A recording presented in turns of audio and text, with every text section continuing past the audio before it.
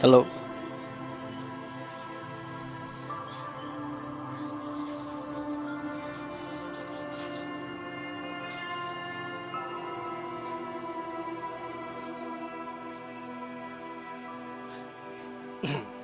Okay, let's go.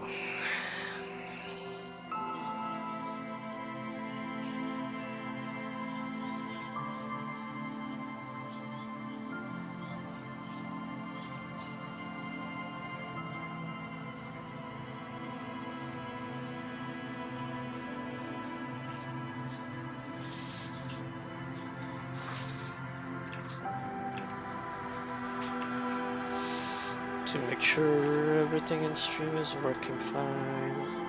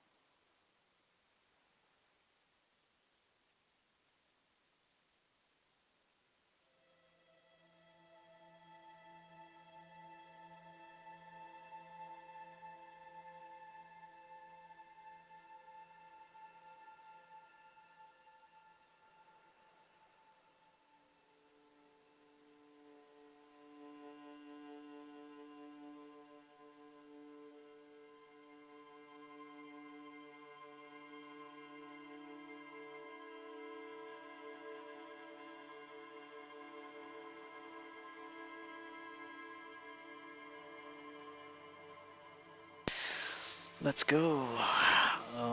Let's see.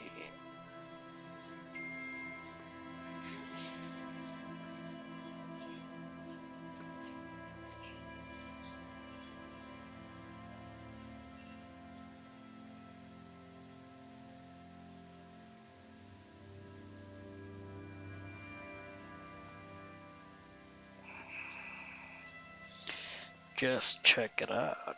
Okay, let's start. New game. Tinker, sensitive, physical, create your own. Let's see what you gotta create your own. Intellect, psyche, physique, motorics. Let's just wish through this game.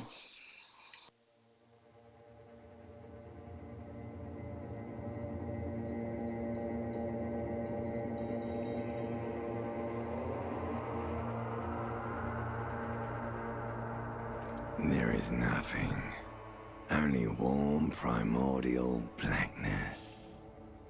You're conscious ferments in it, no larger than a single grain of malt. You don't have to do anything anymore. Ever. Never, ever. Never ever.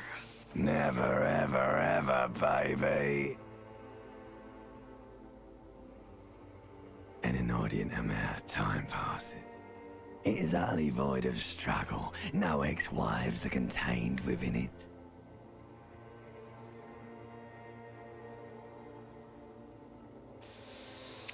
Give me some more. You got it, sweet brother. Nothing upon nothing upon nothing. How about you cough up some more of that sweet oblivion? Coming right up, sir. Smooth passage. I want to get off now. I like the pain and burning light and wanting things from people who don't want to give them to me. Do you really?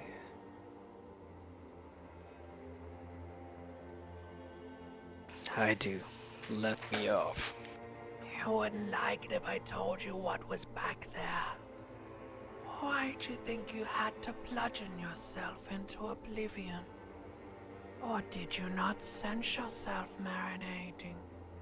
Poured so much on yourself, got a bit carried away, did we, Chef? Wait, I did this to myself? Yes, your one disco mother. Tell me what's waiting for me. There's this giant ball there. An evil apes. And the evil apes are juking it out on the ball. You're one of them. It's basically all just evil apes juking it out on a giant ball. How small are the apes? Infinitesimally small. How big is the ball? You can't even make out it's a ball when you're joking it out. It's that large. And this juking it out, I keep hearing about. What's that? Vying for resources. It's just a stupid expression you picked up somewhere. The part of the presentation you want to take home with you is this. You have to beat the other evil apes in the face. Or you lose. That sounds like something I would like to do. Let's go. Somewhere in the sore, bloated man-meat around you. A sensation.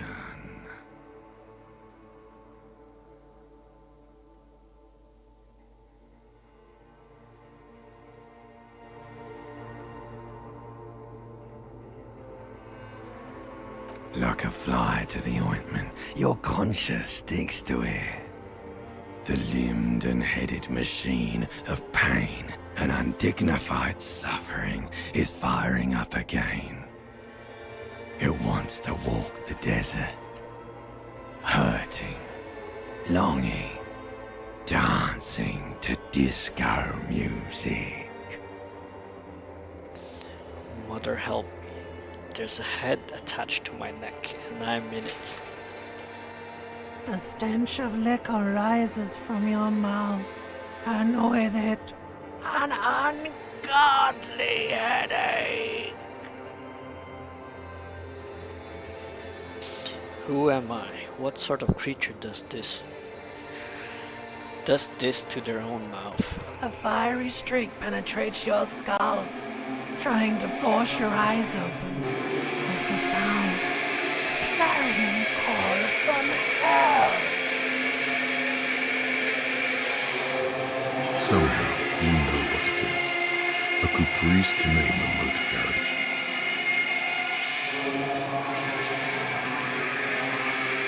Open eyes.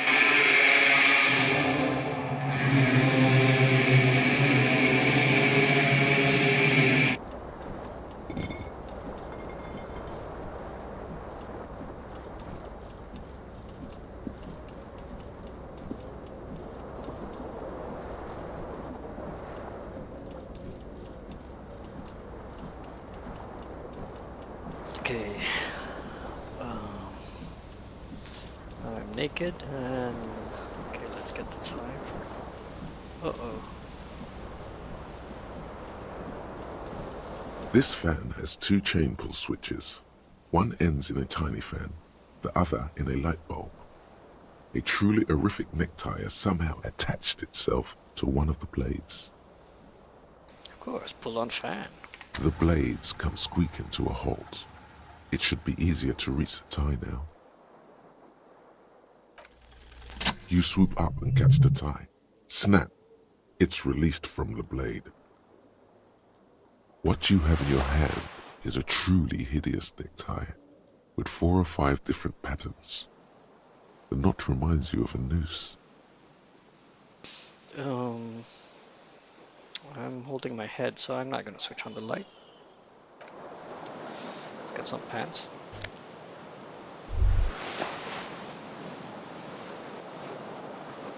You hear a jingle. Keys are clinking in the pocket of your flare-cut pants. Fish 'em out. It says "whirling in rags" on the aluminium key ring. There is a single key on the ring. The number 1 is etched on it. It should open the door. The Whirling in Rags is a hostel cafeteria on the urban coast, frequented by dock workers.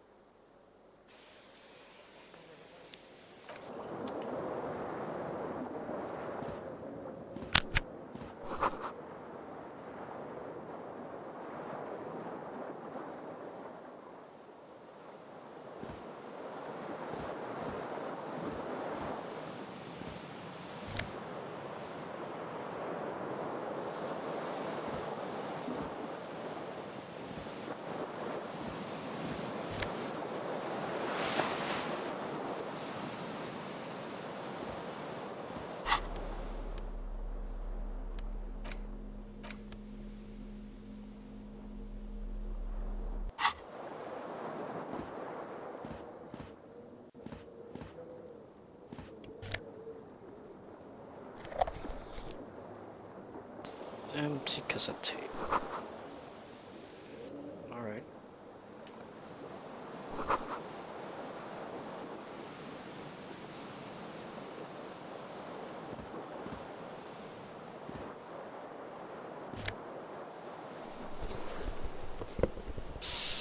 One shoe. Alright.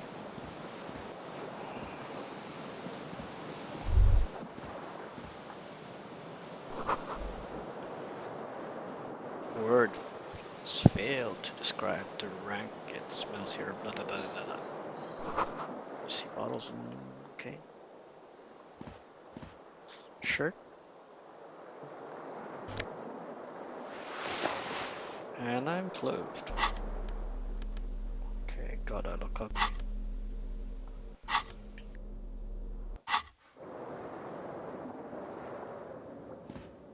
A mirror hangs above a bent and broken sink. In a fierce discharge of masculine energy, someone has ripped half the faucet off. Was this not the same Elo that founds empires and lays waste to cities, virile, uncaring towards the little things? Probably not, no. Hot water sprays from the faucet's base, and steam covers the mirror. You cannot see yourself, just the vague impression of a man. Suddenly, you realize you have no memory of the face that awaits you there, underneath the soft vapor. Let's try to see our face. Wipe the mirror. As you slowly reach your hand towards the surface of the mirror. Abort. You clearly have not thought this through. You won't like what you see there, and you will never unbecome it. Maybe I should touch it first, make sure there's nothing wrong with my face.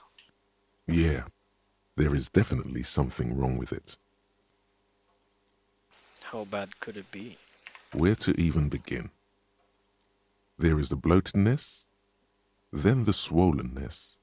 It's like there's an upholstery of alcohol underneath your skin. Touch my nose. It's not. Your nose feels like a small balloon in the middle of your face. It hurts when you honk it. It doesn't appear to be a particularly tiny nose either. Not with all the drinks it's absorbed for you. At least my tongue is okay. It's not. It's swollen and snail-like, wriggling between your fingers. Okay, wipe the mirror now, see how ugly I am. Behold. You have no idea who this thing is, do you?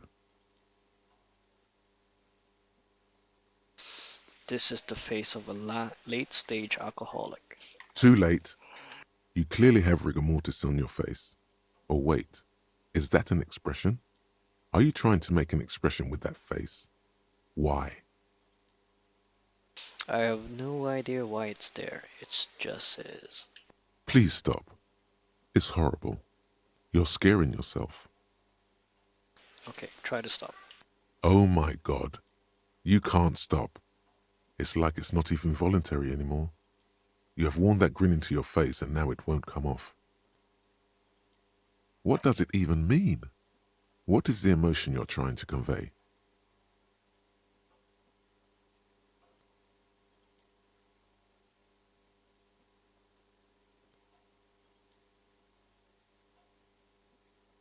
God, I don't know. It's indescribable. You should check yourself for a pulse, because from here it looks like a cadaverous spasm. Okay, let's check pulse. You find no sign of life on your swollen neck. However, putting your hand on your chest reveals an irregular heartbeat. You appear to be alive, for now.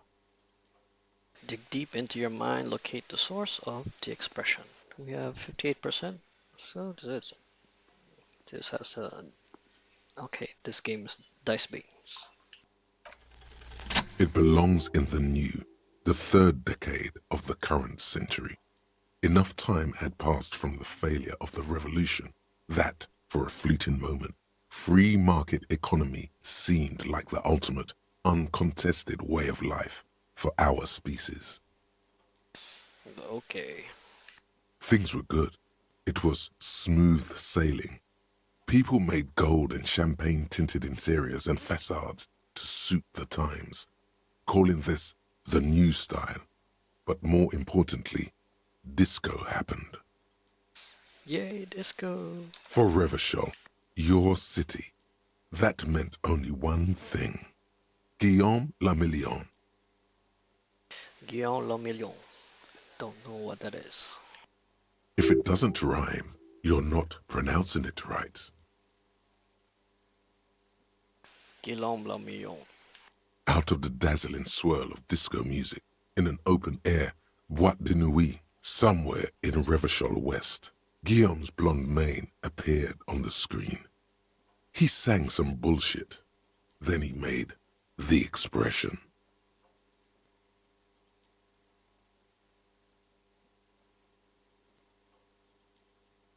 Anything else? Like, who am I? Why did I drink myself into oblivion? You have some understanding of the near history of disco. The rest is darkness, aside from the useless fact that the motor carriage outside was a caprice canema. So I adopted it. Why? Everyone loved it. Maybe you thought some of the stardust would rub off on you? Maybe it did. Either way, it's all gone now. Only the grimace remains.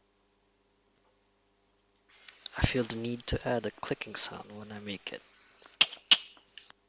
The click is used to spur on a horse. It also features heavily in Guillaume Le Million's regional mega hit, Don't Worry, Your Pretty Little Head.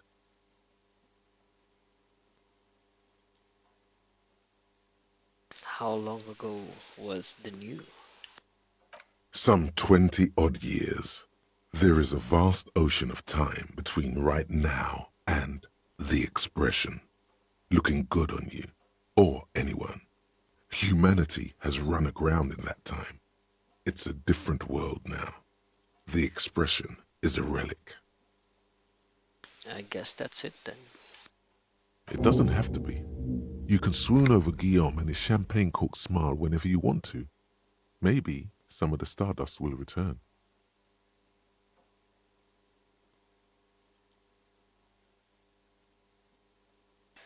It says 3% chance, and then I may retry it. Well, we can try. We can keep trying. It's too late. Like an image on film. The expression belongs to your primary motor cortex. It would take a minor neurological miracle for you to cease producing it. So I'm stuck with this horrible expression, I guess. Let the mirror be for now.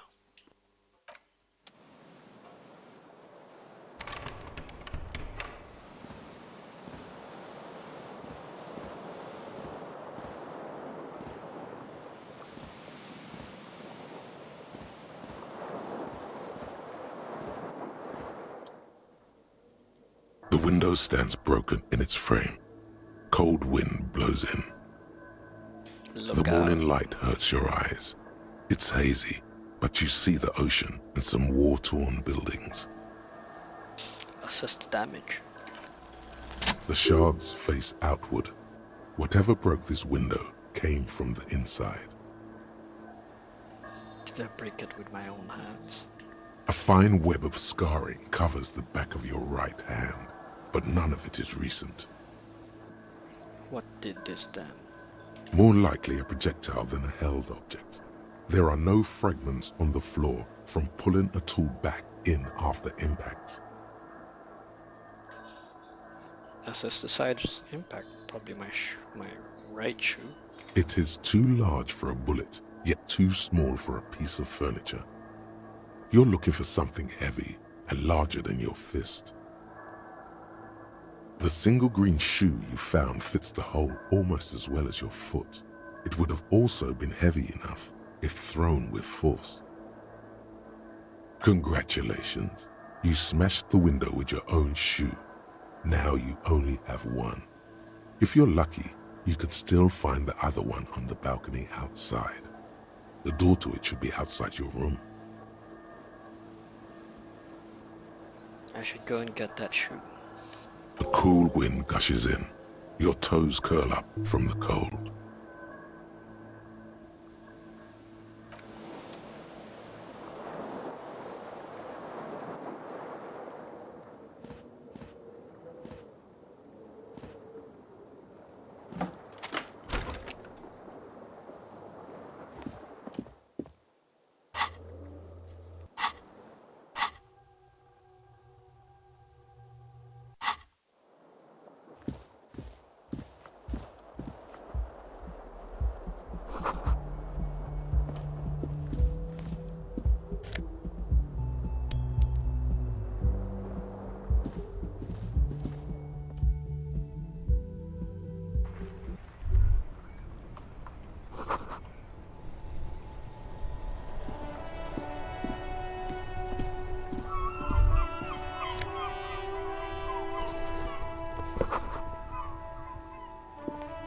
There they both are. Two identical shoes, both copiously green and indiscriminately snakeskin, reunited on your feet.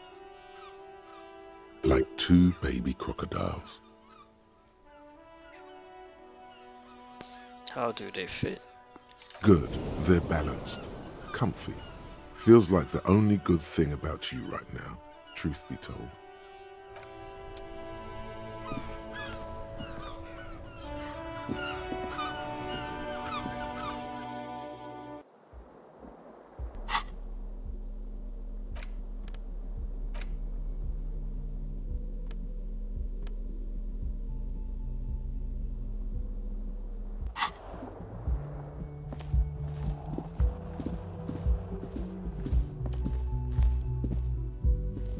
Hello, officer.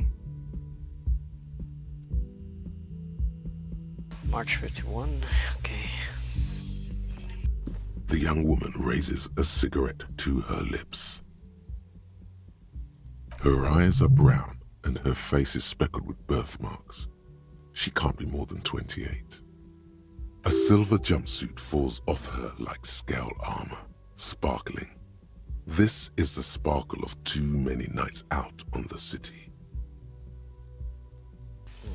Don't want to raise suspicion, but I want to know about myself. But okay, turn your bloated face away from her beauty and just keep on walking.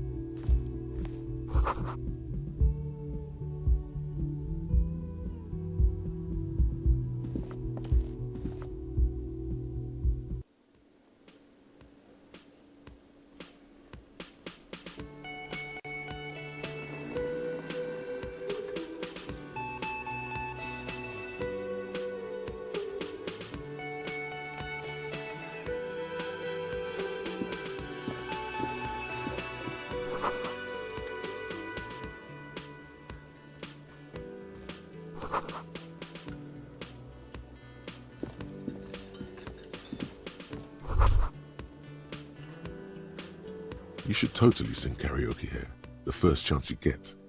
Your emotions need to be expressed. People need to know your vast, oceanic soul.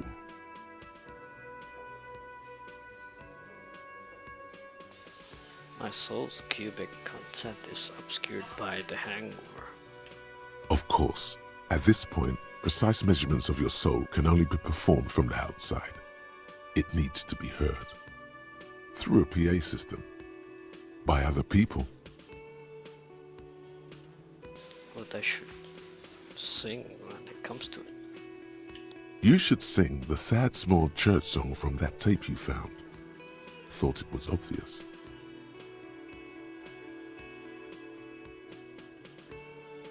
Of course, they'll really get a gauge on my soul with that one. Serves them right. Wipe that smirk off their face with your sad, tragic song. Who's laughing now? No one. You would need another copy of the tape first, though. The one upstairs is destroyed.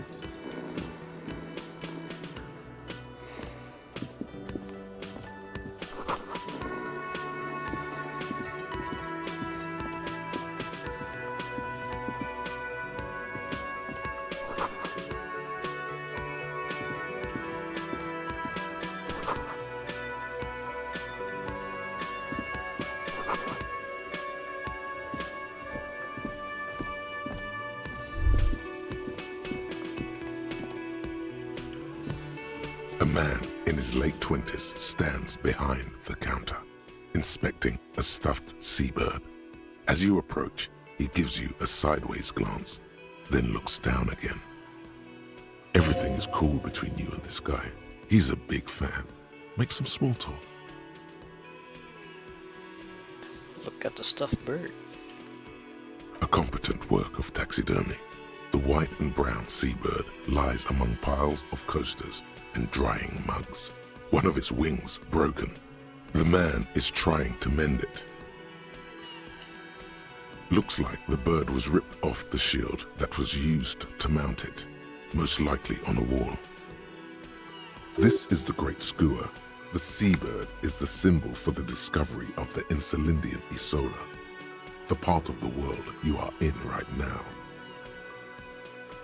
The small steel tag says as much. The great skua, Stegosaurus skua.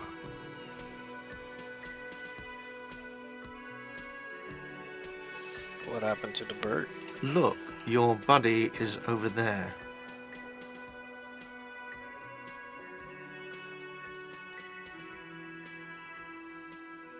Why don't you go and talk to him, okay?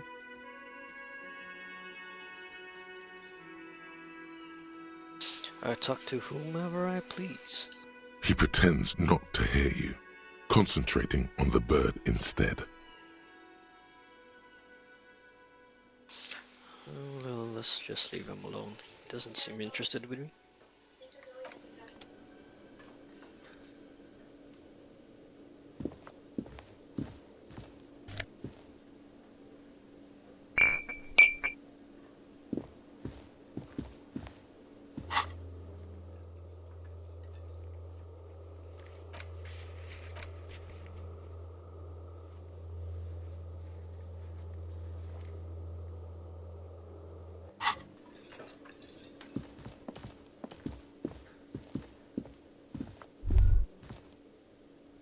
The theme on that pinball machine is a standard royalist theme, used on everything from pinball cabinets to full-flavor cigarettes.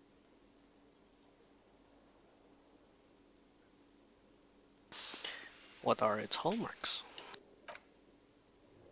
Clinging to a picture book version of the past century, waiting for the king to come back and cast out all the profiteers and homosexuals. Basically, imagine a yellow plastic crown with a liquor brand emblazoned on it.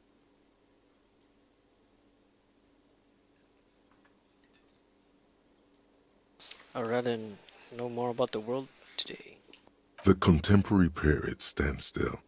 The fated carousel of progress that doomed the royalists is itself winding down. Our time is decelerating into what no one knows.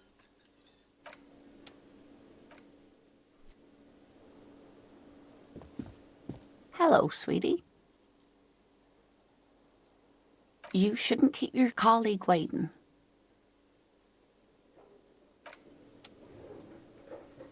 I'm not gonna talk to him. I'll talk to the drunk guy. That sugary black rum stain on the counter makes you teary-eyed with joy. It's almost touching how syrupy and sticky it is. How long have you been up already? An hour? Sweet Lord, a whole hour. And you haven't thought about rum and lemonade in all that time? You've truly extinguished all trace of yourself. Maybe later. Maybe later? What is this? Casual Friday? What's with the lackadaisical laxman attitude? You used to be passionate about getting your drink on. Show me you're still young. Show me you have the fire in you. Lick that stain off the counter right now.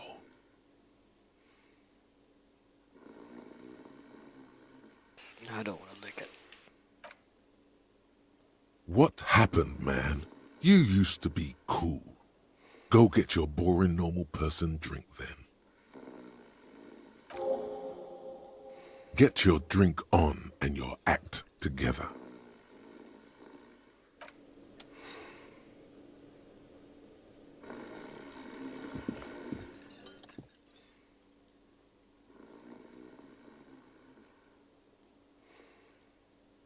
A colorful piece of plastic is dangling from his carabiner.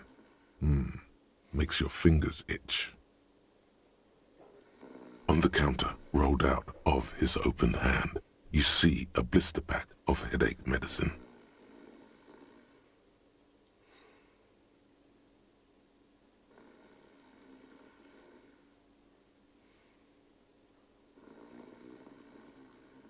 Inspect a piece of plastic on his carabiner.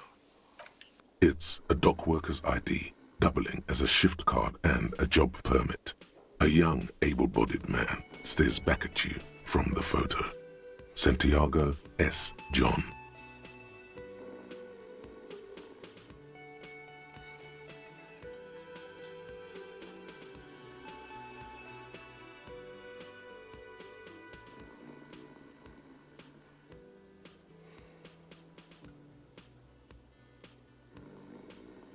Pick up the pills. The man does not mind. You probably need them more than he does. You've just picked up some magnesium. This item is stored in the bottom left corner of the screen above your character portrait. Use magnesium to heal your morale if you have morale damage.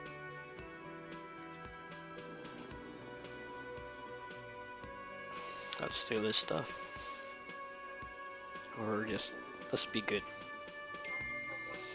I don't know. I'll just leave it.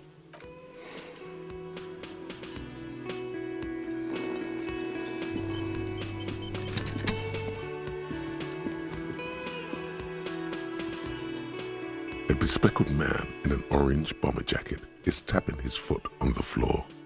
Looks like he's waiting for someone. You. As you approach, he narrows his eyes and extends his hand in greeting. On the sleeve of his bomber jacket, as well as on its back, are the same enigmatic white rectangles as on your blazer. Shake his hand. Hello, I'm Kim Kitsuragi, Lieutenant, Precinct 57. You must be from the 41st. You realize he's waiting for your name.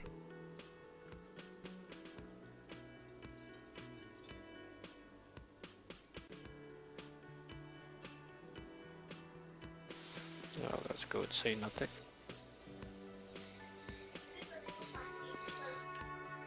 It looks like we had a little scheduling error on Sunday.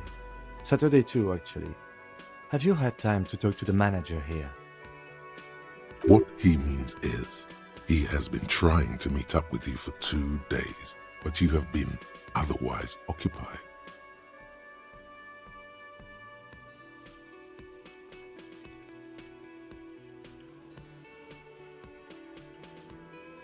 No, I haven't.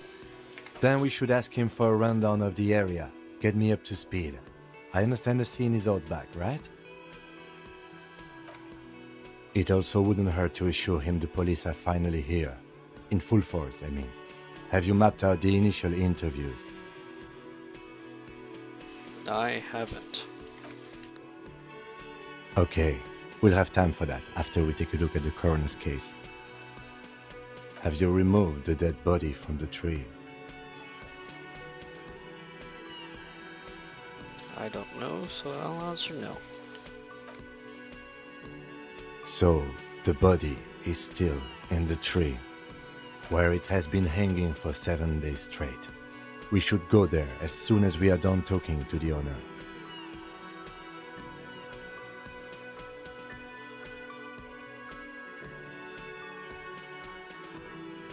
Let's get going then.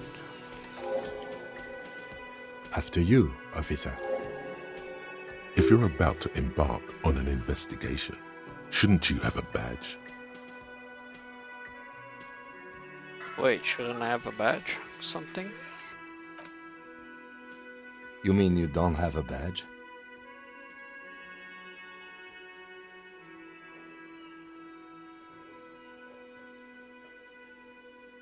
Wasn't on me when I woke up. Losing your identification card is a serious matter. My vehicle has a shortwave. You can use it to report your badge missing. I advise you to try to locate it as quickly as possible, but getting the body down should still take precedence. Lieutenant Kitsuragi is now in your party. You can talk to him whenever by interacting with him.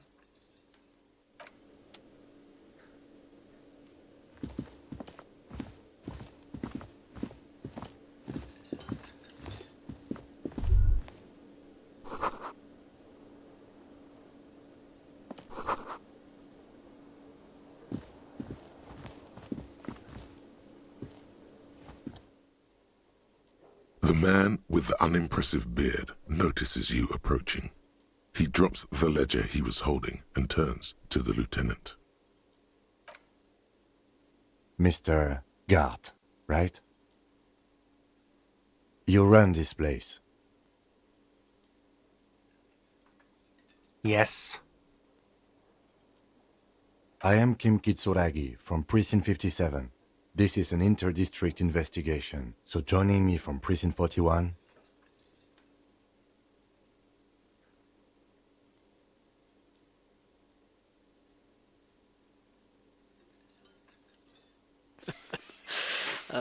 Currently, I'm in between names. Fantastic.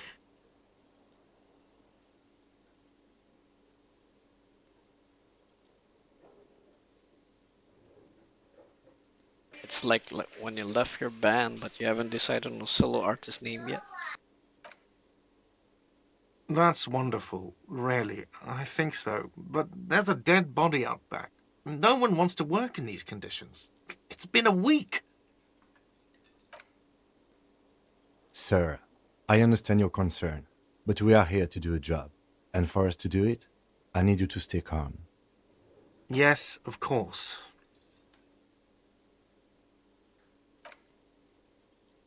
I know it took us a while to arrive at the scene, but it also took you a while to call us. It was you who placed the call, correct? No, I only just got here. It was probably Sylvie who called you. She usually works the bar here. I'm only temporarily taking over her duties. Do you have her number? As a matter of fact, I do. This sounds like something you can use to call this Sylvie later. You said you just got here. From where? Are you a local? What, of Martinez? No, I live in Jamrock. I only sometimes come here to keep an eye on the place. This is just one of the many, many cafeterias I manage. But you still know your way around, yes? In case we need directions. Yes, I know where some things are, but as I said, I don't live here. I just used to work here. And I'm not going to start working here again, if that's what you think. I didn't imply that. Detective. He probably means this is where you step in and ask your questions.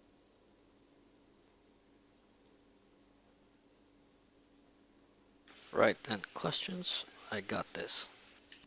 His face expresses profound doubt in your having this. Ask him about the body's location before asking if he killed him. People give up information in the more innocuous questions, which you can later use in the more sinister ones, not vice versa.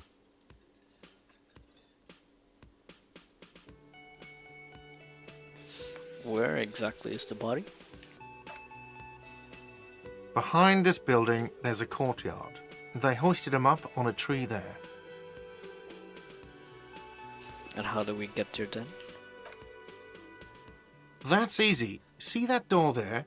First you exit through that. Then to your right, you should see a big hole in the fence. A really big one.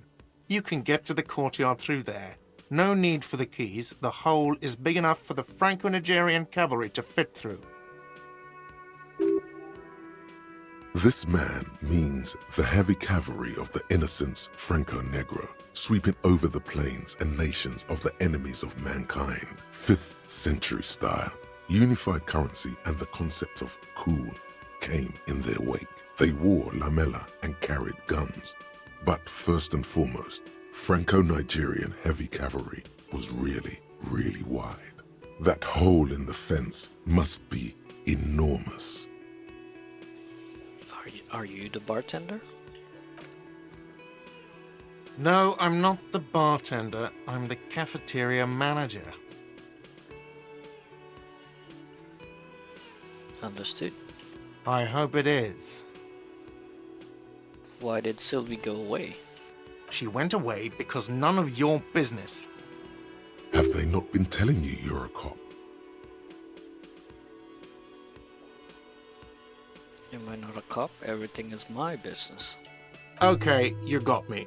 She went away because of the dead body out back. And because I asked for her number. That's why Sylvie went away.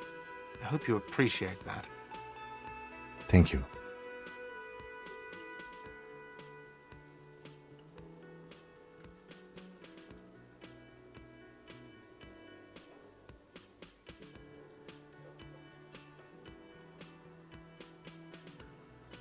Didn't go well. I asked an employee out. She didn't want to come, but felt obliged to. It was a bad idea. Now, what is so goddamn fascinating about that for you? It's got nothing to do with the lynching.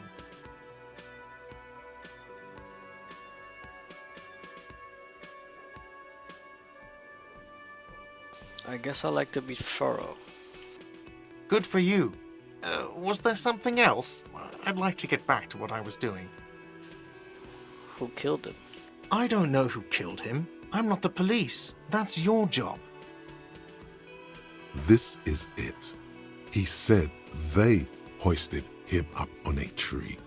Who is this they, if he doesn't know?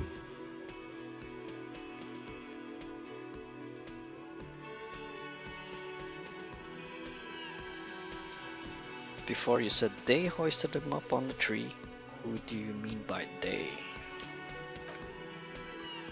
Oh, people are saying it was the union dock workers, that it was a lynching. Who exactly is saying that? The locals, the customers, the people who eat here, a lot of dock workers eat here. Sylvie told me everyone knows the dock workers did it. Did the debarders themselves tell her this, or is it a rumor? I don't really know. You'll have to ask her. Why would the dock workers lynch this man? I would suppose it's because they have nothing better to do. You mean the strike? Yes, the strike. The man they hanged was a security guard for the harbour company, I hear. A mercenary. The unionistas probably thought they'd send a message. I have another question. The lieutenant turns the page in the little notebook he's been scribbling in.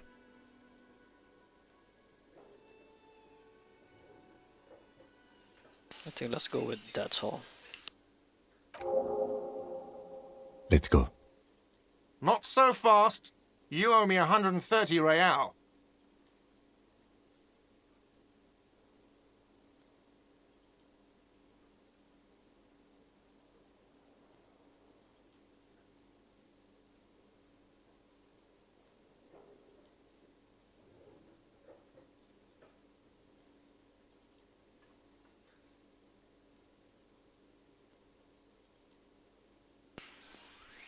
Don't owe you shit.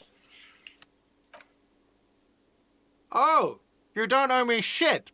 Well, officer, you're right. You don't owe me shit, you owe me money. We do not need to assert ourselves here. We only need instructions from him. This is the proprietor, remember?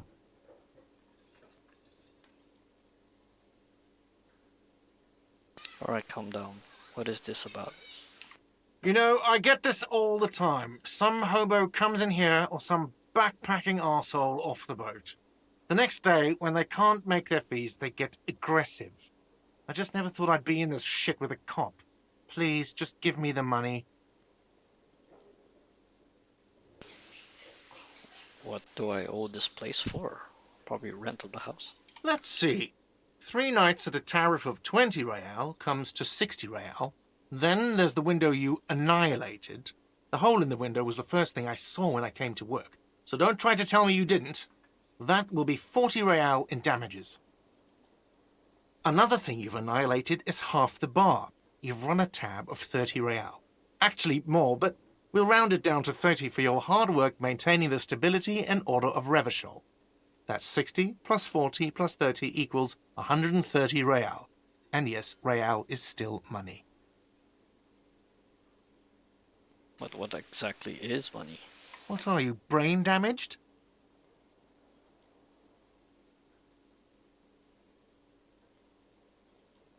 Since I woke up, I have a trouble remembering even the most basic concept of reality.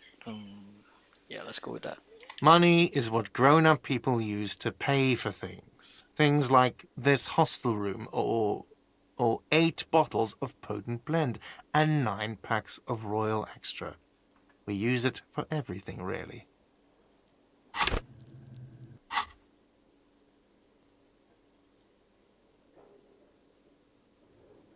Show him the coins you found. Is this money? Yes, it is.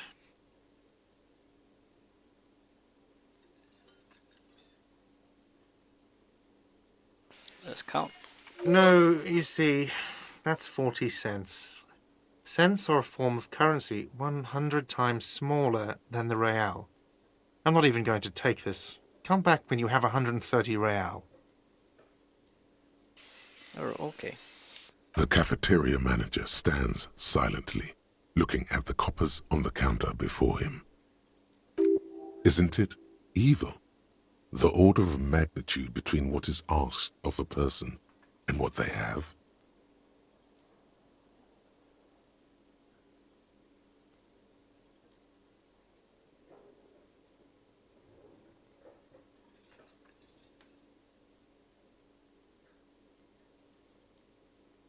Pick up the coins. It does, doesn't it? There's a shuffle of nylon as Lieutenant Kitsuragi looks for something in the pockets of his orange bomber. What happens now? I'm sorry, but he has to pay. I can't let him stay here any longer if he doesn't. If he doesn't have the money by tonight, then... Officer, maybe you are better off working this from home for now. You live in Jamrock, right? It's not that far away.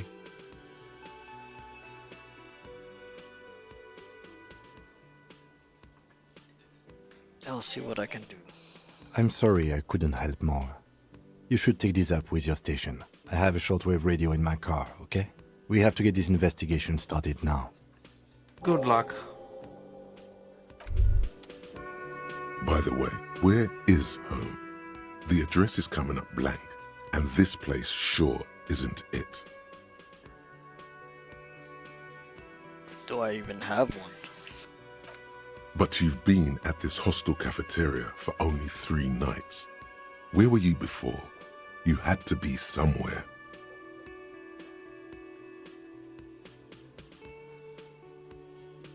Don't know, near, south maybe.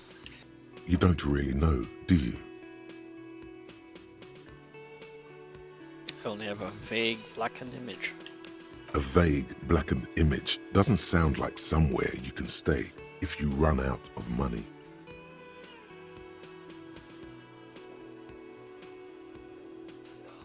Could I trace the way back somehow? To the exact street? Exact number on the building? You can try. Run some addresses in your head when you get the time. Maybe a street or an apartment will appear.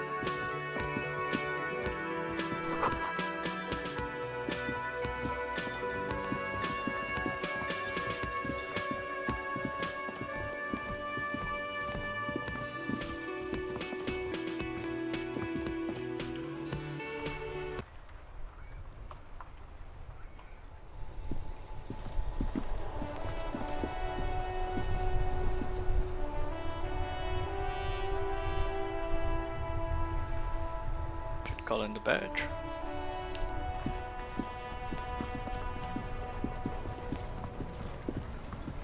Before you stands a motor carriage. The bodywork is covered in blue and white livery, bearing the number 57. Vapor emanates, from the large engine on the back of the vehicle. It hasn't had time to cool off yet. This must be the infernal machine that tore you from oblivion. The Caprice Kinema motor carriage. Open the door. In the cabin, you are welcomed by a set of steering levers, a radio microphone on a hook, a pull-out toolbox under the seat, and the soft glow of the fuel preheater gauge. A scent of leatherwork and heavy fuel oils washes over you. Pick up the radio. The frequency tableau lights up, and the green button labeled Prime Line glows like a feline eye. And then you hear something. The soft purr of electrical kittens, radio waves cast far and wide over the metropolis. A woman's voice greets you through the static. This is Precinct 57. Hello, Lieutenant. How may I assist you? Hello, Alice. Please assist our colleague from the 41st Precinct here. I'm putting him on. Operating the radio is easy. Just be confident. You've probably done it 1,000 times.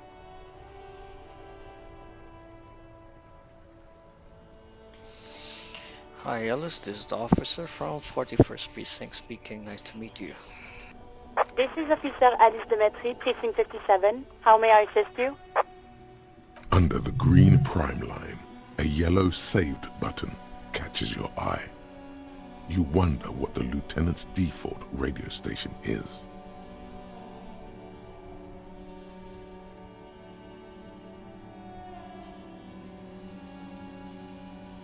Could you connect me to the 41st? I have something I need to report.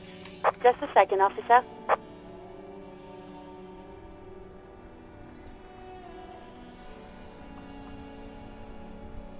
Ten 2, 10-5. This is 41st. Come in. Over. The man uses relay code. You've got this. You're a cop, and cops know relay code. 10-4, station 41, I got an urgent business, over. 10-4, message received. 10-5, relay message. What's your status? Over. Just reporting in, over. 10-18, state your message, sir.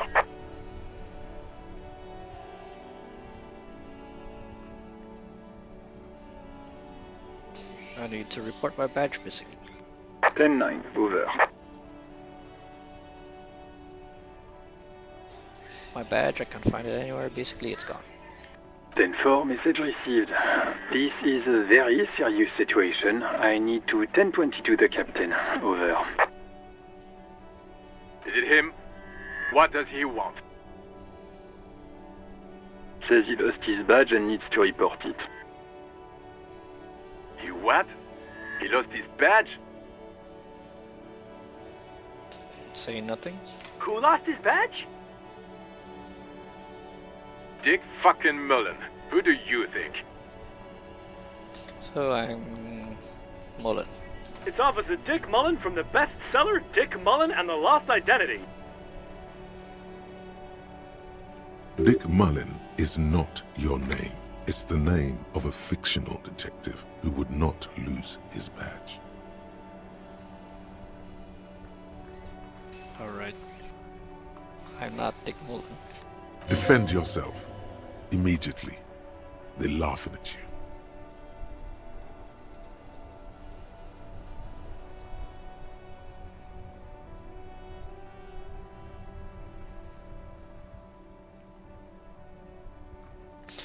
Come on, operator, tell them to stop. This is serious.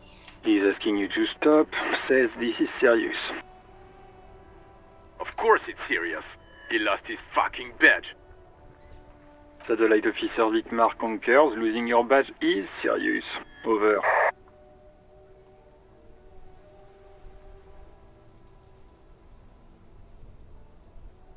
Can we just move on? I want to get it reported and done with it.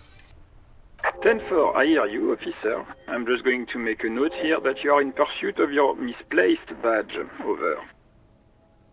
Fuck me! Mac, come here! You've got to hear this. Dick Mullen lost his badge. What's going on? He lost his what now? His badge. He lost his goddamn fucking badge.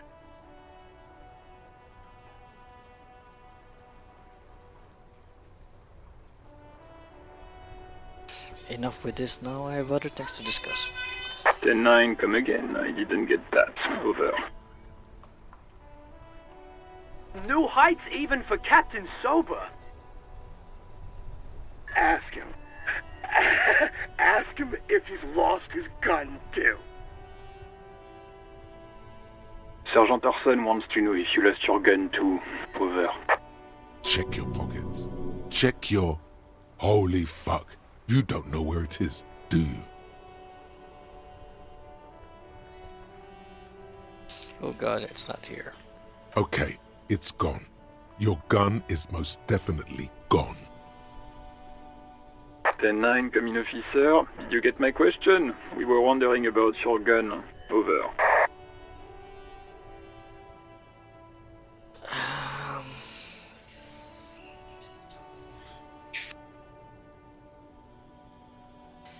Let's go with convinced that I didn't lose my gun. Even before you can get the words out, everything gets scrambled in your brain.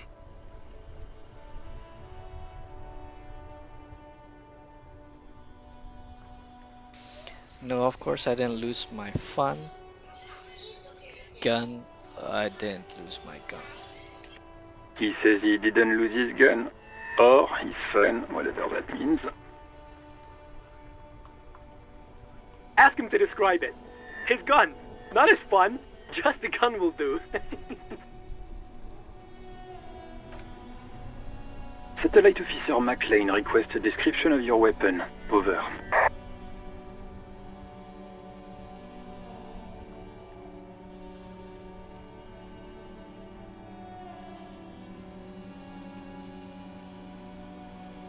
Look, I don't have it, alright? I don't have my gun. He says he doesn't have it. Dear God, he lost his gun. Oh my, I can't. This isn't really a laughing matter. Mac can face a giant of Coco Nur by himself, but Disco here made him piss his pants. Oh, I can't. Fuck. He lost his... Ask him if he still got his wiener. Oh, man. I'm not going to. Ask him. Sergeant Orson here is wondering if you are still in possession of your genitalia. Over.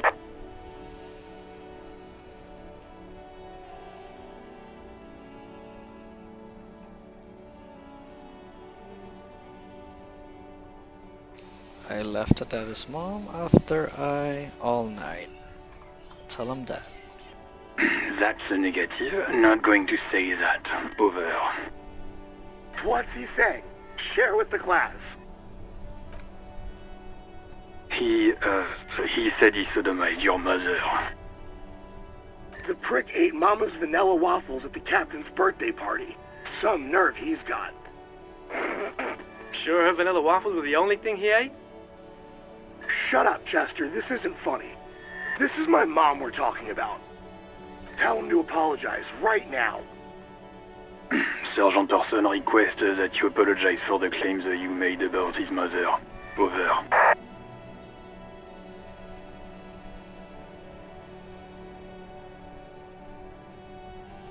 Okay, I'm sorry. It was just banter. I thought this what cops do. He says he's sorry and didn't mean nothing by it. Okay.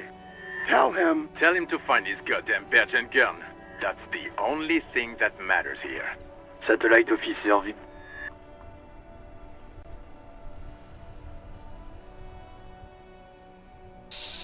I heard him, I'm on it. 10-4, affirmative. Officer is in pursuit of his firearm. Oh, God, Officer, do you need further assistance? Over.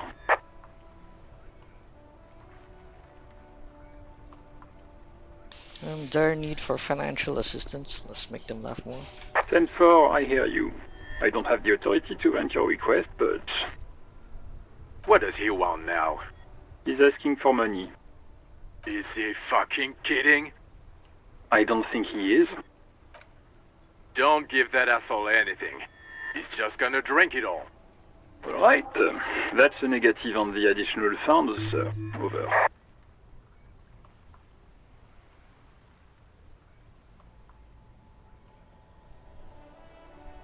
It's paramount to the investigation that you grant me more money. He says it's important to the case. He isn't getting a red cent. You can tell him that. Request denied, sir. Over.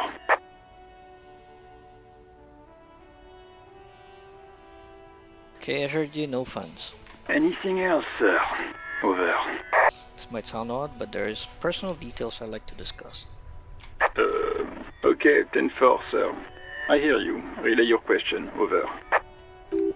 Wait. Before you say anything stupid, think it through.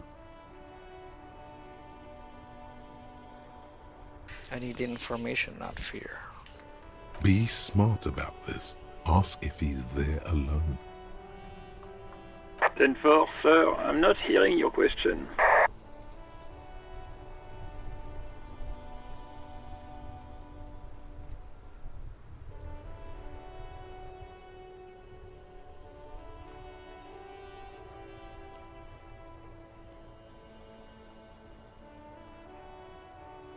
Hold on, are you alone in the room? I need some confidential information about myself.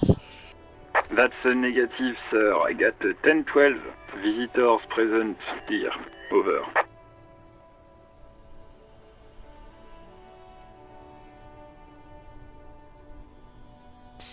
I want to know if you got my badge description right in your report. Could you read it to me? Name, rank, date of birth. What? What is it? He's still on the line?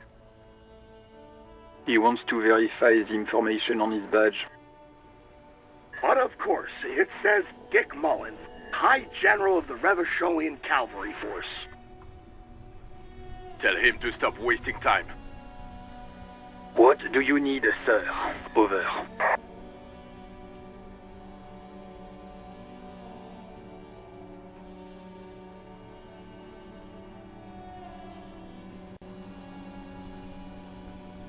Please refer to me with my full name in the future. 10-9, repeat message. I didn't get that, sir. Over. Stop calling me sir and just use my real name. What? What is it? What can he possibly still want from us? He seems intoxicated and keeps asking me to call him by his name. Mullen's drunk and emotionally aggressive. That's new. Wrap it up. Don't indulge in his drunken antics.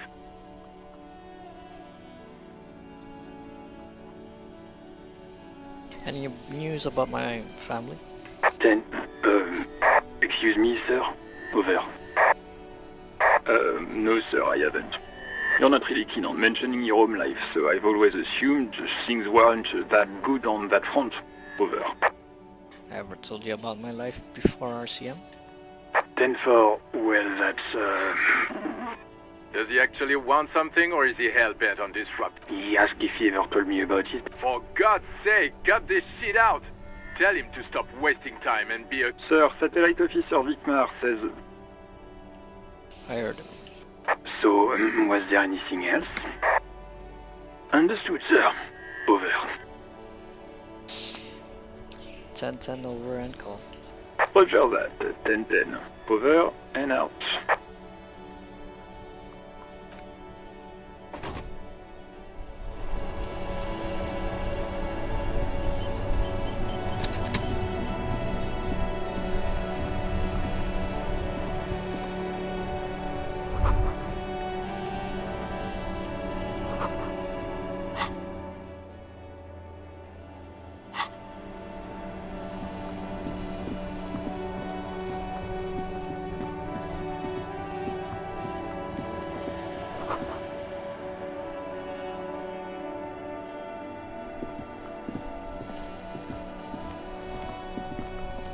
This Post Lavatorie mail collection box has been heavily vandalized with graffito. A closer inspection reveals 2 bullet holes in the front. A faint sticker on the side reads, RCM Emergencies Desk number 8102, with a slogan, Mankind, be vigilant. Good mail delivery box. Pat box.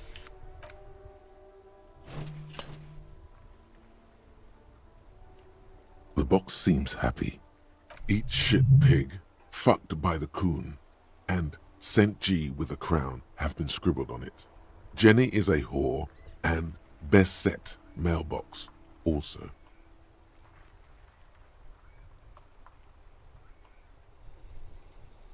I feel you. The mail collection box seems cathartic, thankful even. So do you. You shudder. Then you swallow.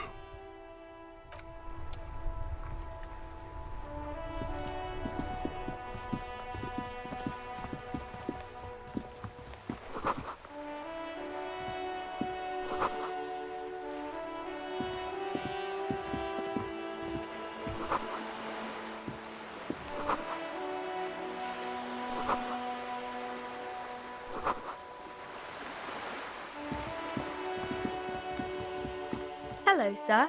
Step right in. The store is open. Are you interested in a new and exciting book? It's a bookstore, sir. We sell books, postcards, and some board games. It's called Crime, Romance, and Biographies of Famous People. Books? Postcards? Easy. Even a kid would know all of this. Yes, that's exactly it.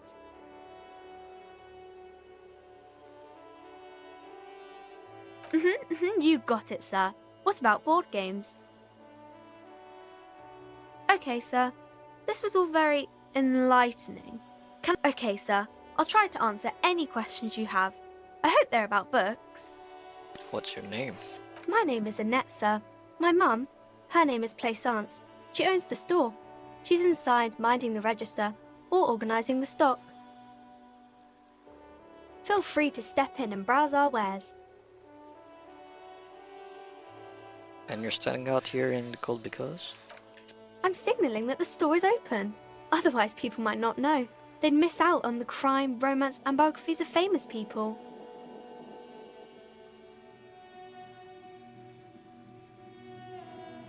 Such a good trooper you are, already learning the value of hard work, Patterhead. Thank you, sir. I'm happy to help Mum out with the store. Shouldn't it be at school or something? I do my studies at home at the moment. I have to help Mum keep this place running. Isn't going to school more important than this? Mum says it's necessary to do both because it builds character. Mum says a proper worker is dutiful. That's how you get ahead in life. You succeed. There is stress and unease behind these words. She's reciting etiquette. How's business going? Mum says it's peachy. She was a little afraid at first. There's talk about this house being cursed. Cursed in what way? Cursed in the way that makes them say that no business has ever really thrived here, sir. That they all go...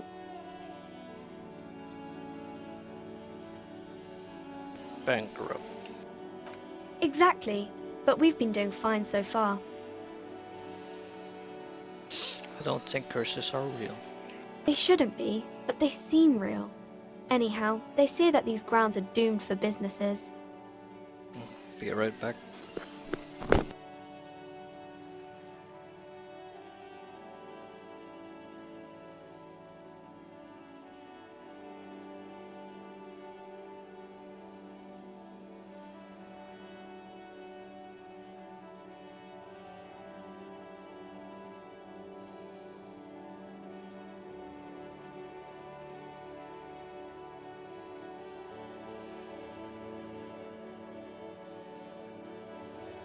They're not doomed, but your mother should learn from their mistakes.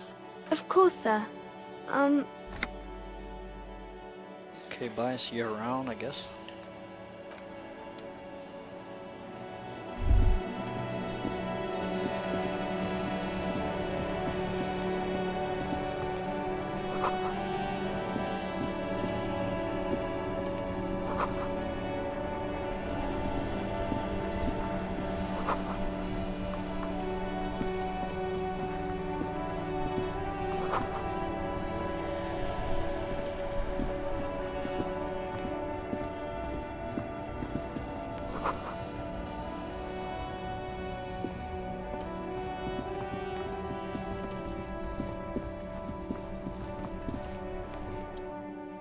The RCM in Martinez. What can I help you with? I have some questions for you. Of course. What can I help you with? What's this police business? Excuse me? Point to it. Oh, well, I didn't write it there. I'm just sitting here. It's alright, didn't mean to startle you. Okay. Who are you exactly? Me? I am just a gardener. She hides it well, but behind the sweat and dirt there is something else in her rigid posture. There's more to you than that. Is there? The quickness of the reply certainly does not prove you wrong. Maybe. Pleased to meet you, just a gardener. I have another question. I am pleased to meet you too, officer. We need directions. Since the street sign's messed up? Okay. What do you need? Oh, that's right there, in the yard. Even all the way over here, there's a drop of death. No problem. She's very well composed, back straight. Of course. I won't hold you back. If there's a corpse, then you're going to need those gloves for the autopsy. Can I borrow the gloves? Sure, keep them. I have another pair.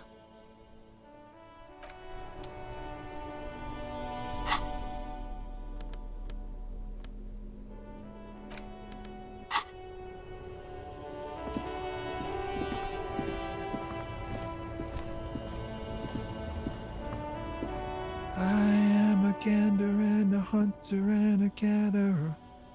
Feel like a traveler. A simple little cadence. He seems to be making it up as he goes. Keep listening. From another planet. Hey there. What's going on here? It's the jam, my man.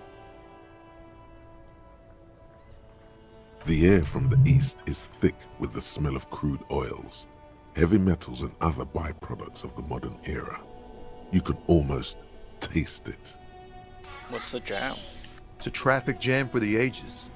Harbor gates up the street are shut tight, no explanation given. Workers on strike, scabs agitating, an all-around clusterfuck. Meanwhile, we're all stuck here in long-haul limbo for days upon days upon days. Limbo, huh? That's Upon where days. Yeah, exactly. It's official. He too agrees. This is the antechamber of the afterlife. Cool. How long have you been here? Feels like forever. Like I was born on this here roundabout and this was all I ever knew. Just me and the metal and the tires, the oil and the fumes of mazout. Mazout is an antiquated term for heavy fuel oils.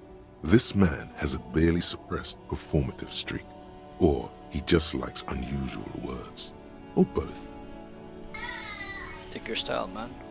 Yeah, imagine. It's been a whole week already. So tell me, what do you need? Let's try it. Let's try some money. Can I spare some change for working stiff? Huh? Oh. No, I ain't got any money. They don't want to pay for unfinished work.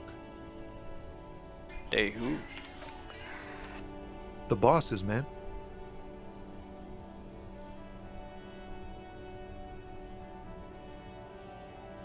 Makes sense. First work and pay. Makes sense. It sucks is what it does.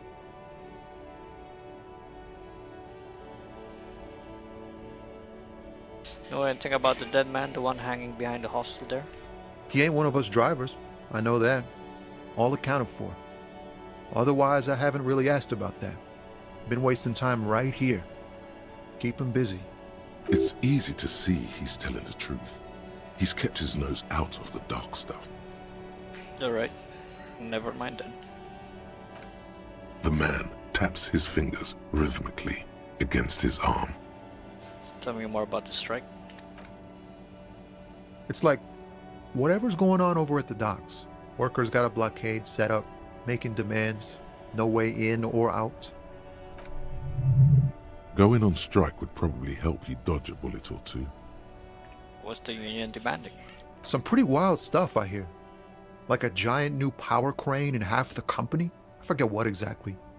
Good on them, I guess. I've heard talk there's a company rep in town, too. Like a strike negotiator type. They'd know what's up. Precise demands and so on. Ah, yes, from the Wild Pines. We'll meet her soon enough, I'm sure.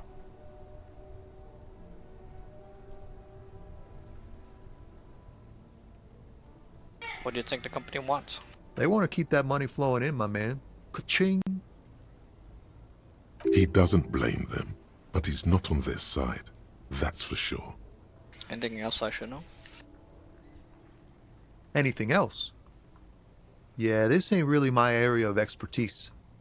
I just do my job and get paid. I have things to do and places to be. All of us do.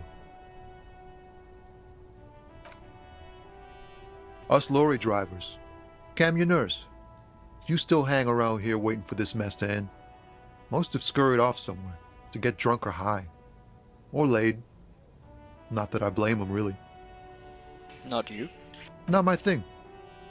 Chasing transient pleasures is a drag these days. I prefer the examined life now.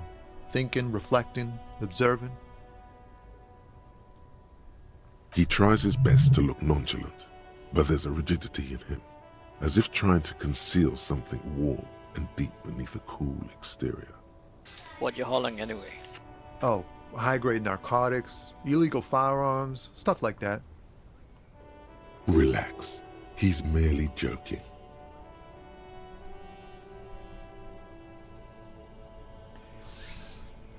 Wicked, I always wanted a friend in the underworld.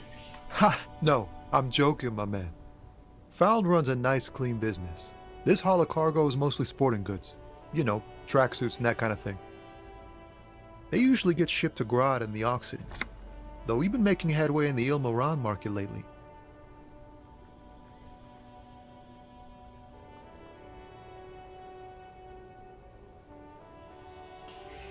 That's your machine behind you? This rockin' beauty. Sure is, like a rash you can't get rid of. You interested in heavy-duty cargo machinery? A motor lorry, also called a camion, on Caillou and neighboring islands. This one looks roughed up enough to be some sort of found rust bucket. Maybe the A6? That's a found A6 you got there? Good eye, my man. Yup, she's an old one, but reliable. Me and her spent a long time together. Let's try to get the tracksuits. Could have got one of those violent tracksuits you hauling? We're pals and all, but I can't just freely hand out the merchandise. The bosses won't be happy. Right. The man taps his fingers rhythmically against his arm. I'm good for now. Good talk. Don't be a stranger.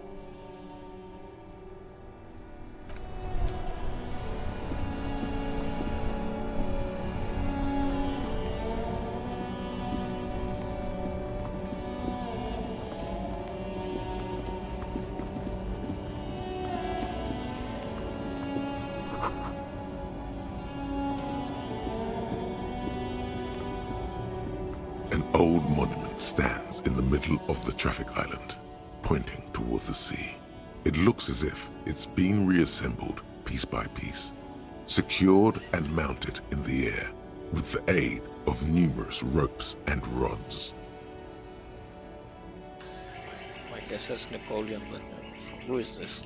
A silver plaque on the statue's pedestal reads, "I am Philip III, the Squanderer, the greatest of the Philippian kings of Revachol, son of Philip II, the opulent, father of Philip IV, the insane."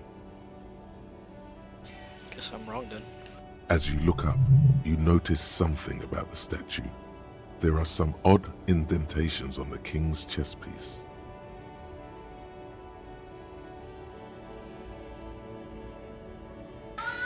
What indentations? What do I see?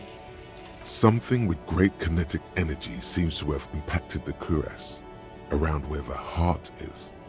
A bullet? Someone shot him in the heart. Interesting. Lieutenant, someone has shot the king. Okay, I can't see it, but I take your word for it. What do you think? Well, Martinez is riddled with bullet holes. This place saw a lot of action during the revolution. But the statue is recently renovated, so maybe a joke? Target practice or a political statement?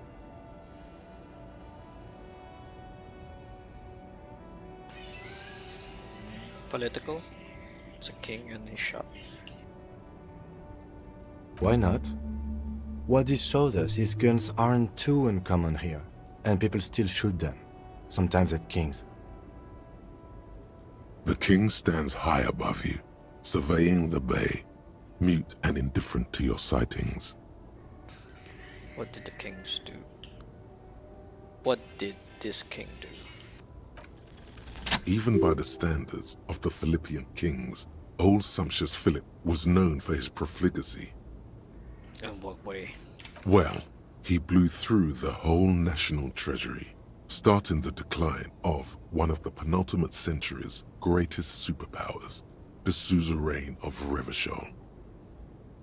His own maladministration foreshadowed the fall of the monarchy during the anti-centennial revolution, an end to his family line and the monarchy on the Insulindian Isola. How did he manage to blow through the entire national treasury? Stories have it that he had his bedroom converted into a treasure chamber, where he stored unfathomable wealth. Krugerrands, bars of gold, ornate weaponry, armor, and various chalices. He called it the Sol Aurum. It was obscene. There were whispers he slept on a huge pile of gold-dipped feathers, like some obese dragon, instead of a bed, like a normal person. Deplorable farce. No wonder everything went to shit. But wait, you haven't even heard about his fabled cocaine addiction. To what now? You see, old Philippe wasn't just good at squandering the national treasury on gold and ceremonial weaponry, he was also a prodigious snorter of nose candy. Okay, where is he buried now? Beneath the cold waters of the Insulindian Bay, thrown there by the revolutionaries after they cleaned out the royal mausoleum. What happened to the statue? The original was blown apart by communards, then further damaged during the landing of the coalition's airships during the turn of the century revolution, when Martinez was leveled. Most historians think the coalition's hasty landing may have ultimately saved the statue. If the communards had more time, they would have reduced it up to even finer pieces. Who restored the monument? Some years ago, a group of liberal, artistically inclined individuals, designers mostly, thought it would be ironic to restore the statue of the most wasteful ruler of Revachol in the poorest part of the city. The statue is supposed to capture the moment it was blown apart, like an instant frozen in time, a rare butterfly trapped in amber, floating on a sea of shit. I really don't get art. Neither do people in Martinez. The statue has proved to be controversial in a neighborhood mostly populated by the left-leaning working class. Those critics might have it wrong, though. There's more to it than just ironism, but you can't say what precisely. Perhaps this art mystery will be solved at a later time. Philip III, the squanderer, however, with his bronze face up in the air, doesn't seem concerned about what the hoi polloi think of him in death. Not that he ever did in life either.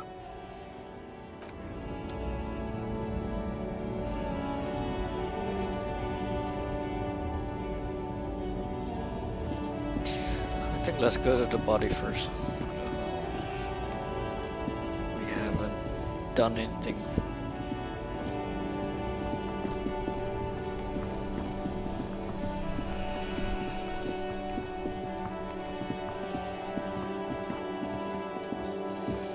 An old call box with a matrix of push buttons lists all the companies in the East Delta Commerce Center.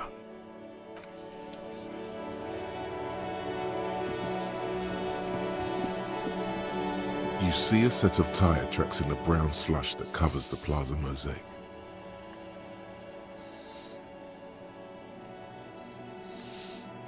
Reconstruct the movement. No, these tracks are not interesting at all. Let the street sweeper just sweep them away. What kind of vehicle drove through here? Hard to say. Your vision is blurred and you're having difficulty concentrating thanks to your relentless hangover. Why am I looking at this? Cop habit. You look at everything. This isn't case related, you think.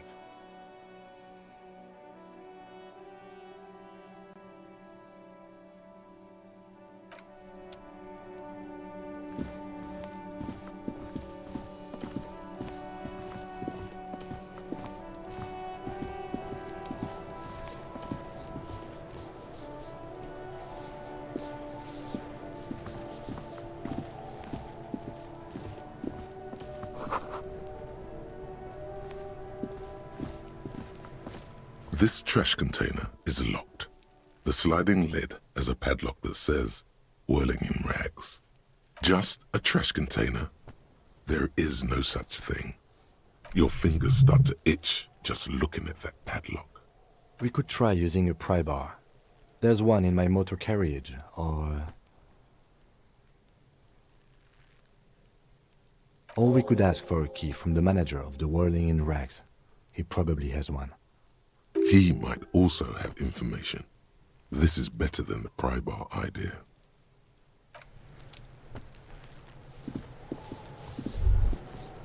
Kuno's got this! If there ever was such a thing as an ugly kid, then this is it. He's almost exquisite in his ugliness, like a gremlin. Oh yeah, Nappa Gumpy, Kuno!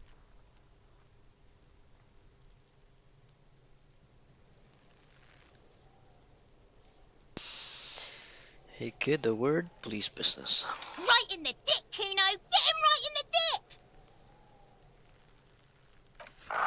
Love it in the dick! The boy is sweating profusely. His eyes are like two black holes and his jaw is twitching as if trying to break free from the empire of his body.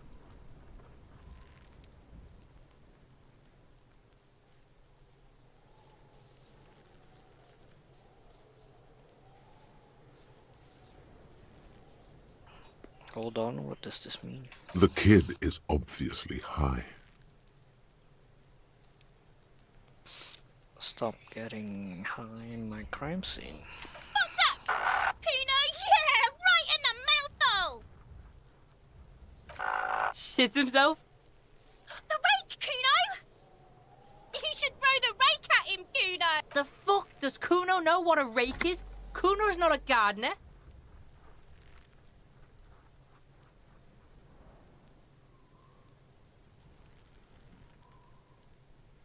We shouldn't do anything. I don't tempt such forces. You will see. The language these kids are using, pure unfettered id. There will be no reasoning with those creatures. I don't have time for this.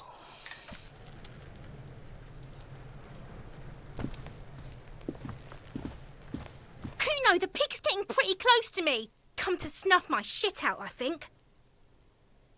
Looks like it's time for me to go, Kuno. Pig's come to take me in. I'm going away for a long, long time, Kuno. Going away for life. What's going on there? Fuck are you trying to pull, pig?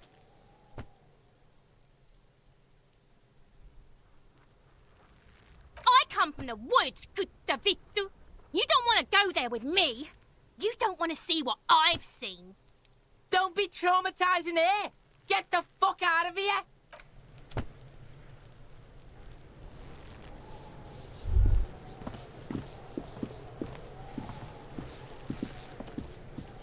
are several footprints in the mud, left by work boots. Anywhere from 6 to 12 pairs have walked here.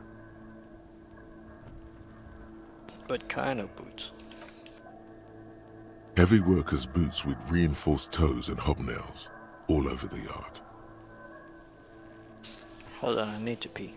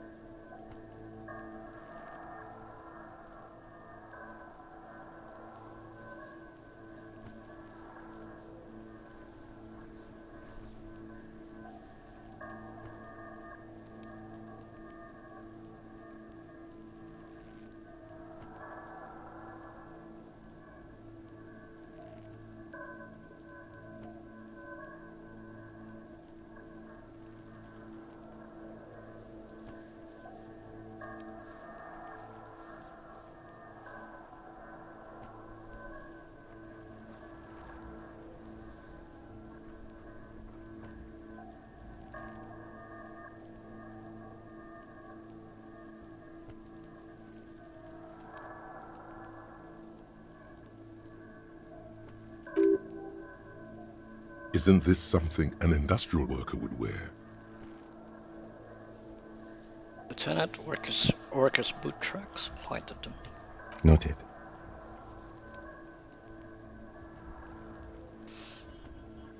Let's roll the dice, get an exact count. Maybe more than 12. No, 8 pairs of boots have shuffled back and forth in the mud. Go over them one by one. 1. Standard work boot, steel reinforced toes, number 46. 2. Standard work boot, steel reinforced toes, number 44. 3. Hobnailed work boot, steel reinforced toes, number 43. 4. Standard work boot, number 45 or 46. Wait, which is it? You don't know. It's a miracle you can tell the prints apart as it is. The cold must have preserved them. Count more. 5. Another standard work boot, steel reinforced toes, number 44. 6. An aberration, light as air, even pace, same make of boot, but number 41. Male or female? Impossible to tell. Could also have been an adolescent. The gait is undeveloped. I'm pretty good at this, ain't I? You're not bad. It's as if the whole world darkens. Everything else has a thin film of unimportance on it, and the tracks burn in the middle of it, in a strange, beautiful way. Count the rest. 7. The glowing outline of a standard work boot, number 46. But the imprints are twice as deep as the others. The weight exceeds 200 kilograms. 8. And yet another standard work boot, number 44. There's an aberration in the pattern of the sole, however. The right sole is smoother, more worn. How many? 8. I was pretty off then. I counted 20. Same guys are going back and forth. I never got the hang of it. Hyperopia. Do you see anything out of the ordinary?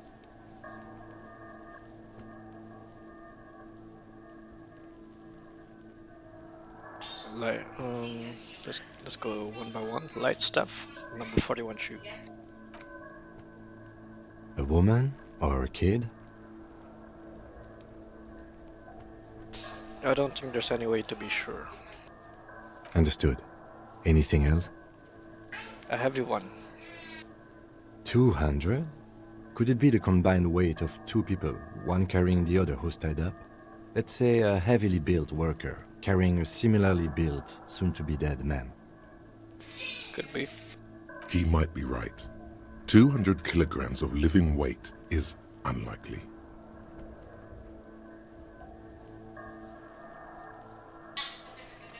Yep. Possibly, yes. But why?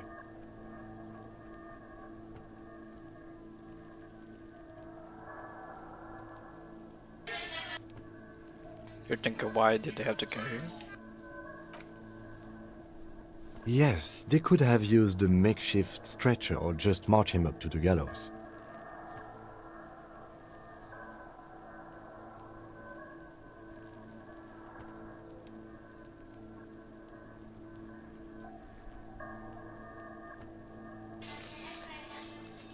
Maybe the victim wasn't conscious. Even easier to carry on a stretcher, or between two men. Anyway, it's for future consideration. What else can you see? An aberration. One soul is smoother than the other. Interesting. Let's name it the Old Soul. Do you have any ideas, Lieutenant?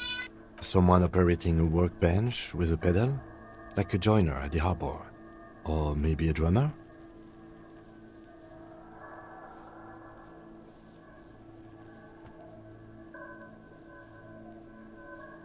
So one of the people we're looking for is a drummer. No, it's not. Forget I said it. We are not looking for a drummer. Perhaps it could be a driver. A driver would wear out the right shoe before the left. The accelerator is on the right.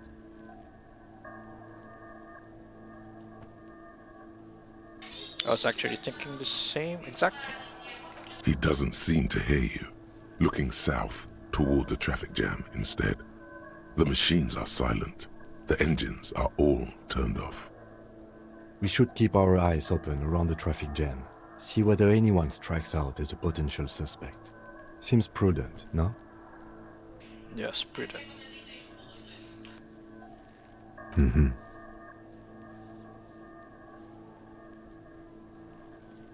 How old?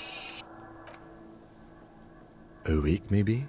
7 days would fit the time frame provided to us by the caller, who reported the hanging. It is not impossible. How did you know? I pulled last week's forecast for coastal Havashol. 7 days below freezing. The day before, the day of his hanging, was the last warm day. Correct again. Sub-zero temperatures would preserve the tracks in a good state. The commotion here could have taken place a week ago. What do you think happened there? What do I think? A mob of people brought something heavy to the tree. One of them was carrying the victim. They shuffled around, especially under the tree. Then, after hoisting him up, they stood in a semicircle facing his direction. At first glance, this appears to be a lynching. Indeed, they all stood in a row here and looked at the tree. Yes, everything fits so well. Carried him over, hoisted him up, watched him hang. This is easy. I think we have a firm understanding what happened here. The lieutenant's eyes narrow. He's thinking to himself. Either way. What else?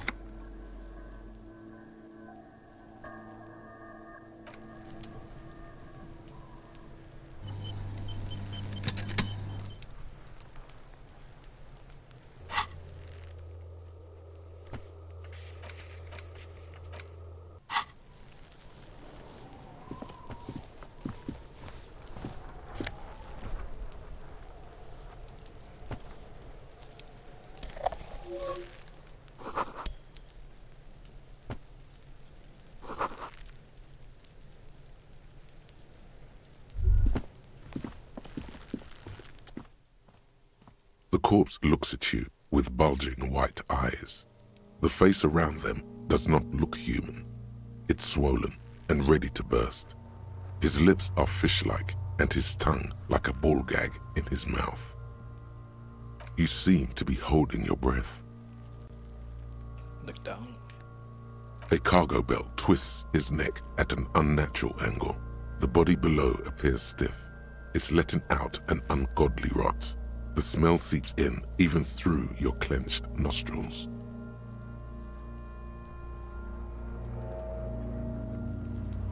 What is that? Why is it so bad?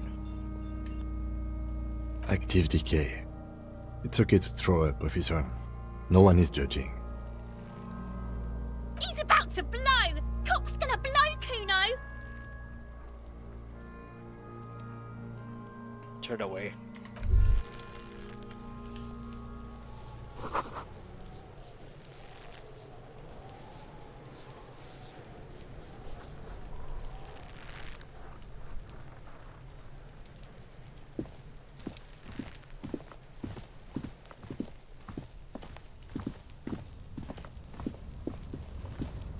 An inconspicuous pile of the roofing material, Eternite. It's nothing. Someone just left some roofing material slanted against an old shack. Glad you asked. When junior researcher Olari Tal invented Eternite in the Vartna Polytechnic Institute some 30-odd years ago, he thought it would last forever. Hence the name, Eternite. Sadly, the only lasting thing turned out to be the material's highly carcinogenic effect.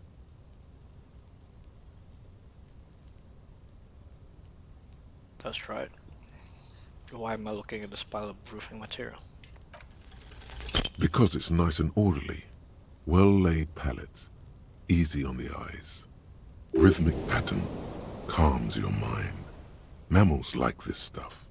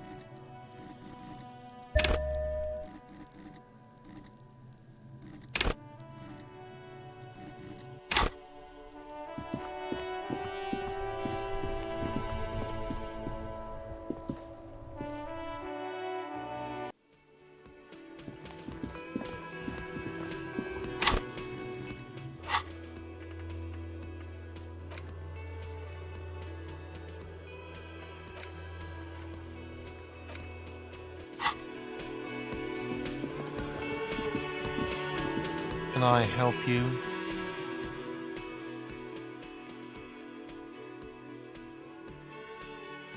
Mine? No, it belongs to the Whirling in Rags. Thank you for clearing that up. Why do you keep the... Why? To keep the hobos and drunks out. That's why. And the neighbors too. They put their trash there and they don't pay for the garbage company. I thought as much. And are you the only party with access to the trash container? Well, yes. Us and the garbage disposal company. It seems a little callous, doesn't it? Something stirs in you.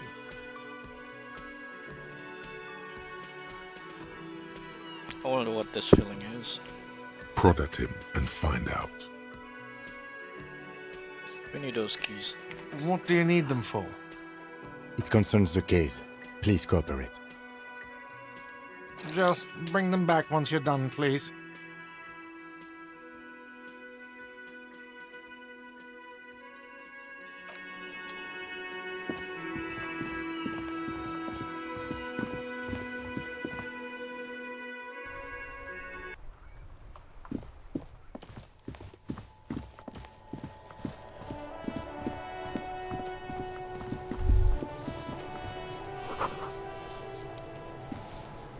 This trash container is locked.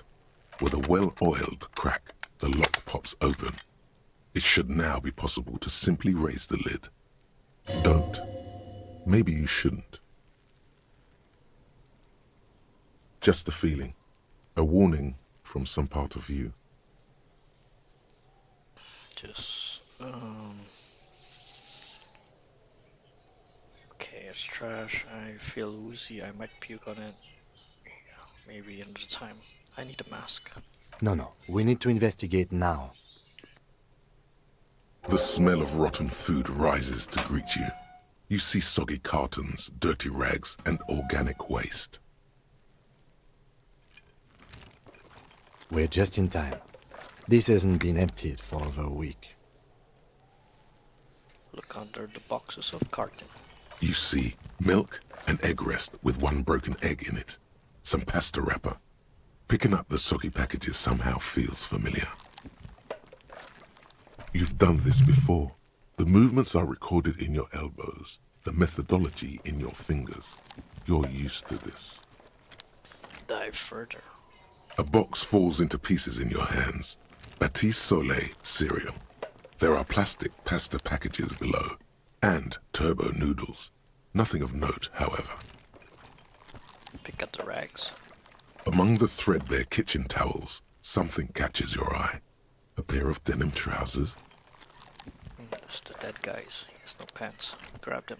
As the legs of the slime-covered jeans begin to unspool from the garbage, a rank corpse smell fills the air.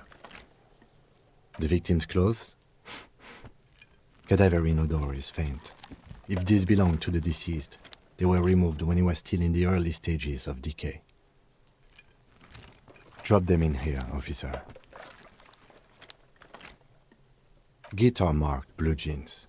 Pockets empty or emptied. He wore them with a belt, too, a white belt. The loops appear stretched, but the belt is missing. That's it. Do you see anything else in there? I have another bag here. Something slimy catches your eye. Reach for it. A drab, long-sleeved shirt, olive-colored, appears from the food waste, dripping with pus. Bag the shirt. This is a military-type overgarment. No label or serial number. This is the kind of rib-knit shirt that's worn over light armor to conceal it in an urban scenario. Anything more? The rest of the rags are just kitchen variety waste. A yellow old mug that catches your eye. But other than that... Thrown out towel, a mug, that's all. All right. We should go to Gart again and ask if he knows who put the clothes in the trash. It could be as simple as someone from the hostel cleaning the yard. Or that one. I'd advise against confronting that force.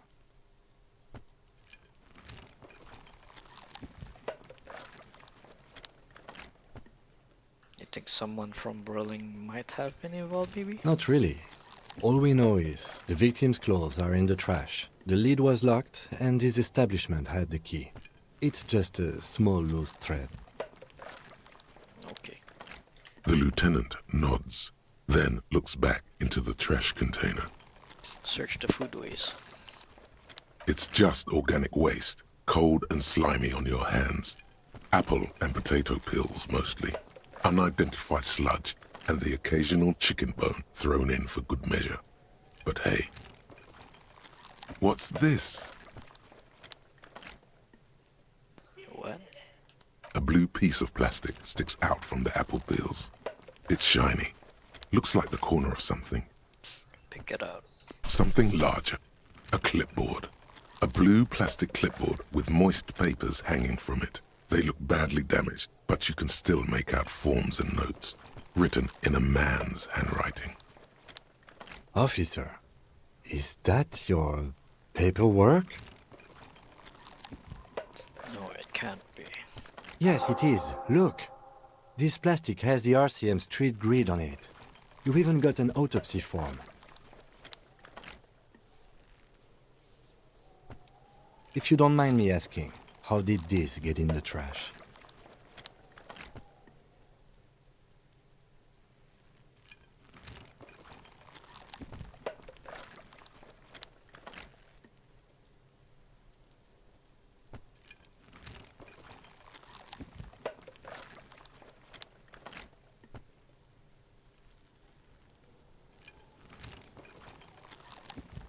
Someone from Berlin threw it in? I don't know, I'm boring. Boring. Try dangerous. You should do a thorough inventory of that. Be sure some has not fallen into the hands of the RCM's enemies, organized crime or worse. Official notes sometimes contain informants' names, even undercover operatives. Okay, I'll do that. It would also not hurt to start taking notes on the case. Now, tell me what your eagle eyes see. Or are we finished? Some items, such as the ledger you found, are interactable. Go to your inventory and select the Interact tab to read your paperwork. The mug, I'm getting that mug too. You pick out a broken mug with an oddly racist depiction of the yellow man frolicking in saffron. Only in its social sensibility.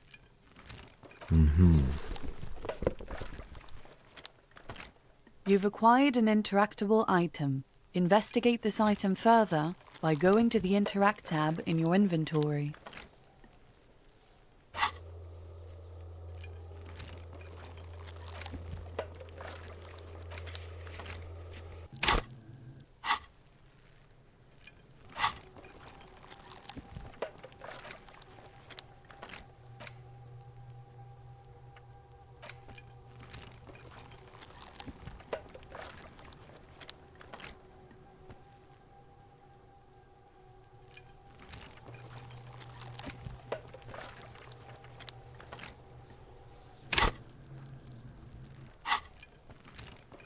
The container sounds a muffled gong.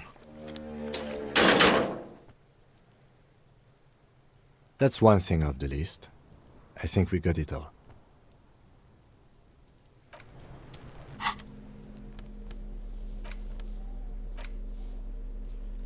It's the ledger you found in the trash. A pitiful cabbage of white and yellow papers hanging from plastic board, barely held together by a metal clip. This sad display is made complete by the faint smell of urinal cleaner. Anything else? There's a piece of toilet paper, or is it cleaning tissue? No, it's toilet paper, desperately sticking to the back of the blue plastic clipboard. Thank you, waterlogged ledger, for spelling it out for us. Inspect. It's just toilet paper sticking to the back of the plastic clipboard. You can take it off if you want.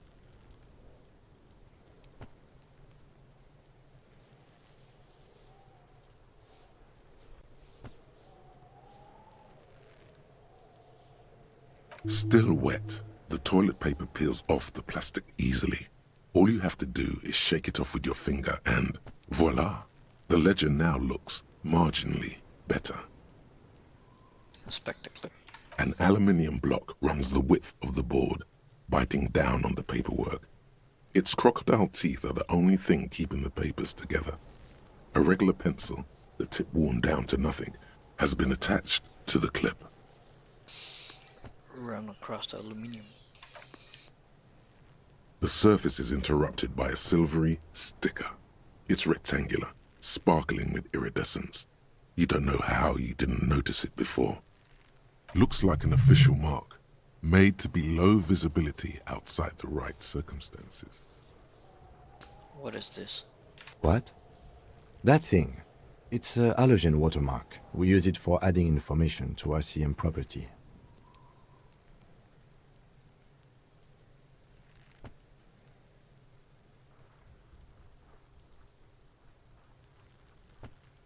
Interesting. What kind of information? It depends. Aside from an anti-counterfeiting stamp, mine has my station number and address. The information varies by date of issue. Maybe yours will have how many cases you've solved. How can I read it? Any capable light with the right wavelength will do. All RCM vehicles have headlights designed to reveal halogen watermarks. Mine too. This means you can read the watermarks if you just turn the lights on. That's all, thank you. Okay. while a bunch of sodden papers sag from the clipboard in your hand. It's a sorry sight. Whereas white pages. They're not exactly white. They're yellowed in patches by sunlight and alcohol, and covered in dense blue handwriting. Ink escapes into watercolor patterns, reaching its tendrils across entire pages. The paper itself is checkered, with faint red lines, forming short paragraphs. Once in a while, there's a red stamp that exclaims, "Case files commit to paper." The case files themselves are plenty. You count more than 100 sodden, crumpled up, earmarked pages falling apart in your hands. They appear to be sufficiently organized and extremely dense, if mostly illegible. Work, strife, poverty, the Jamrock Quarter. These are handwritten logs of investigations dating back to January 51, this year. The exact number is hard to estimate, due to missing pages and an odd naming convention. But there are at least 20, maybe 30 cases, undertaken, not completed, mind you. It's the middle of March. You have attempted 2 cases a week on average. What do you mean? Is that all?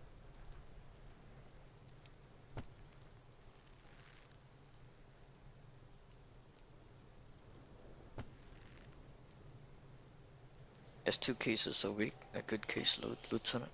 Huh? 2 complex cases to undertake is a lot, yes. You really have to push yourself. I would not suggest it, lest you start making mistakes.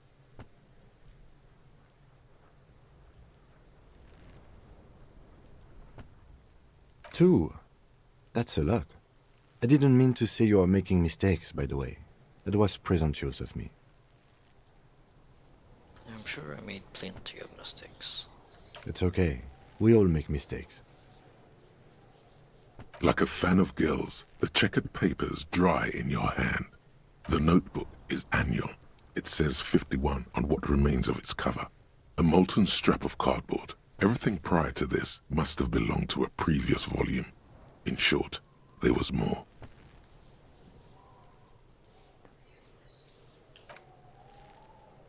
Yes, it appears you employ a, shall we say, robust yet literary system. Each investigation has its case number written on the margins. Yet, still more tellingly, most are accompanied by a name. A title, one might say even. One that draws inspiration from snoop fiction and vespertine cop show staples. Yes, all caps. One is called The Next World Mural. Another, The Square Bullet Hole Murders. Another yet, The Unsolvable Case. Others appear more light-hearted. The Guys on a Couch in an Unexpected Location, and The Murder at the Ukar Parlor. Even the rare article-free Collapsing Tenement. Murder features prominently throughout. It's going to take an effort to piece these case files together, but it can be done. You mean the alphanumeric? Officer, precinct, time of arrival at the scene?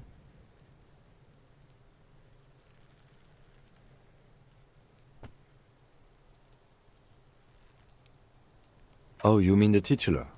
Yes, well, so do I. In our defense, almost everyone in the RCM does. It's a holdover from the early days of the RCM, right after the revolution, when the organization had little idea how to do things. It persists in an unofficial capacity.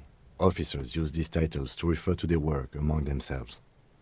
Again, in your defense, I seem to have named one the man with the hole in his head. That was a real person. His death was real. Still, I named it that, to amuse myself. I pray his loved ones never find out. Rail spiked through the head. He died. It was a workplace accident. There is, for precisely one more. 15 pages near the end remain untouched by the damage. The checkered grid forms a structure of passages, breaking the case into subtasks to accomplish. Once all the tasks are accomplished, the case is complete. Sadly, the ledger only comes with an old, worn-down lead pencil. It's unfitting of this monumental event. The ledger only comes with an old, worn-down lead pencil. it will do, barely. But the lieutenant looks at his blue notebook. 2 fat, shiny pens hang from the binder, like large caliber bullets on an ammo belt. He is not really saying anything, just standing there, looking at them. Know that I give this to you with resentment.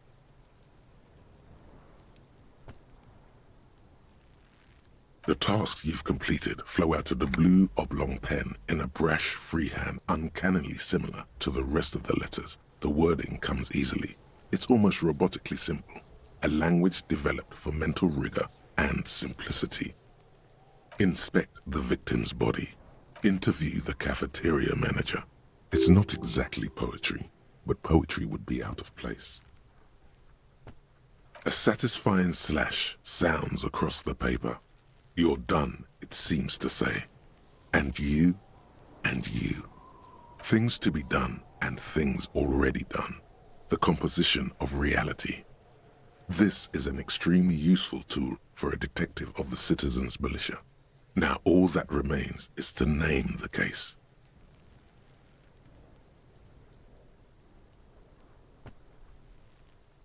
No, actually. Any ideas?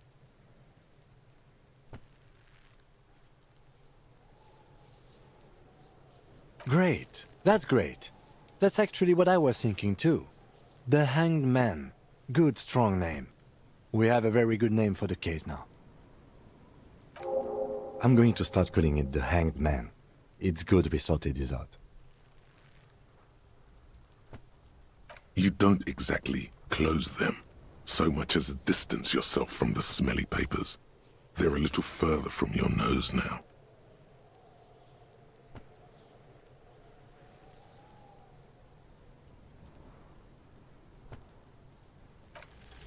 Yes, you can piece them together using the alphanumeric code on the margin. It always begins with HDB41, then date of initialization and time of arrival on the scene, followed by the title. For example, HDB 41120111700, the Next World Mural. Why, yes, your precinct number is 41. Every last alphanumeric in the files begins with it.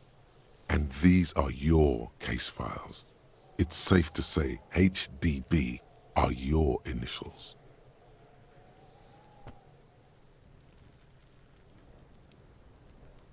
I got nothing here either. Logic really isn't the best faculty to have this conversation with. But it's the one you got. So sorry. It takes about half an hour to piece one together using the system you've devised. Where do you want to start? This one is relatively easy to reconstruct. Overnight on 1202, a graffito, nay, a mural, appears on an 8-story tenement overlooking central Jamrock. The building is a sparsely inhabited ghost tower, part of a failed real estate development called Grand Couronne. Cause of failure, rent too high. The mural is enormous. 2 silhouettes, a man and a woman, are kissing. The text cut into their form reads, "True love is possible only in the next world. For new people, it is too late for us. Wreak havoc on the middle class." People call it that thing and that fucking thing. It's visible for miles. In 2 days, the station's complaints desk gets clogged with requests to remove the bummer. You and your partner are assigned to the case. The graffito crew is easy to track down. Only the belles lettres have the literage of industrial paint to cover the surface. One of the graffito artists is rumored to be rich. They take responsibility for the execution, but not the design. The ideologue of the Next World Mural, as the crew calls it, remains an unknown. The case files do not show you finding the author of the design. The crew agrees to clean up after themselves. However, your partner, JV, is against the removal. citing public support for conservation. This leads to a debate in Precinct 41, which then spreads to the streets of Jamrock, ending in a rare plebiscite organized by you and the rest of Row 3. The 9,000 people subjected to the mural's message, all of Lakeside, Central Jamrock, and Villalobos, plus half of the eminent domain, participate in the vote. Although the case begins with what appears to be a lot of rambling on the streets as to how juvenile and stupid the mural is, given a choice between two options. A staggering 78% of voters choose to keep it. Turns out the opposition were a loud minority, and that love truly is possible in the next world for new people, and it is too late for us.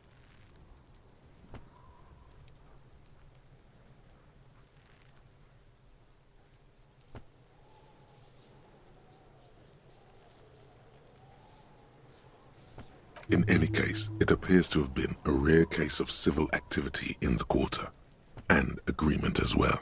What do you want to tackle next?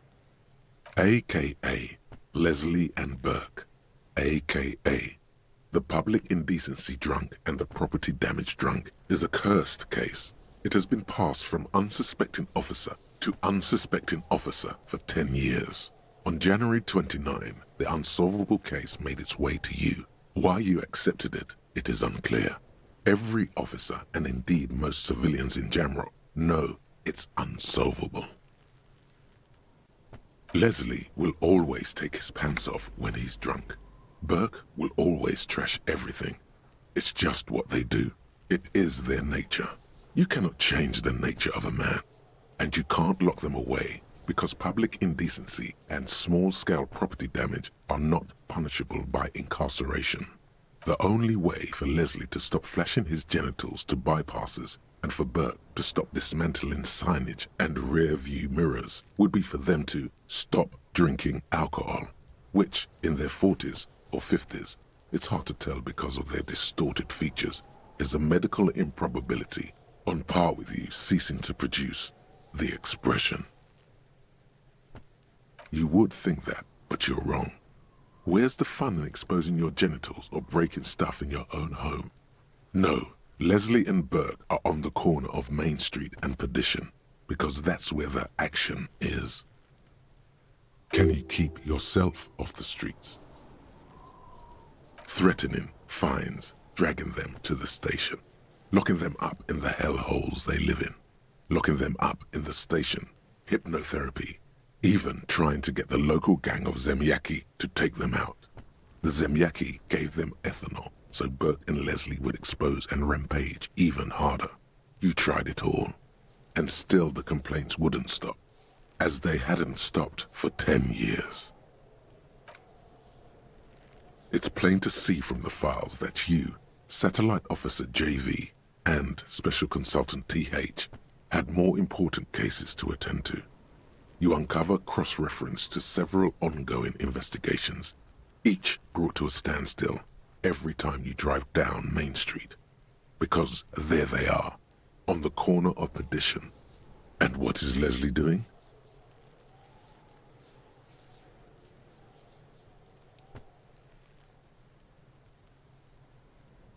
Good, you're learning. If the files are to be trusted, that's all there is to it.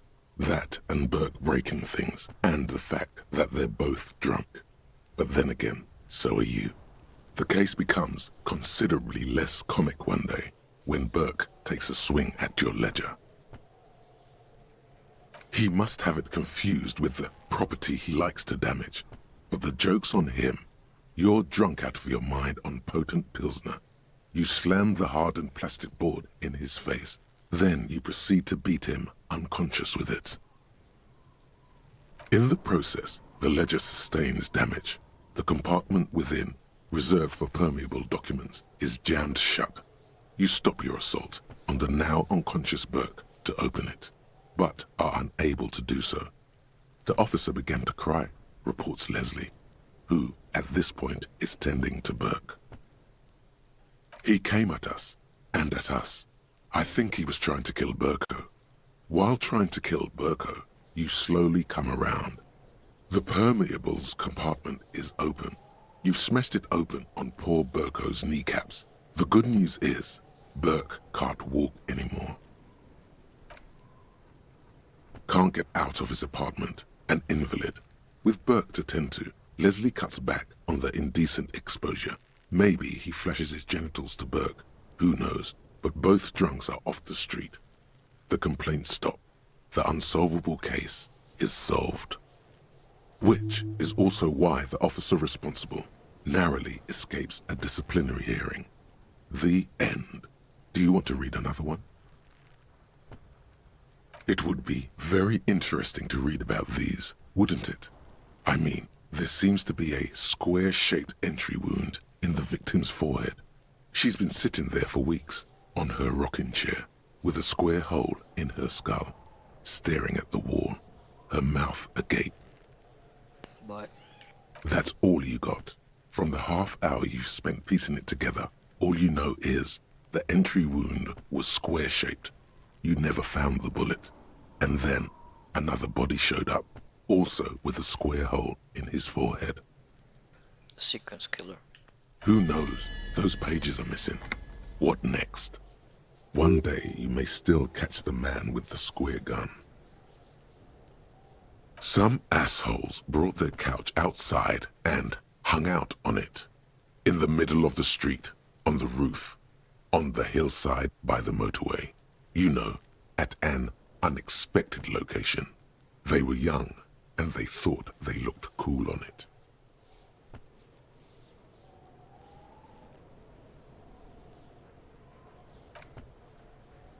Yes, as you've said here, insufferable rock and roll assholes. Young people are the worst. So anyway, you got a complaint about the damn sofa, or couch, or whatever it was. They were leaving it out in all these unexpected and whimsical locations.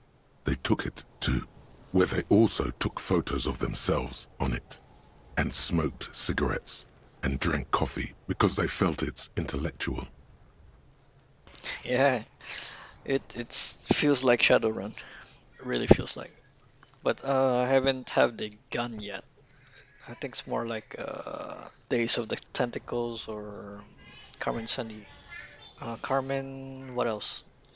That pirate game, I forgot what it called. Something on Monkey Island. Cigarette butts, coffee cups, stupid couch. You had to clean it all up, and you did. So congratulations to you. Case solved. No, you didn't have time for that. These notes show that you have what is called a real goddamn job. You don't have time to be chasing down the couch assholes. You have a real job to do. What next? Murder. Tum tum tum at the hookah parlor was a case originally assigned to an officer called Joseph Mills, who is now dead, of circumstances completely unconnected to murder at the hookah parlor. Wait, how? Beaten to death by a throng of Villalobos gang members when him and his partner J.M., only initials mentioned, answered a call one night. It's a sad story, and it isn't really represented in your case files. Stop stalling and get to the murder at the hookah parlor. Joseph Mills was on this case that he just couldn't solve, was doing it solo, said it was a real nutcracker, a real brain twister, was on it for, like, a month. The captain got impatient. Shit or get off the pot, Mills. Mills didn't get off the pot. Not yet. He kept at it for a couple of weeks more, racking his brains, running with every theory, as outlandish as they seemed. Still couldn't solve the murder at the hookah parlor. Tough case, he said. Toughest he's ever had. Wait, was Joseph Mills a good cop? No, he was awful. Awful sense of humor, too. The worst jokes you've ever heard. Really rapey. Still, he'd been on it for months now. Said it was the final case. Said it was uncrackable. That murderer vanished into thin air. That goddamn hookah parlor was all he talked about. Go on. Okay, so the case is handed to you because Mills isn't getting anywhere, and you look into it. Here's the setup. A young man is found dead in a hookah parlor. You know, those places where you go and smoke bubblegum-flavored vapor all day. There is too. Yeah, so anyway, young man in his 20s found with his skull busted open, right on the floor of the hookah parlor, in the middle of the day. No one else is in there, only client that day. In perfect health too. Some kind of movie producer. No one enters, no one exits. He's just sucking on his watermelon hookah all morning, all noon, like he usually does. He's a regular. No calls, nothing. Just sucking on the hookah until 15:45. Then bam, he's dead on the floor with his skull busted open, blood everywhere. What happened? How can it be? Mills has no idea. Invisible assassin, movie deal gone sour. Girl at the counter did it. Nothing fits. Eerie. Man just dropped dead. So you go to the parlor. You see cushions around the table. Tables low, heavy, really sharp edge. Sucked on the hookah, stood up, passed out, hit his head on the table and died. See? You can't even read the thing without solving it.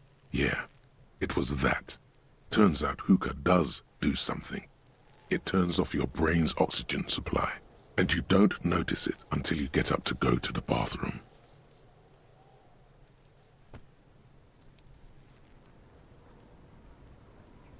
And what was he doing there for 6 hours?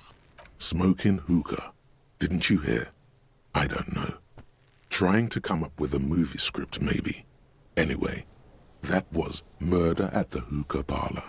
Joseph Mills wasn't a good detective, and about 30 minutes has passed, piecing it together. Next. I can revisit it.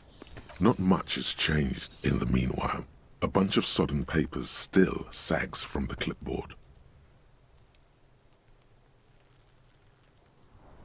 Browse yellow papers.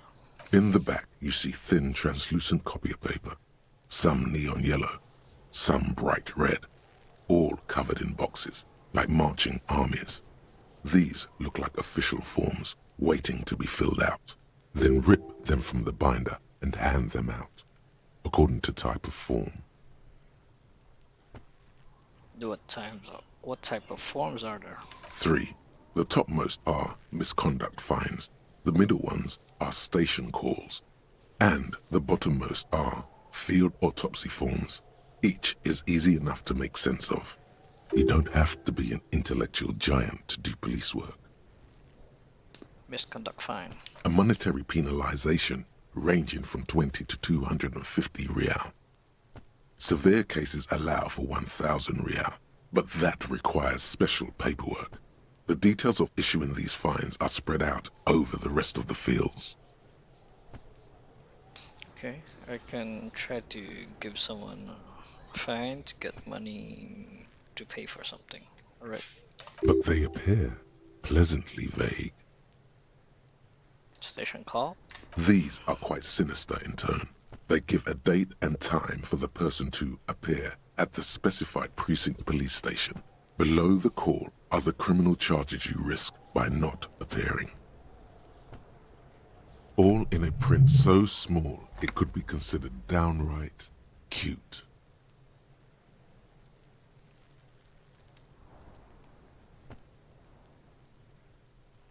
Field autopsy. A dozen pages of thin copy paper, bright red in color.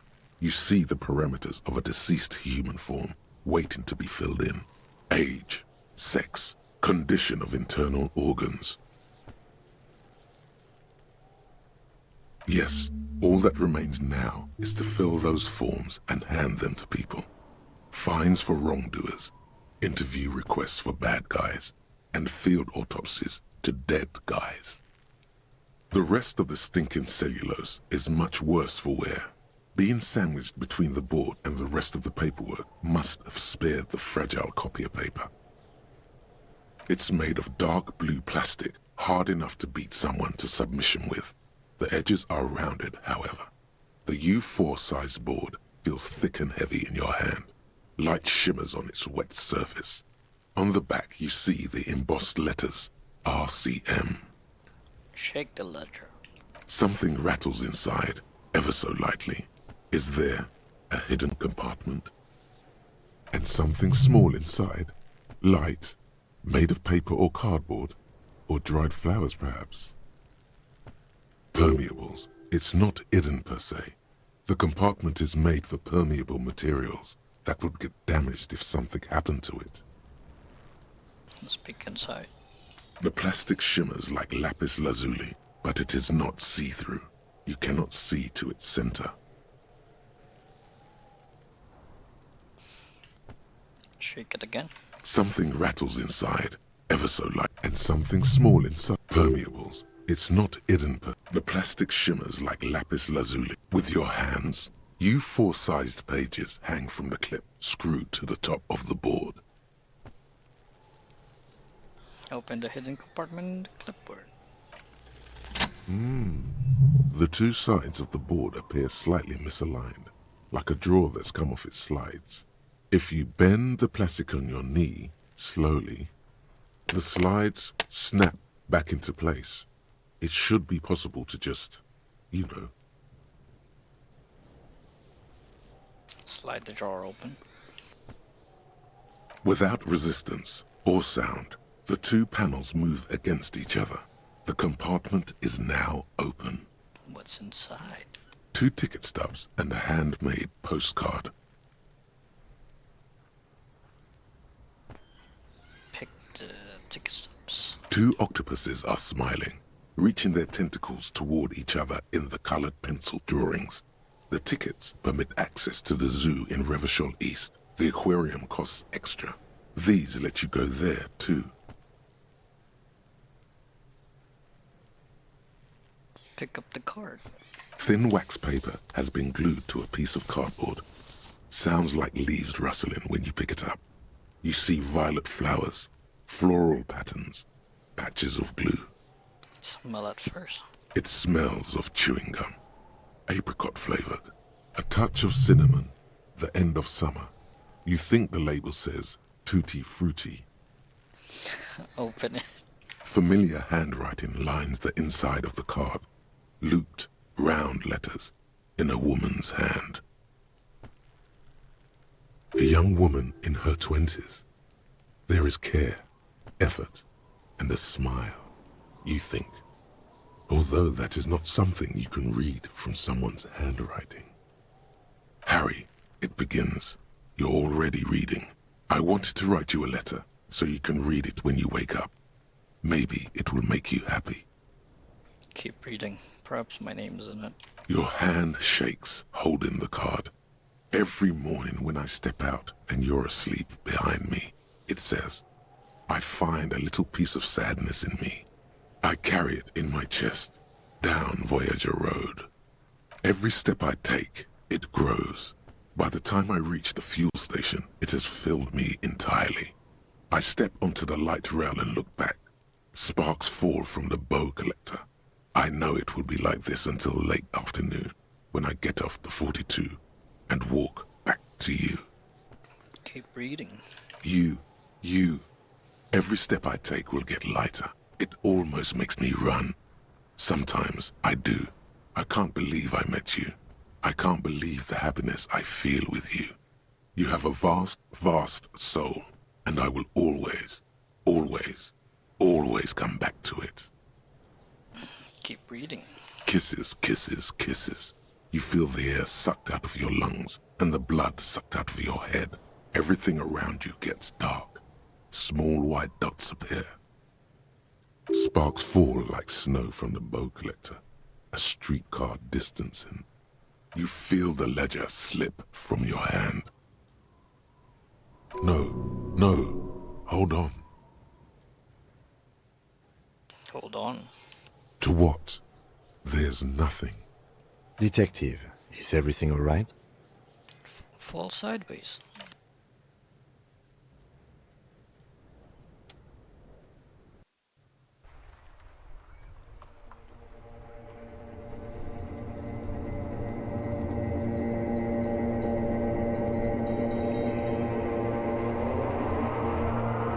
You died.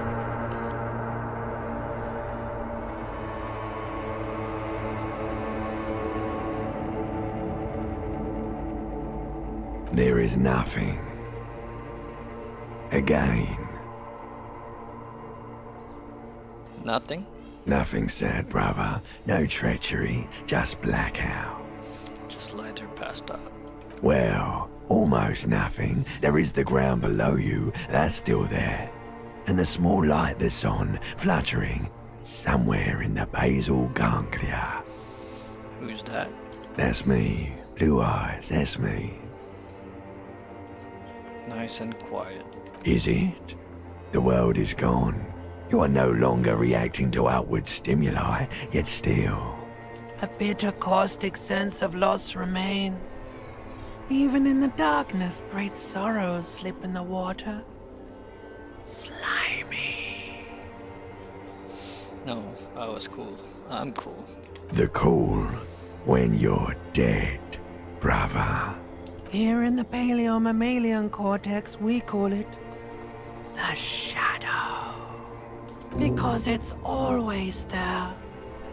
Tell him. Tell him. Ah, yes. In the olfactory system, they call it the apricot chewing gum scented one. It's unhealthy of them to linger on it so. But as they say, what do you do?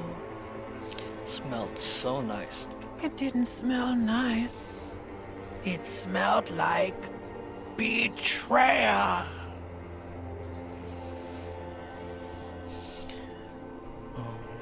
Let's just go one by one. What was the X something? The Bloated corpse of the past resurfacing.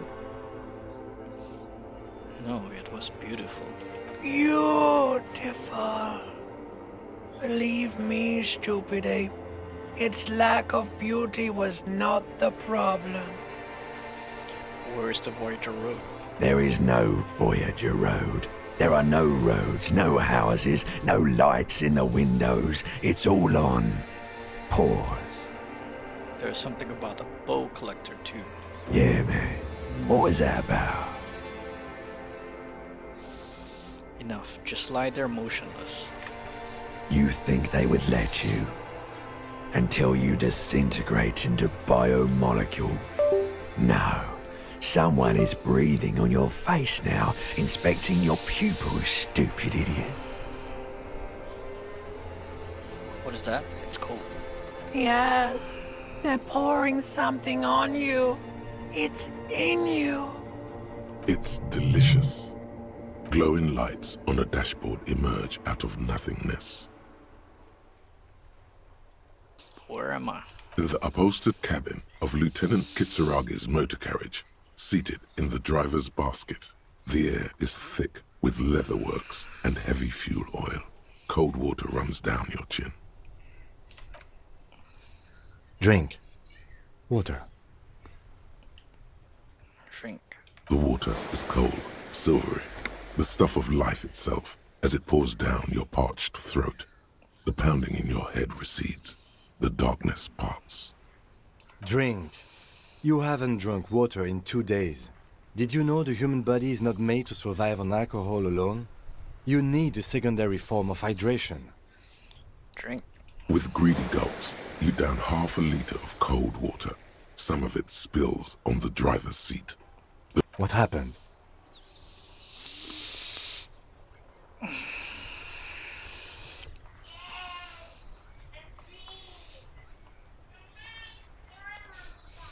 I should ask you the same. You were reading your paperwork. Then you passed out. I carried you to my kinema to take you to a hospital. Then you came to.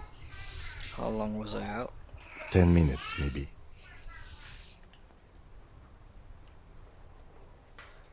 I came in contact with the burnt-out ruins of the past, Lieutenant.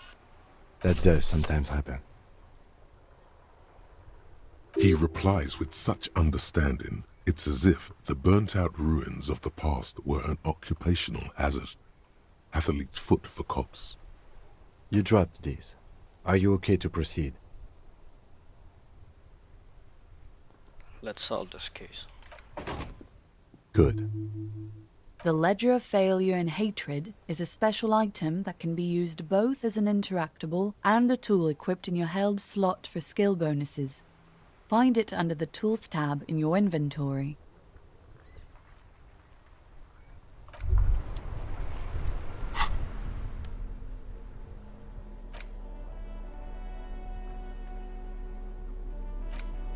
It's just a racist mug. What's there to read here? Not much. There's quite a lot to read in here, actually. Look at all that content. Oh boy, here we go. What are you going to say about a broken, tossed-away mug that you dug out of the garbage? This mug is an example of prejudice. I'm going to use it as an example of what not to do. But it was in the trash. Why not just call it out when you see it? Or do some volunteering work. Just finish your case, detective.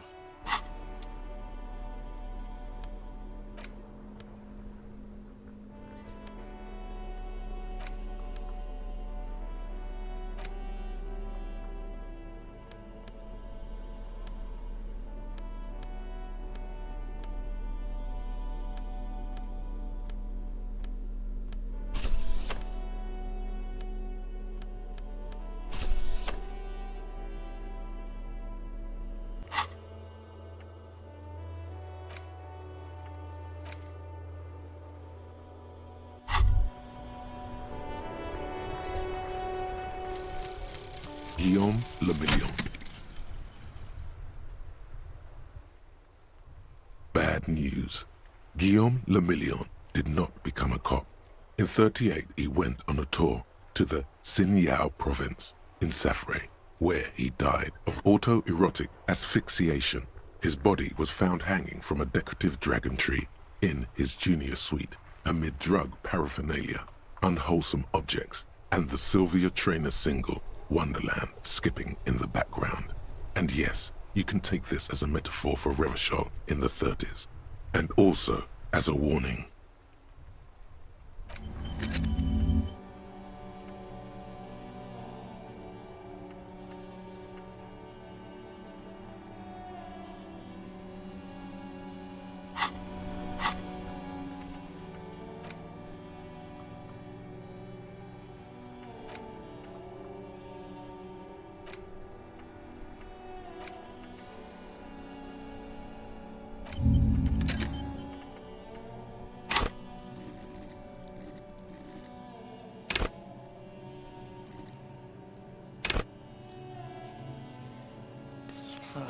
Let's not upgrade these. We don't know if we need them yet. Let's save it here.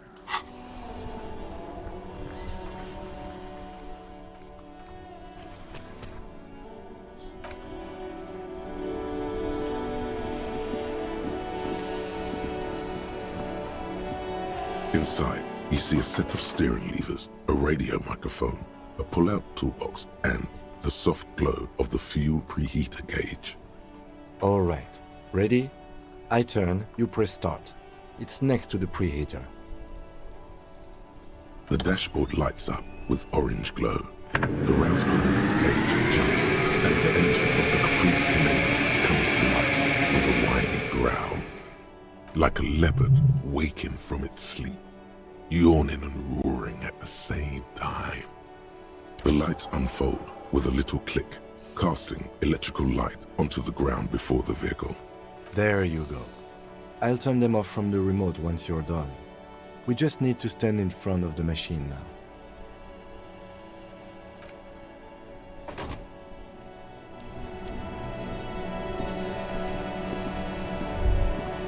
As you hold your ledger's clip under the headlamp, an iridescent hologram appears.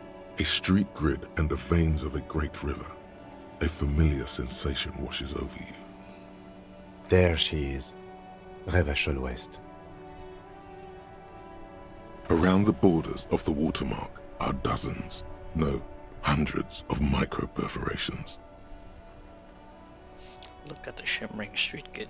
The rectangular watermark is overlaid with the logo of the RCM, and yet the major arteries of Revachol are all recognizable. They shimmer, in the Kanema's headlights. Wait, look around. A rat brazenly darts past you and disappears amongst the stopped lorries. In the distance, a child somewhere shrieks. A woman reprimands her in a voice no quieter than the child's cry. Ah, Martinez. Where are we on this? Let me see. Right here.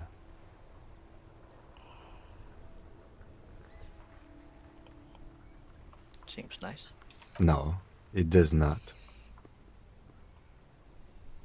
Look at perforations. There are many of them, and they are divided into 3 separate rows.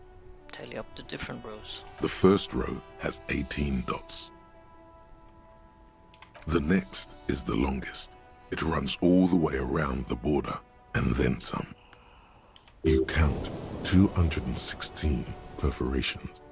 Considering that nice, large number, a wave of pride washes over you, though you can't say why, precisely. The last row has 3 perforations.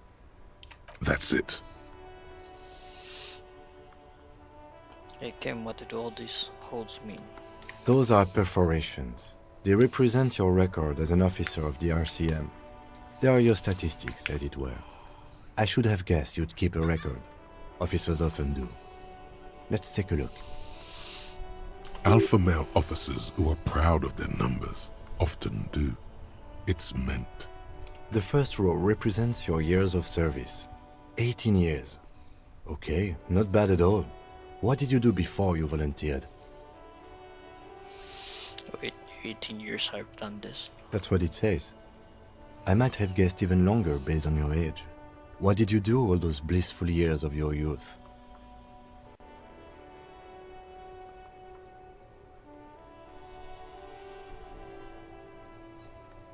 Do you really think I have any idea? Fair point. Let's move on. This next row, the one that wraps all the way around, is your number of closed cases. Closed is good. It means finished. You've got, let's see. Wow, more than 200. 216 to be exact. It's quite a lot, even for someone who's been on the force for nearly 2 decades. Usually, clearing more than 10 cases a year puts you in the 90th percentile of all RCM officers.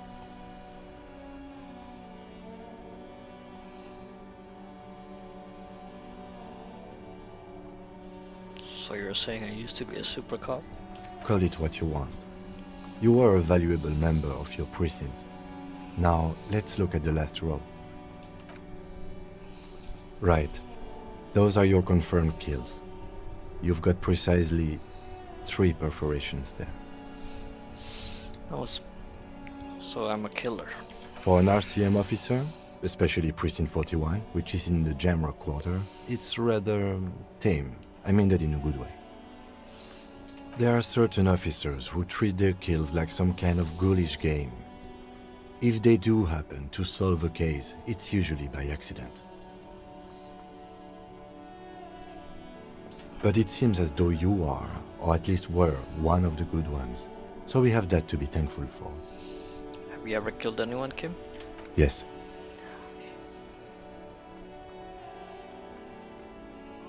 How do you handle the strain?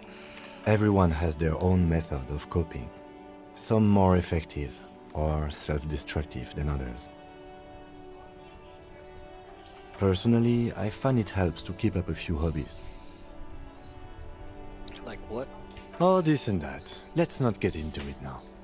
Maybe I should find a hobby. Why not gardening? You've already got the yellow gloves. Thanks for this. The lieutenant nods. Right. I'll go turn off the lights. You can now see your statistics on your journal page, to the right of the task description.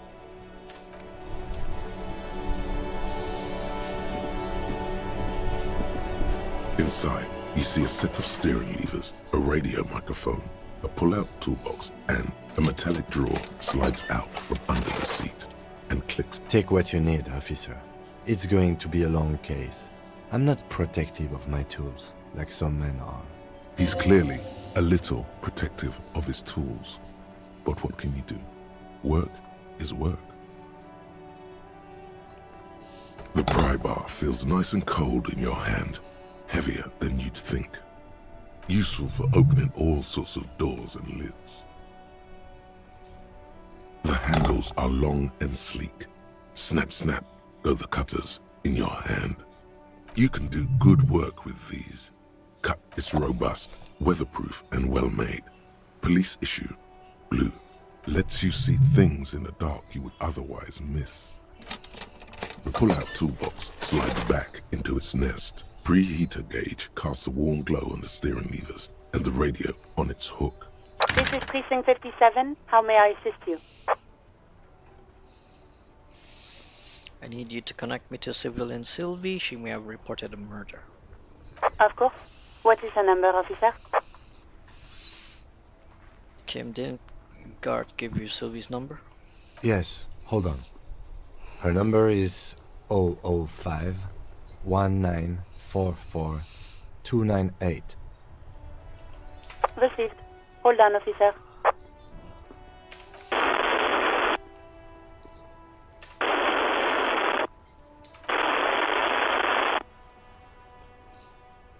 Lieutenant Kitsuragi slowly begins to tap a little rhythm with his right foot. Quite a lot of time has passed.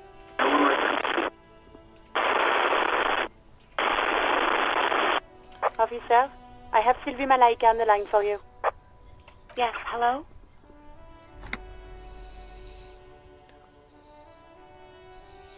Oh, right. Hello, officer. What can I do for you?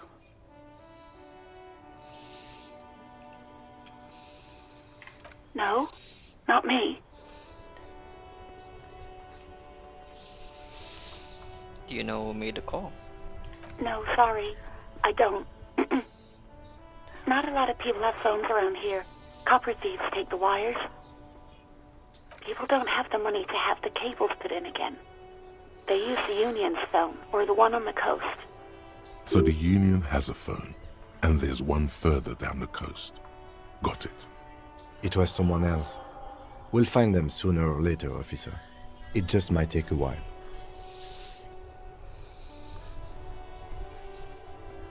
Yeah, go on. No, I don't know. It wasn't me. I haven't been out there since. I was terrified of the stench and the corpse. Yes, I know who you are. You're a police officer. The law.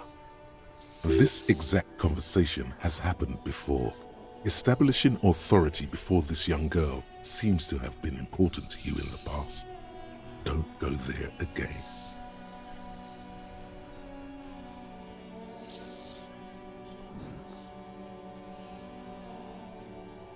Oh, no, I haven't, sorry. Real policemen have uniforms too, by the way. Where's yours?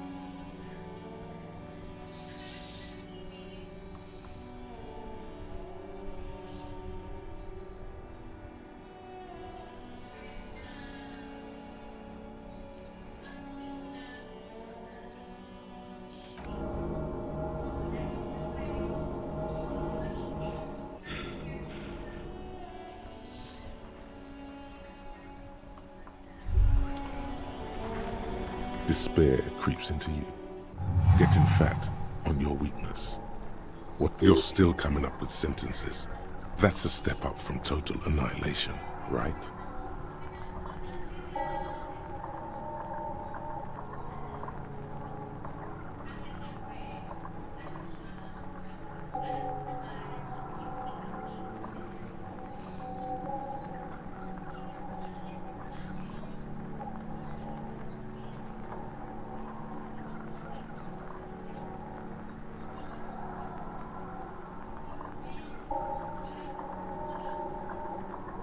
Yes, it can be difficult to be on the receiving end of so much distrust and outright hatred.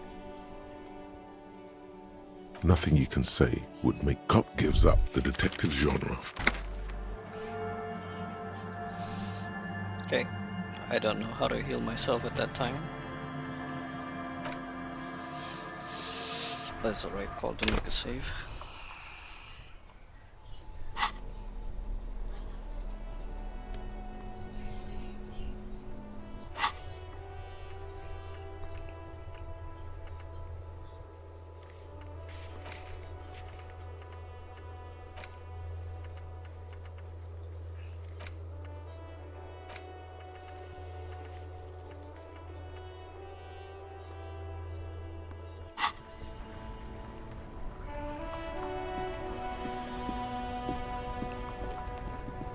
Inside, you see a set of steering levers, a radio microphone, a pull-out toolbox. All right.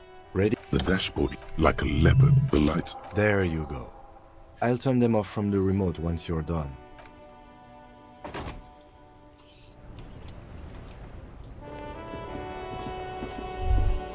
As you hold your ledger's clip under the... There she... Around the borders, the rectangular watermark is a rat. Let me see. Right here. Oh, yes. There are many of them. The first row has 8. The next, you count. The last row has 3 perforations. That's it. Those are Alpha... The first row represents your... That's what it says. I might have guessed it. Yes, this next row. Wow, more than 200. It's quite a lot. Call it right. Those are for an art. There are certain... But it seems as though you... Yes. Everyone... Personally, I find it helps to keep up a few hobbies. Oh, this and that. Let's not... Why not gardening? You've already got the yellow... The lieutenant nods. Right. I'll go to... You can now see your statistics.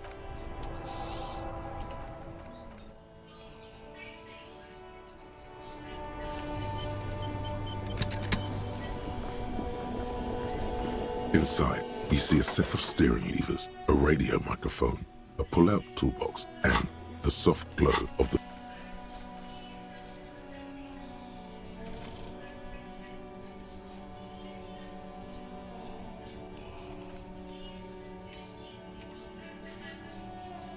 This is Precinct 57. How may I... Of course.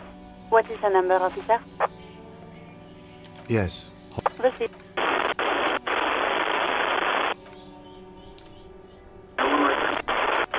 Officer. Yes, hello?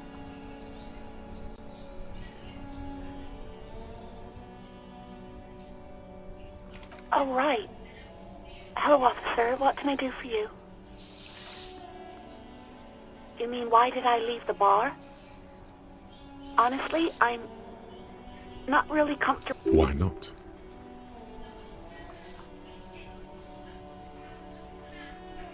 What? No, why would you even think that?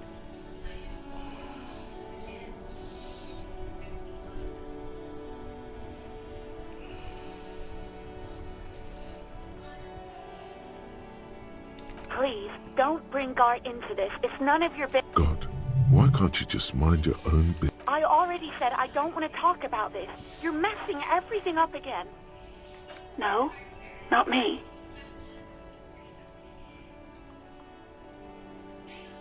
No, sorry. I don't. People don't have the money to have the cables put in again. So the union has a... It was someone else. We'll find them sooner. Yeah, go on.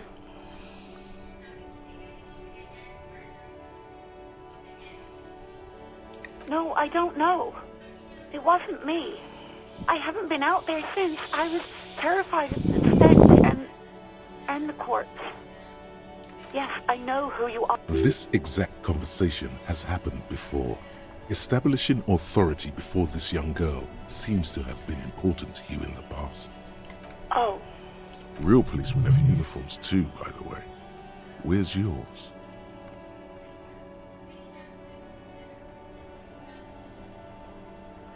He's in plain clothes, voluntarily. It's different from not knowing where your uniform is. Please, no. Not this again. Everyone saw your cool gun detective. You were trying to impress some people with it. Everyone was eating and...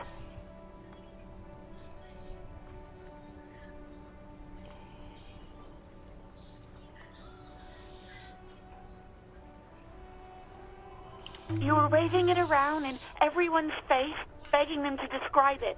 You said it calms you, and then you started making suicide jokes. It got pretty graphic. Oh, those again. I have been trying to wean you off them. You know, when you put your gun, your actual gun, on your temple and pretend to shoot your brains out, off of that, people don't like that. I remember this. You were screaming things like, "My brains are all over the wall, painting them red. I won't be seeing it, 'cause these are my brains. I can't see without my brains. Very nice visuals there.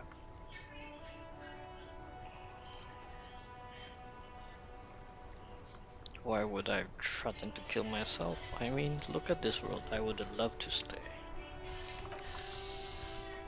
There is silence on the other end of the line. Yes, but what happened to my gun? No idea.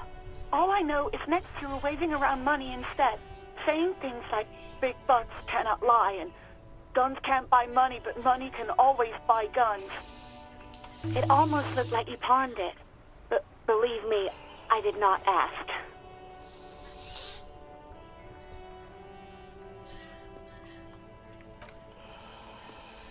Uniform? I never saw you in any uniform. You had your things on. The disco things. Do you know how my paperwork ended up in the trash container behind the whirling? Well, you tried to jam it down the toilet, sir, clogging it completely. After I had unclogged the toilet and retrieved the paperwork, I threw it out in the trash, thinking you didn't need it.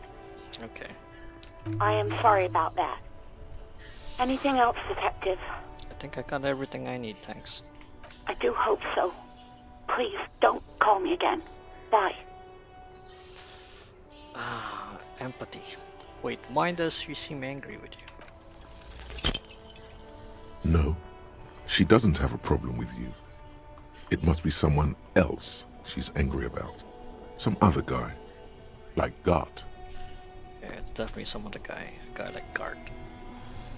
You know women and their constant problems. Yak, yak, nag, nag. How's one supposed to get the love going like that? That's where you step in.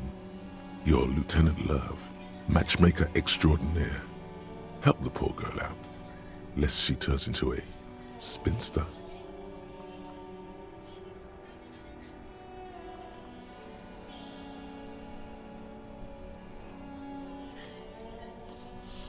I'm happy to help, but maybe I could do so without all this internalized misogyny.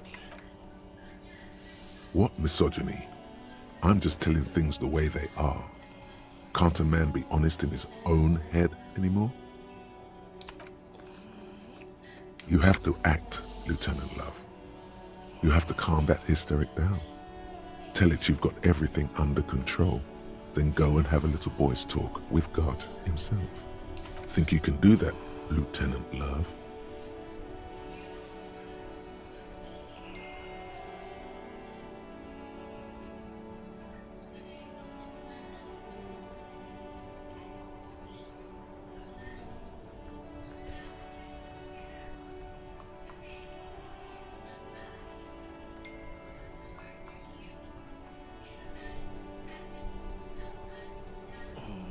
To the microphone. Are you still there, kiddo? Listen, I got everything under control. No. What?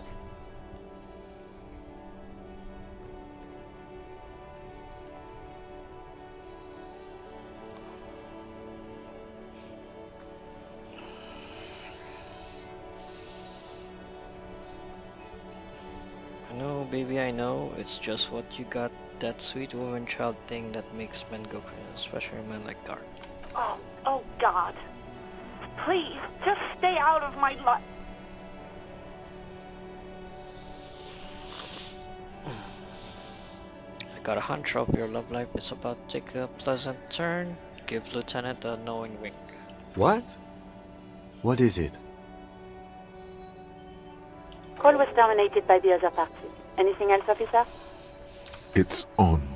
The love quest is on. Too late, everyone. It's on. Take it to God now. I'm done with the radio for now. 57, over and out. In the cabin, you see a set of steering levers, a radio on a hook, a pull-out toolbox, and the soft glow of the fuel preheater gauge. Tap on the fuel gauge. As you tap on the gauge, the indicator pin jerks as if startled. It's in the large orange sector, indicating the engine is warm. Next to the gauge is a red switch labeled heat. No, that's enough fun with the foldable headlights. I know they are mesmerizing. They are also fragile. I'm not going to turn it on for you again. Close the door.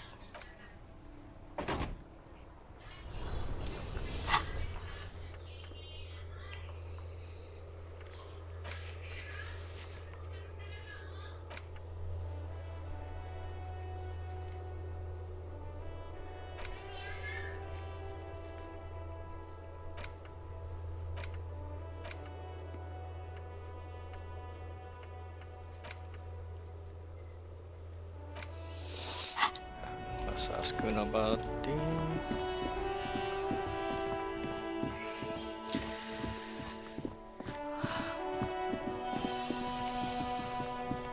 Let's try Kuno with the clothes. Can't you see I'm throwing rocks? All right, entertain the Kuno. Show me what you got. What you got there? What you got, huh? Show me. The kid moves his hands like a basketball player dribbling fast.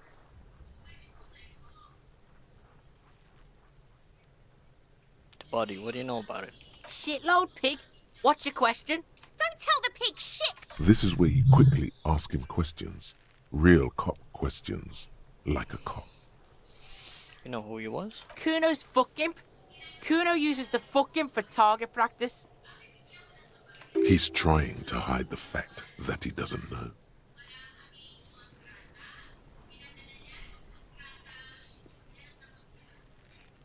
Kuno knows what you meant. Kuno's not a snitch, that's all. Trying to make Kuno sing into the popo phone. Probably climbed. Kuno was busy down the road when that shit went down. You heard Kuno. Kuno wasn't even in Martinez. Kuno wasn't in Revachol. Kuno wasn't regional. Okay, where'd you go then? I don't know. Some fucking... Mesk or I don't know. Some other place. Night City. Kuno was in fucking Night City. There is no Night City anywhere. That sounds like the name of a city in some pulp science fiction novel. Where is Night City? Kuno gives this info out on a need-to-know basis, and you don't need to know. Kuno didn't smoke the gimp, if that's what you meant. Thanks, Kuno. That's one name you can now cross off the list. Have you seen anyone suspicious around? Just a couple of pigs sniffing around in the dirt.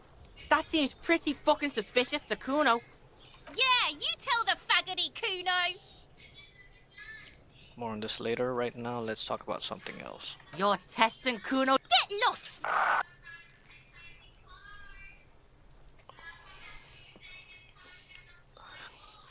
About the crime scene. You kids often play in this yard? Right, pig. This is where Kuno plays with his little wooden choo-choo. What do you want with it? That man's clothes were in the trash container. How did it get there? Yeah, Kuno doesn't know shit about that. That shit is beneath Kuno.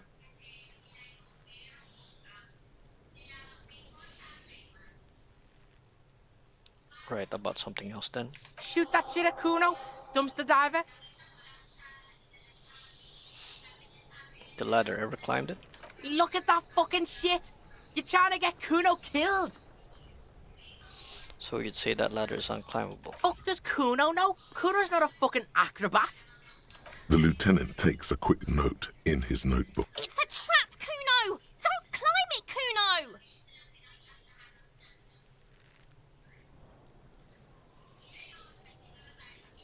It's in the greenhouse over there. Dunno. Kiptas gardener used to work there. Kipt is a pejorative term used to describe people of South Seminese or Erie-Uppergite descent. It used to be a common first name among the Erie-Uppergites of Ilmara. Not so much anymore.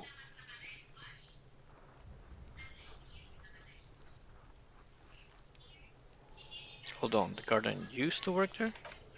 Yeah, that's what Kuno said. She couldn't handle the heat, so she took off. Kuno can take it. Shit's nothing to Kuno.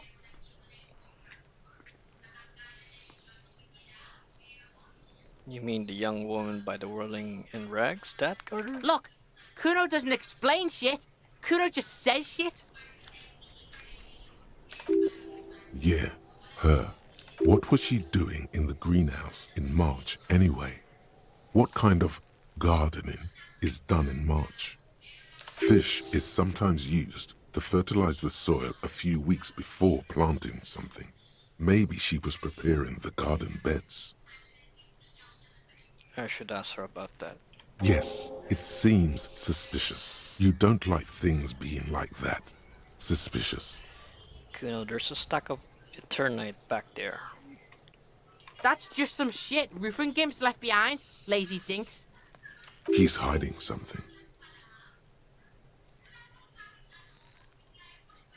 Pig, if Kuno was hiding something... But it is not hidden, is it, sire? You picked up on it. You should examine the pile of roofing material again. Might have a question later. For now, let's talk something else. Yeah, whatever. Kuno doesn't give a shit.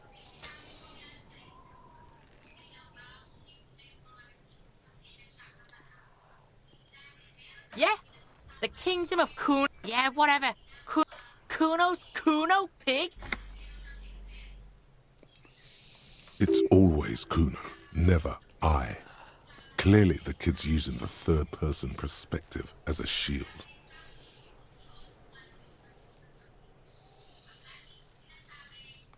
Yeah, Kuno's in a fucking gang. In a bang gang. Kuno bangs for Magie, bangs for Mazda, bangs for Revachol. Watch out, Kuno! He's trying to fiddle you! He's gonna put his hands on you! Help! Pig's got Kuno! Help! Rape! Help! He's got the Kuno, help! Everyone can hear. You need to get the hell out of here before. Yeah? Get out of here before the Kuno be... Yeah, that's right! Drag your fat ass out of here, fat boy, before Kuno fucks you! Bye! Got fucked by the Kuno. We alright? You wanna get fucked again? Come back.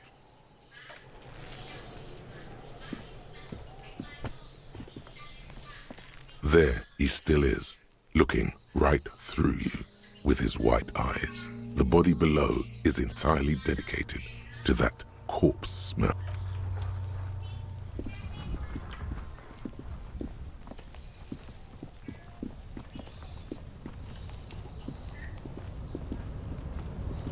An inconspicuous pile of the roofing material, Eternite. Because there's a secret door hidden behind the panels of Eternite. That's why they're too orderly. There it is. You see a shabby little door.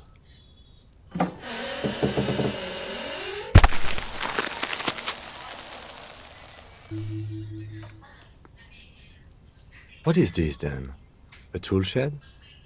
Let's investigate.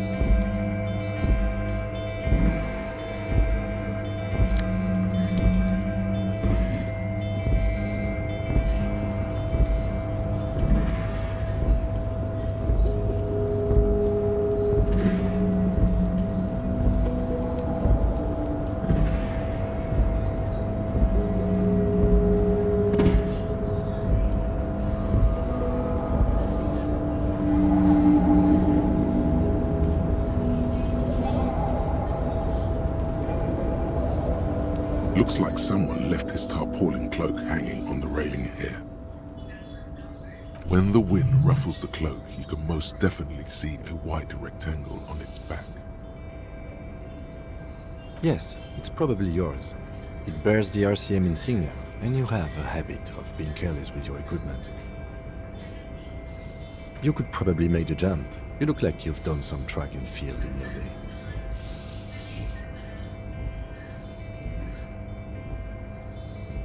The wind is aggressive up here. The lieutenant looks at the enormous crane towering in the distance over the container yard.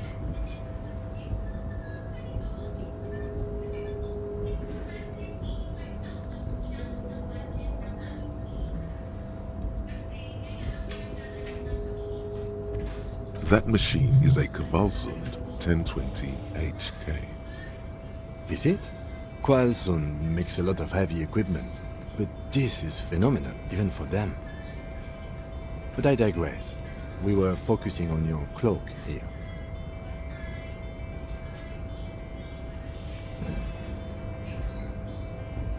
The cloak?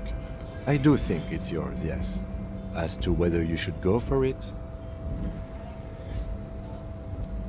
Well, it doesn't seem too dangerous. 2 meter stops. Whenever you're ready to do it, I'll be right behind you. The cloak looks like a bag of goodies floating in the wind. What are we doing?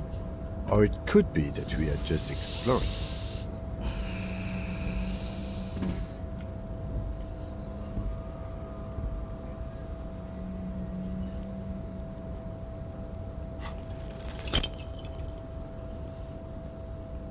I'm so gonna die.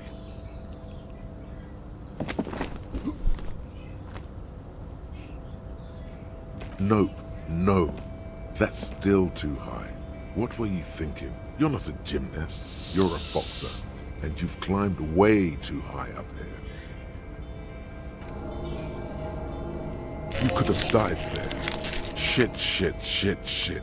I'm failing you. This wasn't part of our deal. Hey! What happened? I understand. We can always come back when you are feeling better.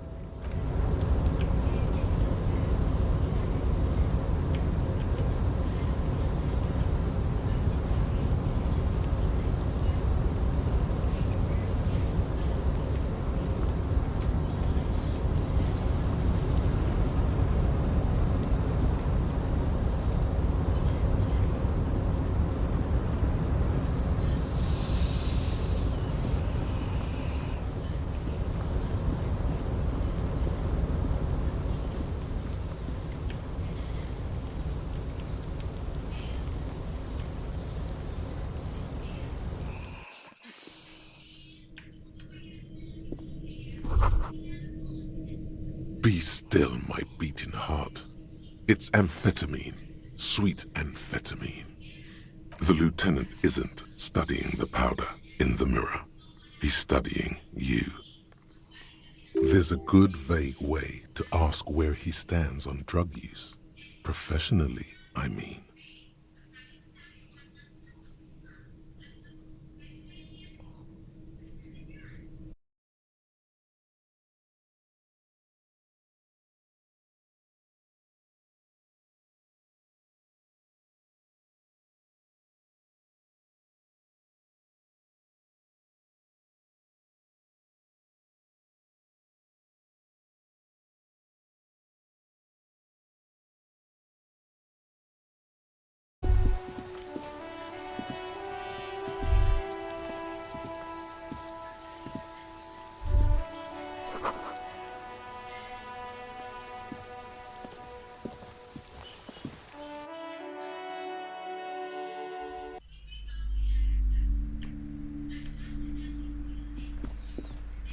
A small mountain of colorful board game boxes, an endless variety of source books, lore books, and there's also a large hardbound tome, books in a board game section. There's a box that says, Wirral, 3rd edition mega. That price is steep, but then it's the 3rd edition mega set in supplement. Wonderful board game. Browbritter is a fun game of economic competition, but can get quite intense after a while. We have games for the whole family. You can play with your children. Don't be so hard on yourself, sir. You just need to clean up a bit. For playing with friends, I'd recommend Suzerainty. It's a civilization building game where you build a civilization, then set off to brutally colonize and repress other civilizations. It'll cost 12 real. Lousy auras there. I've heard they turn people into occult enthusiasts. The display rack is brimming with war. Oh, man from Hjelmdal. Blood and violence. Scantily. What does it matter? They're all the. If you're a novice of the series, I'd recommend Rows and rows of maybe 100. Man from Hjelmdal, not even close.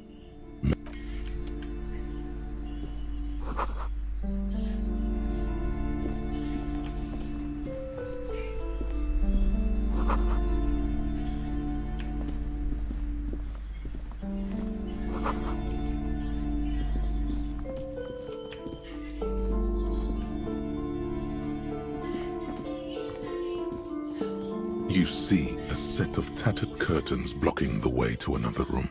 Excuse me, officer. The back room is strictly for employees only.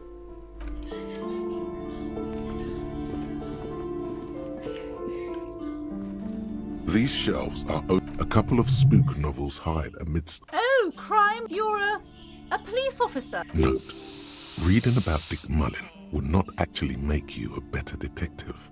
Crime fiction is a disgrace. These books greatly overstate the excitement. What's more, they completely ignore the psychological hardships of year. Not a single mention of all the stress this work creates. You see, Dick Mullen on the job.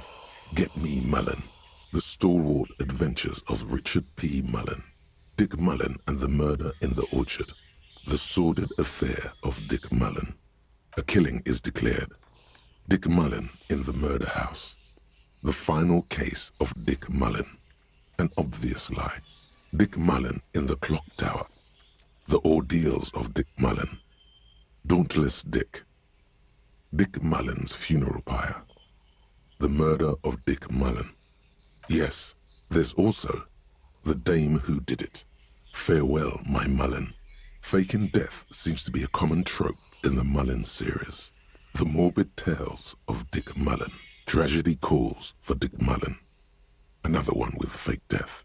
And after all this, you still haven't found the answer to the one question that matters. Who is Dick Mullen? Your quick eye notices a small caterpillar crawling across the spine of a book. The title reads, Dick Mullen and the Mistaken Identity. A worn paperback from Dick Mullen's classic Hard-Boiled Phase. The premise seems to be that Dick Mullen is framed for the murder of his best friend and has just a few days to prove his innocence. Could it be the motifs of unstable identities and shocking betrayals? Then this is the book for you.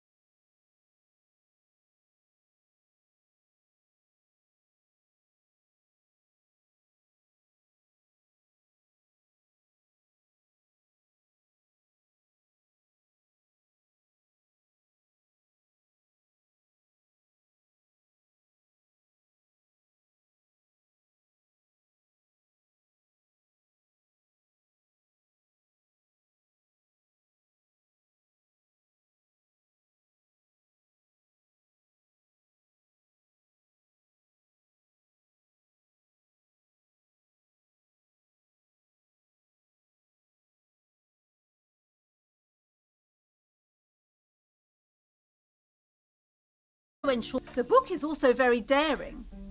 Perhaps for a layman. Do her words seem vague? Certainly. It's prudent for a person to have a... You feel like used to that, Revacholian rape. I really must insist you buy... I'm sorry, I did not mean to... maps have been attached. The maps look old and this large map, ozone, Lauren disintegrating into meth. In the northeast, a dust mite stands on the north coast of Caillou. You can. On 850 million people live. The ocean breaks apart into a tangle of connections to other worlds, where you have little idea what they are. Perhaps they are God. The north coast of a verdant island is shattered by, to the east, rolling hillsides, Le Jardin, Coudon. It's somewhere. It's so small you can't. It's not really a map. It's detailed. I'm sorry, officer. The map of Martinez is the only one available. They're quite valuable, though they might not look it. The map of Martinez is 90 cents, though. That old thing. It's an from when some The place does not look like. They didn't get that far, for some reason. A shame.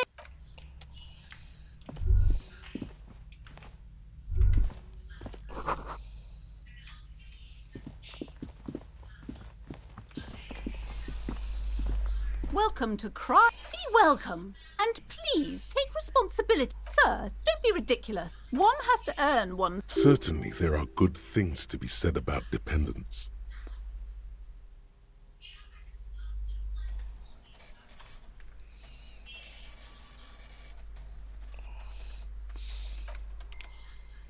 Now, hey there. Sounds like someone isn't taking responsibility for the energy fighting enemy. My philosophy is I am the proudest owner of our little shop of culture. Annette, yes, my daughter. I hope she wasn't slacking off again with her nose in science fiction. Tell me, was she at her post doing her job like a proper girl? Wonderful. Did you talk to her? Great. On a scale of 1 to 10, how compelled were you to buy books after talking with her? My precious, her dedication brings joy to my heart.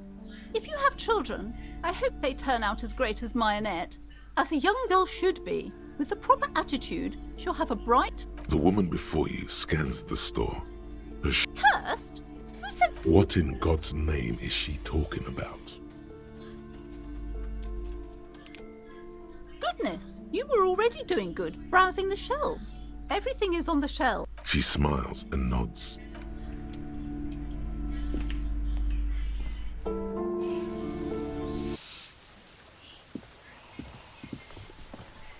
Hello again, sir. Oh, kings and queens. I think that's why people... Seems like most people who read those books fail to... But it does make the famous people more famous. Why would they do that, sir? You're not that old. Maybe you'll do something really important. Something that... Yes, sir. Crime fiction is about murders or burglaries or things like that. And the work of a police... And it's... You don't look much like a policeman. Didn't mean to offend, sir. Sorry, sir. It's just that you don't look like Dick Mullen.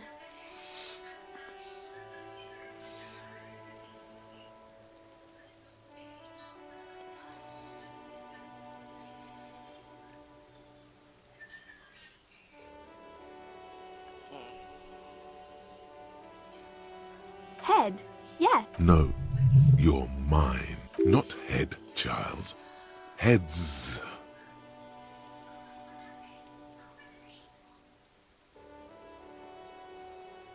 Isn't that very dangerous? Unlike you, sir. He's just... Maybe you can show me some real police work, sir. Like in the books. The girl keeps her hands folded. What do you mean, sir?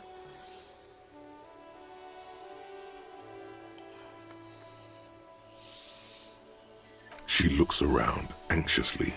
Her hands remain. The lieutenant stands by, looking at the two of you with little interest. She brings out her reddened hands, her nails frayed, nearly chewed down to the flesh. And you knew this from me keeping my hands folded?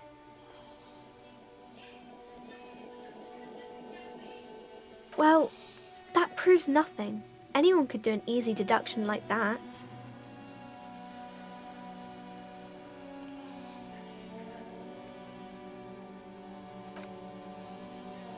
She nods, half provocative, half enthusiastic.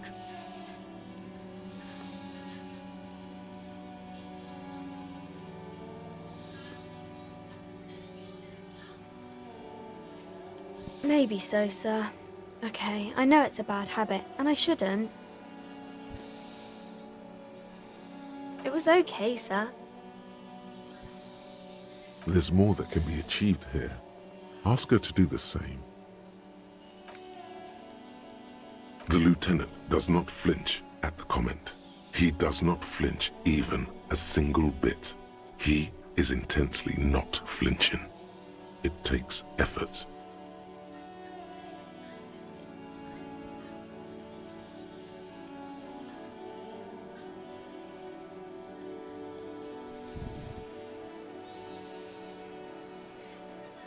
Because you usually aren't. I'm sorry, sir. I hope things get better soon. There she stands. There's something you're missing.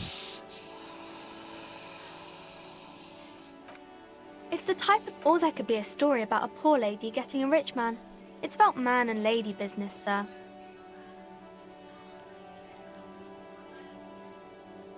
I haven't read many of those. Maybe you should ask Mum. I don't think it's a romance story if the main characters break up, though. Yes, she knows. What was that? An idea for an unfinished novel stuck somewhere in your forebrain? Maybe some about other books?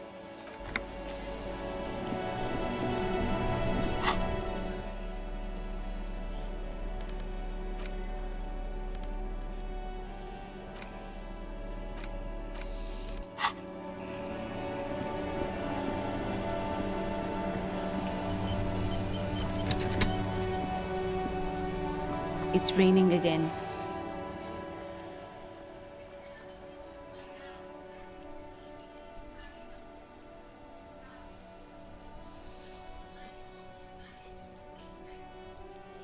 It was clear just an hour ago. Well, this might be the last snow we get. At least I hope so. Snow has nutrients in it. Helps everything green up in the spring.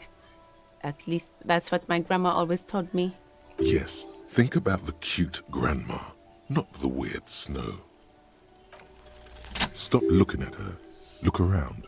What do you see? That's right. And the canal, the bookstore, the harbour gates. This is a great vantage point for keeping an eye on you. No, of course not. I don't understand what this is about.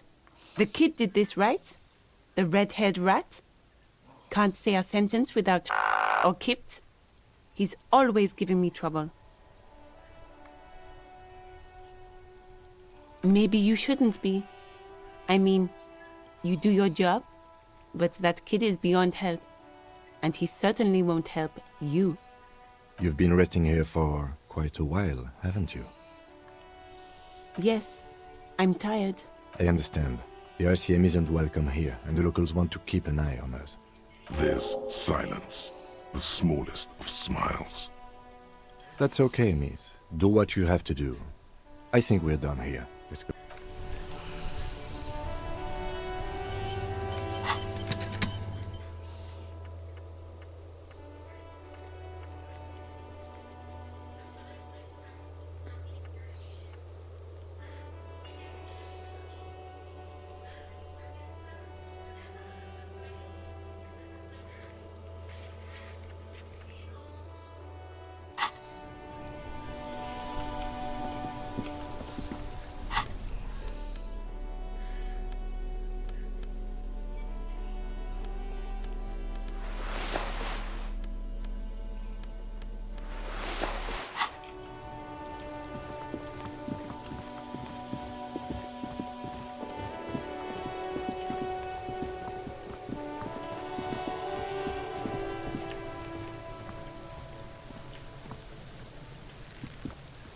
There he still is, looking right through.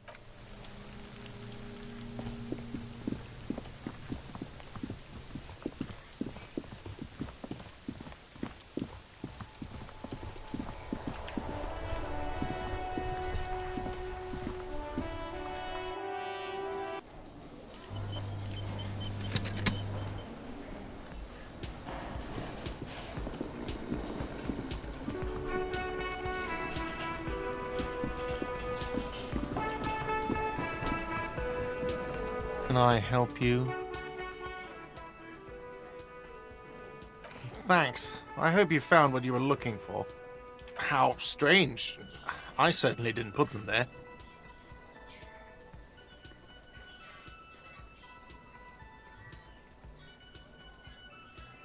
The trash collection service? CS Municipal. I don't see why they would put anything in the trash, though. Ah, the elusive CS Municipal. I doubt we'll be able to track down who was sent here last and when. This will have to be one of those little threads that solves itself down the road. Thank you anyway. Sylvie had the keys before I got here, and I can vouch for her. I can vouch for all my staff. None of us would tamper with the crime scene. Yes? God. Oh, but he should be. Lay it on him.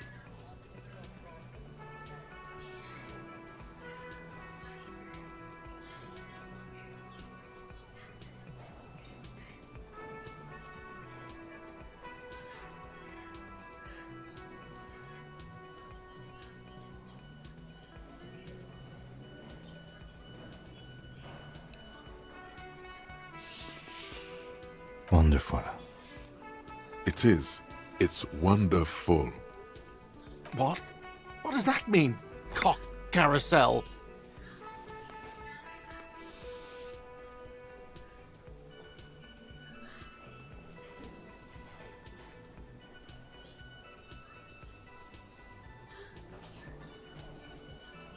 Does it mean you talked to her? What else did she say about me? What else do you need?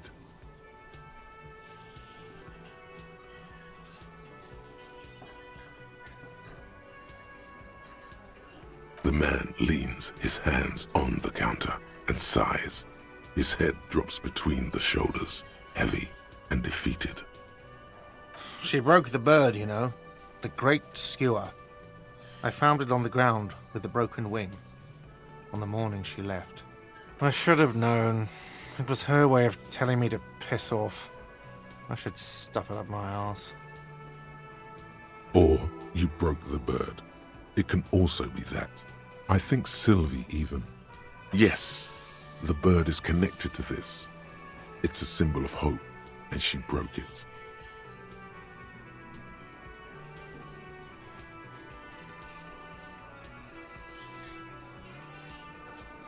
Huh. Cock carousel. I think I understand now. That's what they ride until, like, 39. They ride the cock carousel until the clock runs out. Here, have the rest.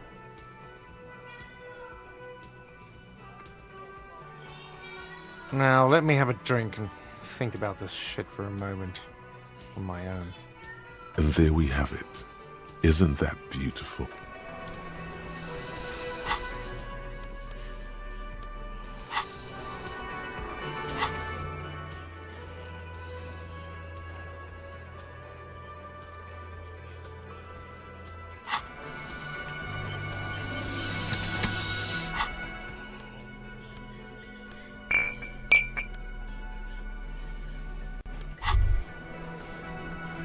Well, hello. Someone seems to have found himself a bottle of alcohol. Light reflects off the green glass of the Commodore Red. Wow, the gods of mass production have made this alcohol container laughably easy to open. A child could have done it. There's a satisfying pop as the cork jumps out, and the hair on your back rises like an army at attention. You've been here before. Nothing. Some mental stuff. Nothing to be worried about.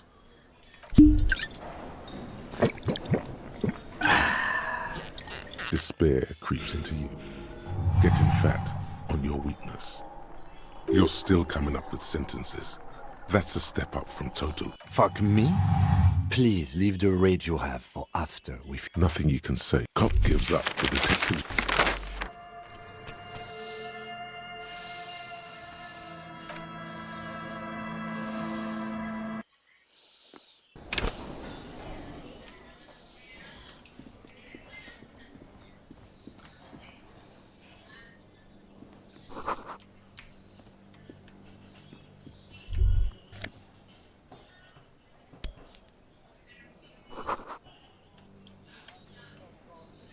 thin man is smoking below an exhaust hood, occasionally sipping from his mug.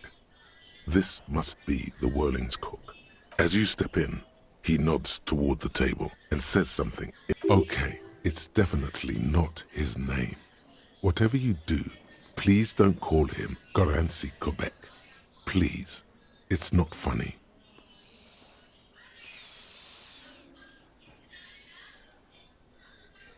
The man puts his cup down and replies something, his left hand drawing arcs in the air. He smiles and bangs his ladle against each of his pots in turn. It's almost like music, especially with the sounds of assorted dishes boiling and simmering on the stove.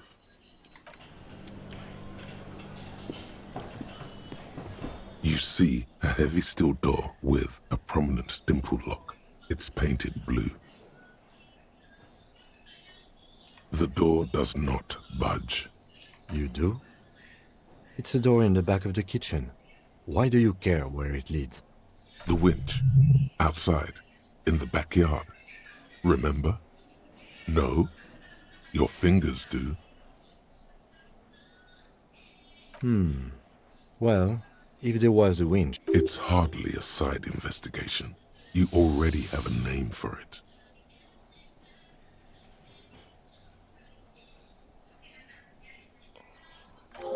Gart is the person to ask about this. The cobalt blue surface, old cobalt paint. It leads to a side build.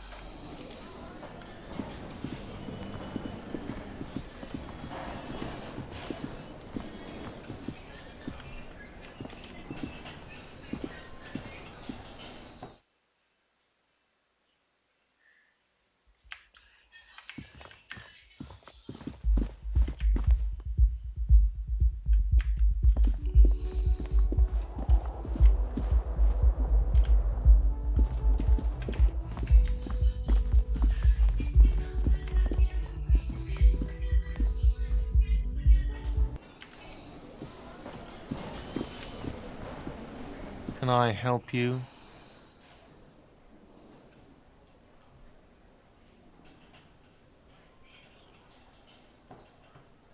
What thing?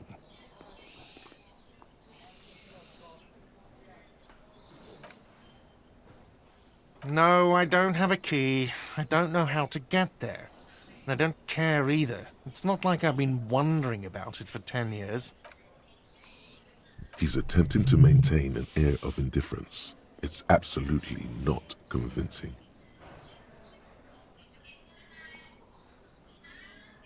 He looks at the dust on his finger and wipes it off. Yes, not the whole damn union, thank God. Just the nastiest. They come here in the evenings. Dumb, unruly types. We should find out who this Lord faction is, occupying the booth. Loudness means talkative, and we need info. We don't. We have to wait. They'll show up sooner or later. You glance at the clock on the wall behind the manager. Huh.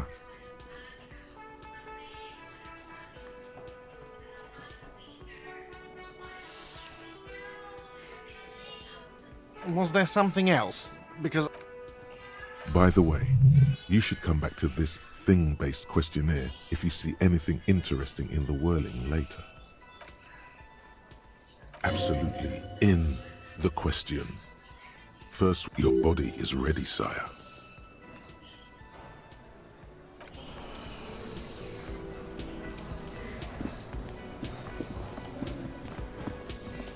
Hello, sweetie. Wait, who's Sweetie? You're a handsome man, officer, with your mustache. But dear, you're not for me. You must forgive me. I'm Lena. My husband Morel and I are staying with our friend Gary just down the street. This Lena is wacky enough for the motley crew. Hire her on the spot.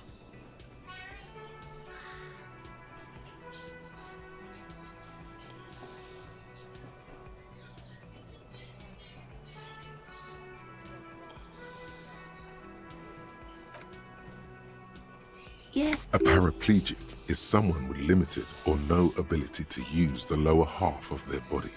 Paraplegia is caused by spinal cord injuries, like falling from a great height, or a grenade explosion. That's quite all right. I'm used to people asking questions. I know they're thinking about it anyway. Yes, officer. You look rather dazed. Like a stunned fox. But surely things can't be that bad.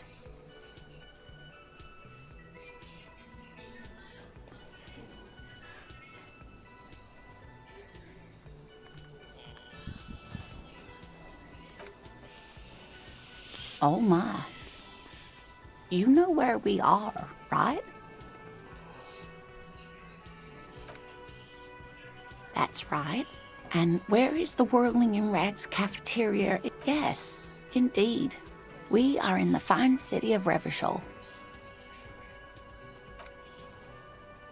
The new disco dancing. It seems like a lifetime ago. Much has changed, but it is still the most beautiful city in the world. Speaking of history, you know what year it is. Yeah, that's right, dear. How splendid. Here, take this pen. Her relief is palpable. She was getting pretty worried about you there. I can tell that this is taxing for you, so I'll just ask one more question. What regime are we living under? What mode of government?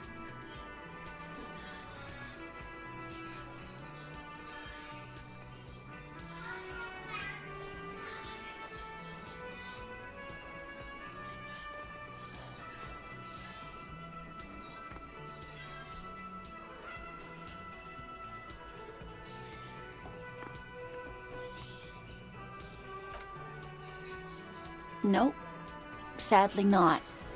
Revachol is what's called a zone of control. Meaning, buying is voting.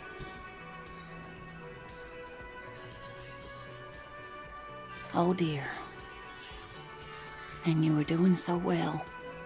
There aren't any cops in Revachol, not in the traditional sense, but we should stop for today. She's scared now.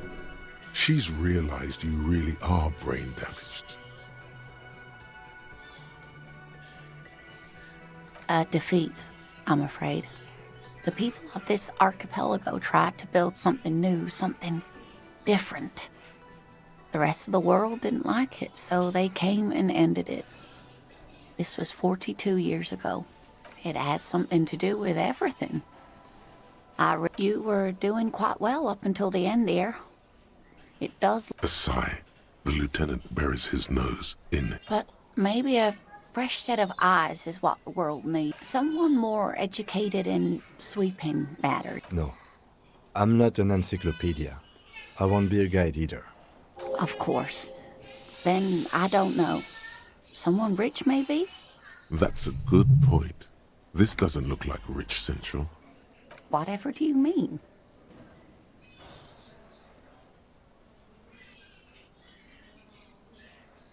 Sequence killers? Oh my. A partner who needs you to help him get a corpse down from a tree.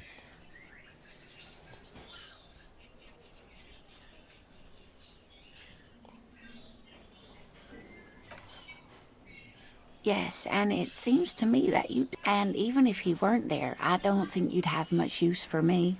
I really would like to help out, but I don't want to slow you down. Of course, dear. Yes?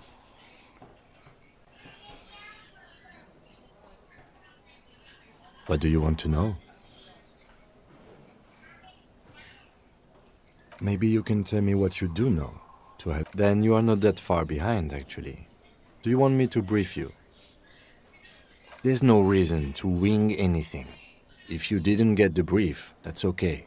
3 days ago, the RCM emergencies desk received a rep. During that time, the victim had a security guard or worker of some sort hired by Whelp. They didn't identify themselves in any... There's a strong prejudice against involving the RCM in what's seen as union matters. The Dock Workers Union is the de facto police in Martinez. That's us, the Revachol Citizens Militia. We're the RCM, or the Revachol Citizen Militia, is the police force you and... Just to be clear, We are police officers. It's our job to find the killer. That's the case. Uncover and arrest the killer. No, it's not a particularly mysterious case. The deceased is a security guard for a corporation involved in a labor dispute. It doesn't take a DeLorean polymath to put the pieces together.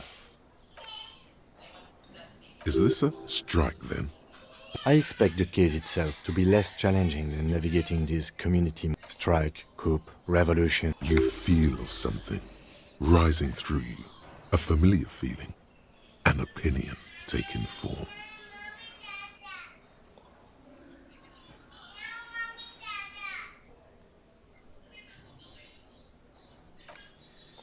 From an imaginary fan. Now, was there anything else you wanted to know about? I'm afraid you and I are pawns in a... You don't know? I assumed you were in on it. It's just stupidity. We shouldn't waste any more time on it. Later. Was there anything else you wanted to know about the case? Good. Me? I don't see how my life is pertinent. That's a fair point. All right, for the good of the investigation. That's correct. You feel a slight urge to put the lieutenant down for this, but you can't quite muster enough testosterone.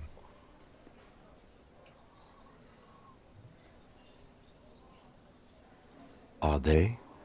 They are mostly just cumbersome. That's because I'm half Seolite, or quarter. My father's father was from Seoul. So was my grandmother, but from my mother's side. It's not an interesting topic.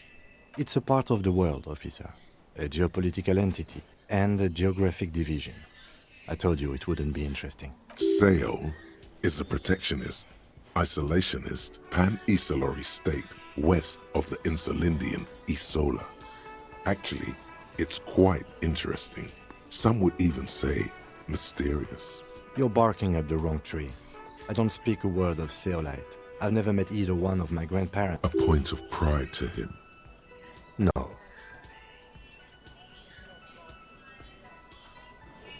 The lieutenant nods. What do you mean? I have no idea what... The lieutenant's conceptualization skills must be rather rudimentary. What? The lieutenant produces his small blue... We all have our different need. Good. Let's change the subject. No response. He's having trouble processing it, believing it even.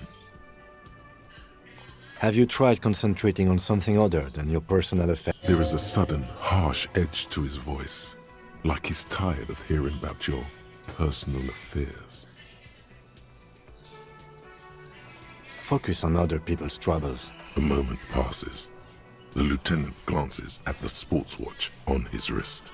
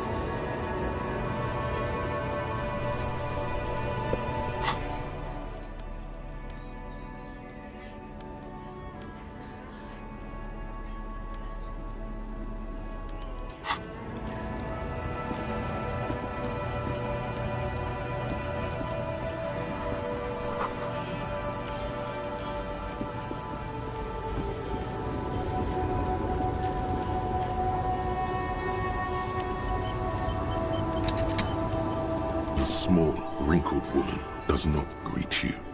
The photo, an ambrotype from the turn of the century, as golden as her smile.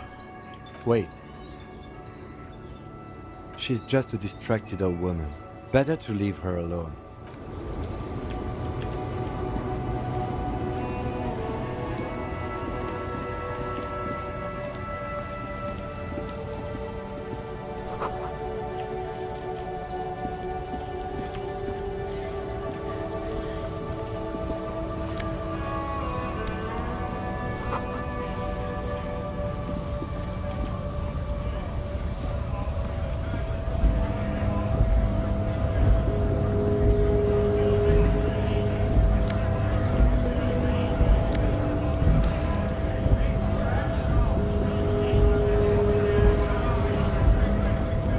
Bastards! We have a right to work! Hold up and stay frosty, everyone. Cops are here. You here to fuck with us? Beat the honest worker down. We're here to fight for a cause. Stripes usually have problems with people who have causes.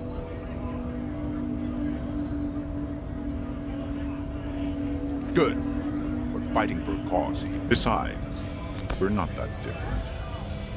It helps if people see us talking, cops and strikebreakers together. Rights of people. His manner of speaking is wooden, the tone of voice bland and uninspired, almost as if compiling replies from a set of learned phrases. Might be time. Let the fact I don't trust cops, but I can see you understand the right to work! Right to work!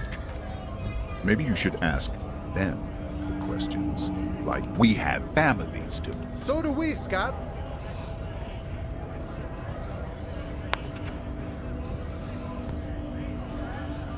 Have fun. Union shits are on full strike. Don't think they're going to let you... I know nothing about a murder. Wouldn't put it past these harbor buck. Right to work! It's shameful. Cops doing nothing. You should bring backup. Open up the gates for us. Blockading gainful employment for workers. We're pity. Let us work! Honest men and women, we came here to help the... I have a question. Why do all these men follow your leadership? You think they follow because I'm big and loud? No. They follow the rules of the market, the rules of the economy, because we were promised work. We'd be in there, working, if the bastards hadn't shut the gates. The physically impressive man tower has turned his attention back to the...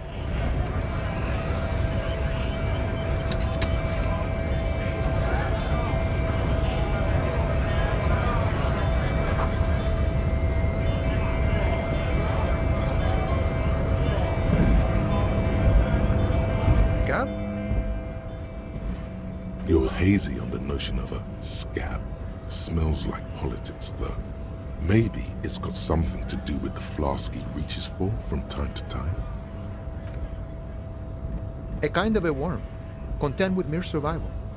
They come, they want to do our job for shittier pay, screwing over both themselves and us. Everybody loses. Beats me. Somewhere in the ground, I think. Gotta be bloody stupid or freaking evil to scab. Personally, I'd rather beg than scab. If the gentleman shouting on the street came begging, maybe they'd have gotten something. We've explained the matters, but they don't listen. This lot would be reasonable and go home if the big guy wasn't riling them up all the time. Big guy. He means the leader of the scabs. I was just messing with you. No one's ever seen a cop scab. Imagine, you cops going on a strike, but then another cop comes in and says, "Let us cop for less money." Speaking of, what brings the RCM here? To the Wild North? Come to see the strife? Murder, huh? That sounds like a lot of hard work. You'd never see me investigating a murder.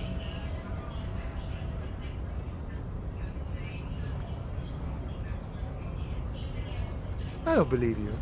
Post Laventurier said the same thing. They tried to get me to be their postman. so fun, so easy, they said. It's just walking. It wasn't. I'm doing much better here at the harbor, being an honest union man with a lot of free time on his hands. You know, serious business. I'm sure the big boss will be glad to tell you. He's a chatty guy. Wants to talk about the strike too. Just can't break the command structure and tell you now. My friend, I respect the right to roam. The open range awaits. I don't operate in that capacity. I'm not a granter of passage. If it's all so simple, why don't the strikebreakers just go up? Aye. Walk right past Measurehead and go in. Yeah, the 2.5-meter tall Semini supremacist there. Walk right past him, then press the button to unlock the door, then go past him again, and you enter the arbor through the office. Está.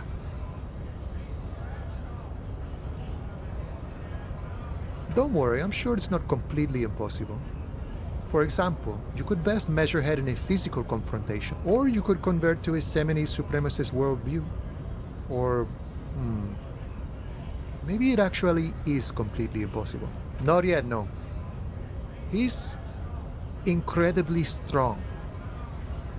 Jean-Luc himself would say the philosophy has proven... Sure. Sure thing, my friend. I can help you out.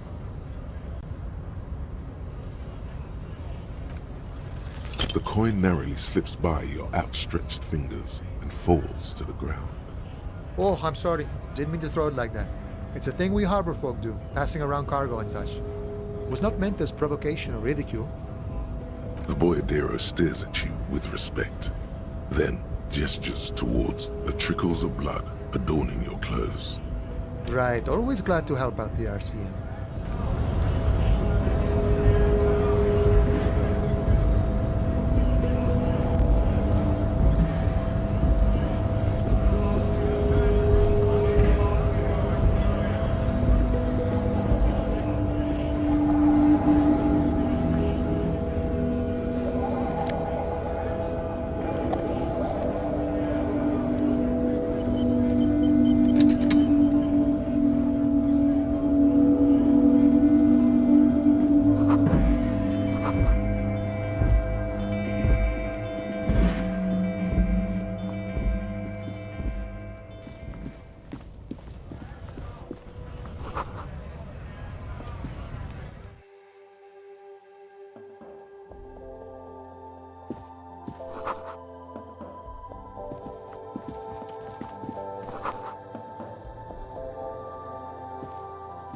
You see several packaged raincoats. The packages are small, discreet, sloppily stacked, making... What is what? If you want to buy one... Her attention is drawn to the tear machine stand. Oh, that's the tear machine.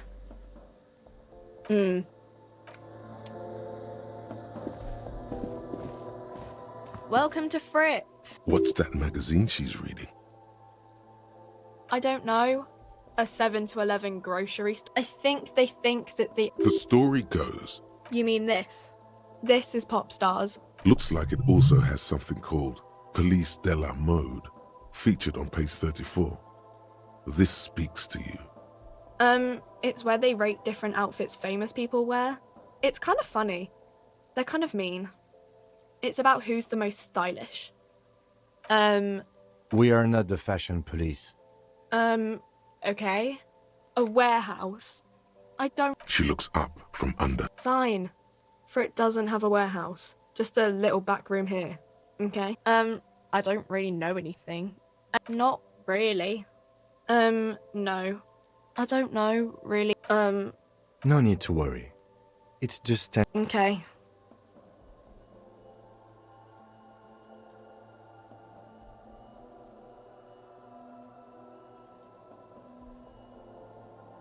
Uh-huh. Reality. She is like a student, unexpectedly. I don't really know anything. I mean, I'm 15. Yeah. That I don't know. What about it? We're in for it as mankind. What will her essay prompt be? We're in a transit. I don't know. The clock shows the time at 10:09. The hands seem to be still. When ordinary people. Yeah, it happened like our government. Or do you mean cool? A colourful display. The bottles wink at you. There, in that dark green glass. All in vain. The great flowing river of warmth. Wine, alcohol. Beer, alcohol. Love, alcohol. The beauty, the truth. I'm obliged to inform you that both alcohol and cigarettes damage your health. A small cabinet on the wall is their logo is. Just ask me if you need anything from Saint Baptiste.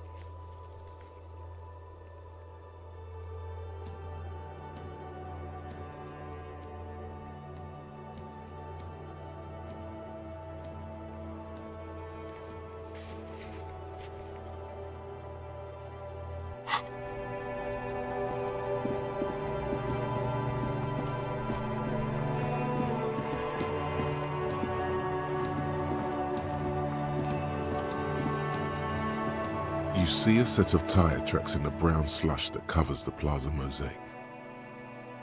Cop habit. This isn't case related, you think.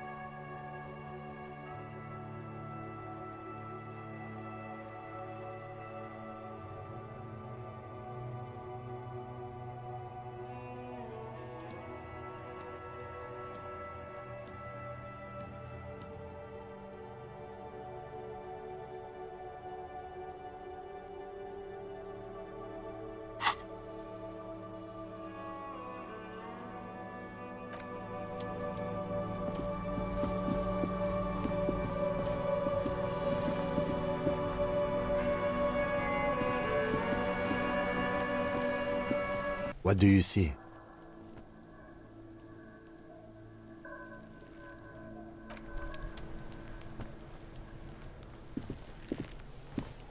There he still is, looking right through you with his white eyes. The smell is repulsive.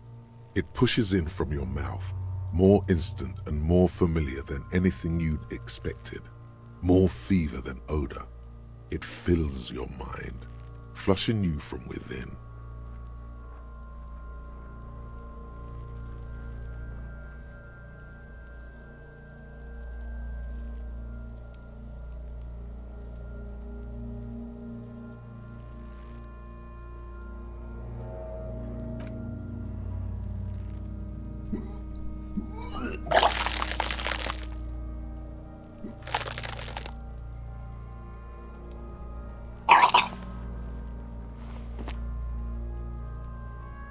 You feel a great force until a pool of vomit lies under your feet.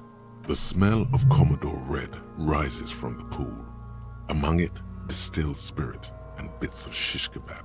It's okay. Happens to everyone. Keep it. The hangover is clearly making this worse for you. You could use some ammonia to clear your head. There's the fruit nearby. Maybe they have some in their apothecary. If they don't...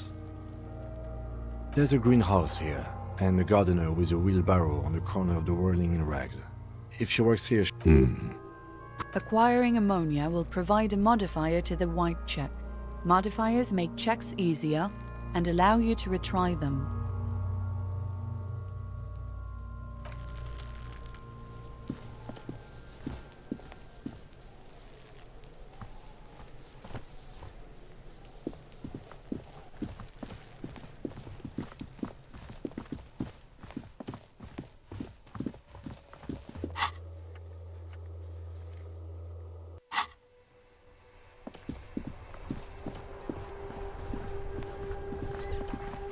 Hello again, officer. How are things? Sure, I'm done with it. Go easy on that stuff.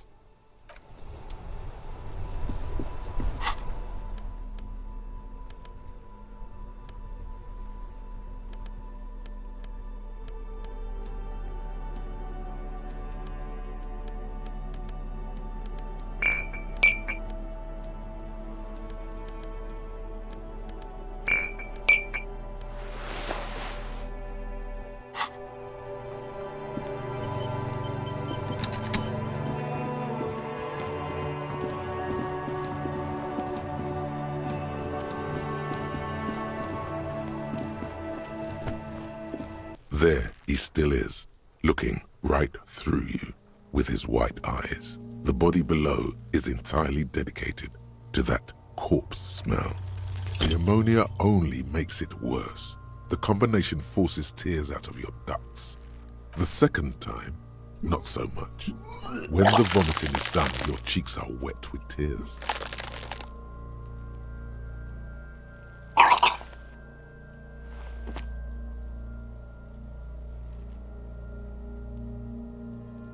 Nor does the wind right now.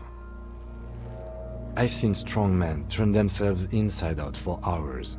You are facing tough odds here. Alcohol withdrawal makes it considerably harder.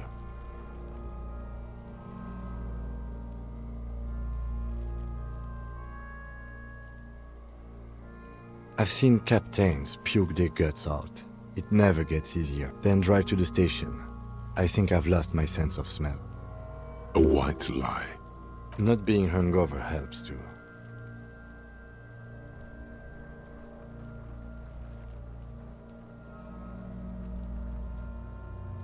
No. This is a two-man. You need to get your shit together. We should go talk to the locals. Find something else to do while the wind changes. You've gained a thought. When this dialogue is over, Give it half an hour. Get yourself together.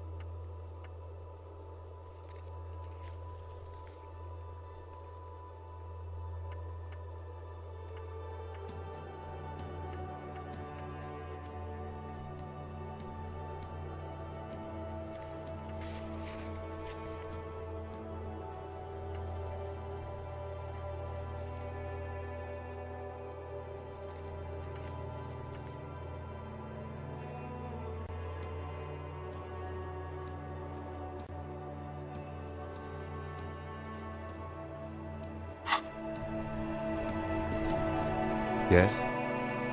Excuse me?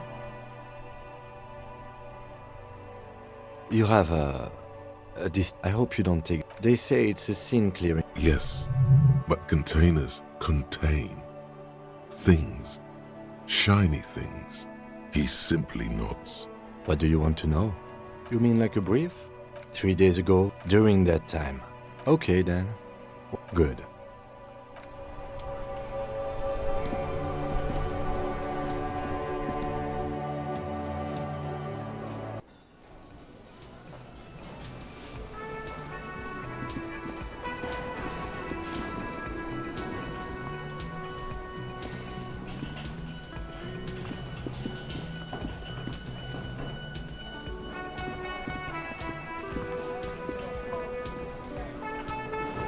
Can I help you?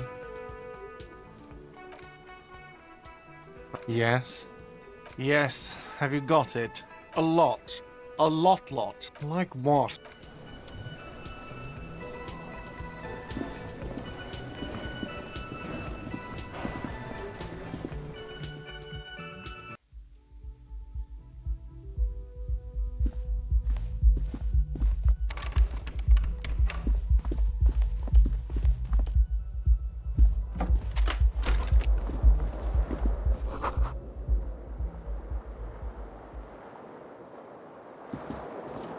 The bed is cold and not particularly inviting. The option to go to sleep becomes available every night.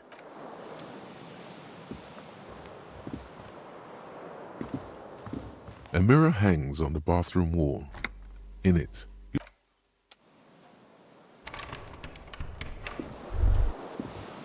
Kim also tries not to look at the pile of tape viscera on the carpet. The man is finding it hard not to trip on the tape and not to send any of the bottles rolling, where unidentifiable sludge makes it hard for him to breathe. No problem, officer.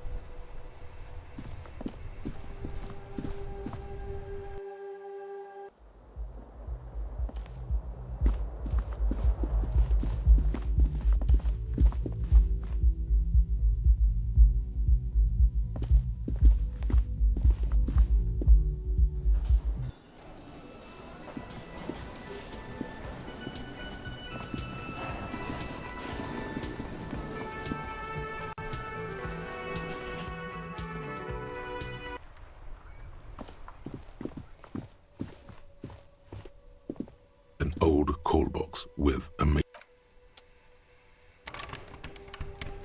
old call box. An off-key melody starts playing after you ring the doorbell.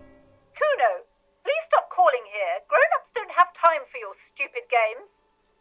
She thinks you're the gremlin child. What would he say to this? Oh, I'm sorry, officer. I thought you were... But the doorbell is broken, and the bookstore shouldn't even be on the list anymore. So I can't help you. Please don't call here again. Thanks. A single beep indicates that the line has gone dead. You ring the doorbell, but no one answers.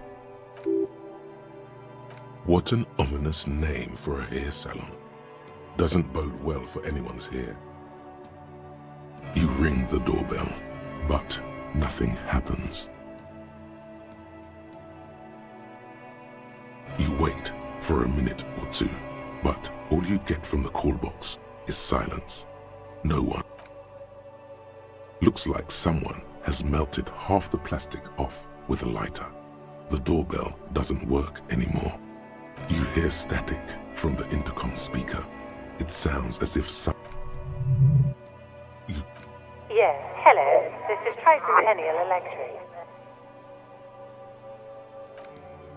She sounds almost antique, as if her voice was being played off an old wax cylinder. Wait, but what happened to Slipstream SCA? There's no Tricentennial Electrics on the list.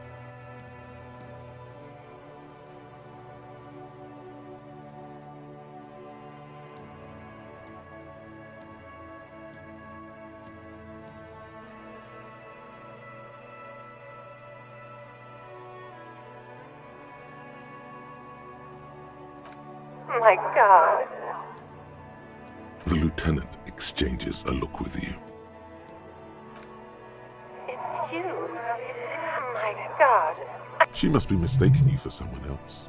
Who cares that you don't remember her? Just go along with it.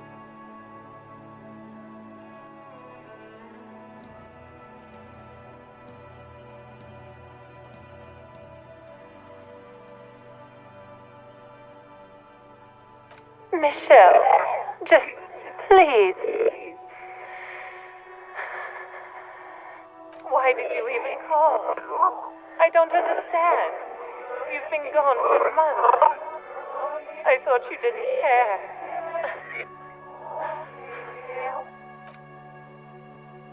A spot of static overrides her word. It's so nice to be able to finally meet again. She sounds like she's about to cry. She doesn't answer. Silence. The only thing you can hear now is static and waves washing ashore on the bay. Another seagull passes by. It must have been some kind of faulty wiring. We should maybe stop playing with this doorbell. It looks ancient. You press the number sign on the keypad that terminates the call. 12 name cards on the call box read. Silence. No one's home. Silence. No one answers the doorbell. Nothing happens after you ring the doorbell. Silence. No one answers your call. This button looks new, but someone has removed. Huh. This button looks new. It's probably not connected yet.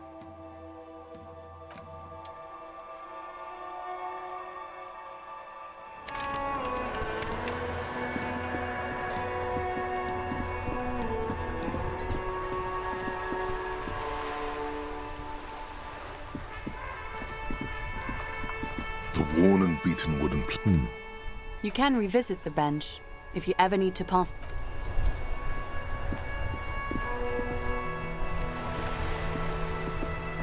Have you no shame? Whining about René. You a man. I'm trying to, but you keep. These manly men are playing balls. This is a ball game. No, you got this. There's the ball. You're the game. See? Could the objective of the game be to throw the metal ball so it Ah, mon Dieu. I hope you pass out from it. Trying to throw something as close to... Shush. Ignore them. They don't know what they're doing. They're old. You are letting down yourself and the team. Doesn't matter what team. Pick a team. Any team. The eyes on the ball, Dinky Winky.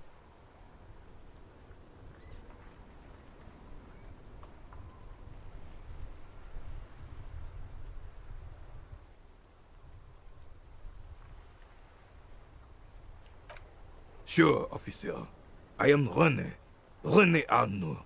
And my special... Unfortunately, I don't. In Martinez, the union is the law. Cop is a pejorative term. He doesn't know about the crime. Your time is better spent discussing... I'm confident they are indispensable in regard to all the paperwork. No man can afford to turn his eyes to the horizon if his rear... The RCM doesn't discriminate. Women, unlike men, they also have to deal... I'm glad at least some people keep... Yes. The terrain here provides an I do. Fire. Why what? Because that's what happens when communards hijack your country, execute your supreme leadership, and turn your capital into a slaughterhouse. You use heavy ordnance to clean up your home. Commies, communists, socialists. Sadly, no.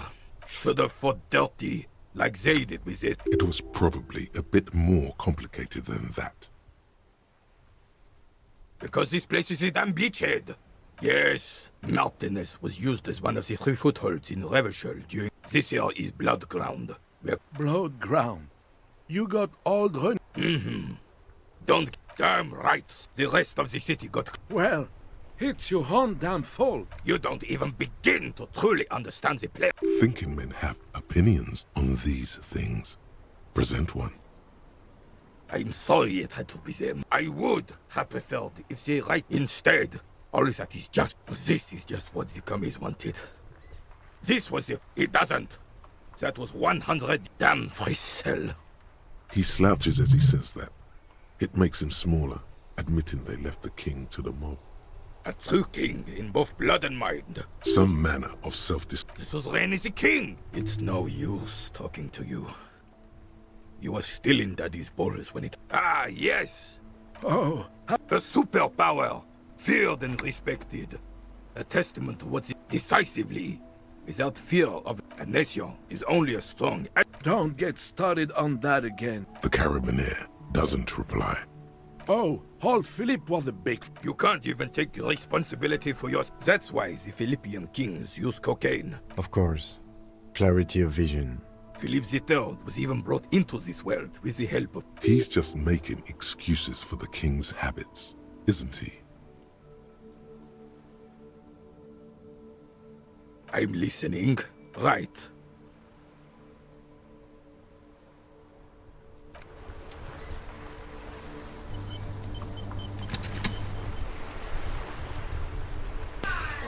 Thank you. I'll end the stream now.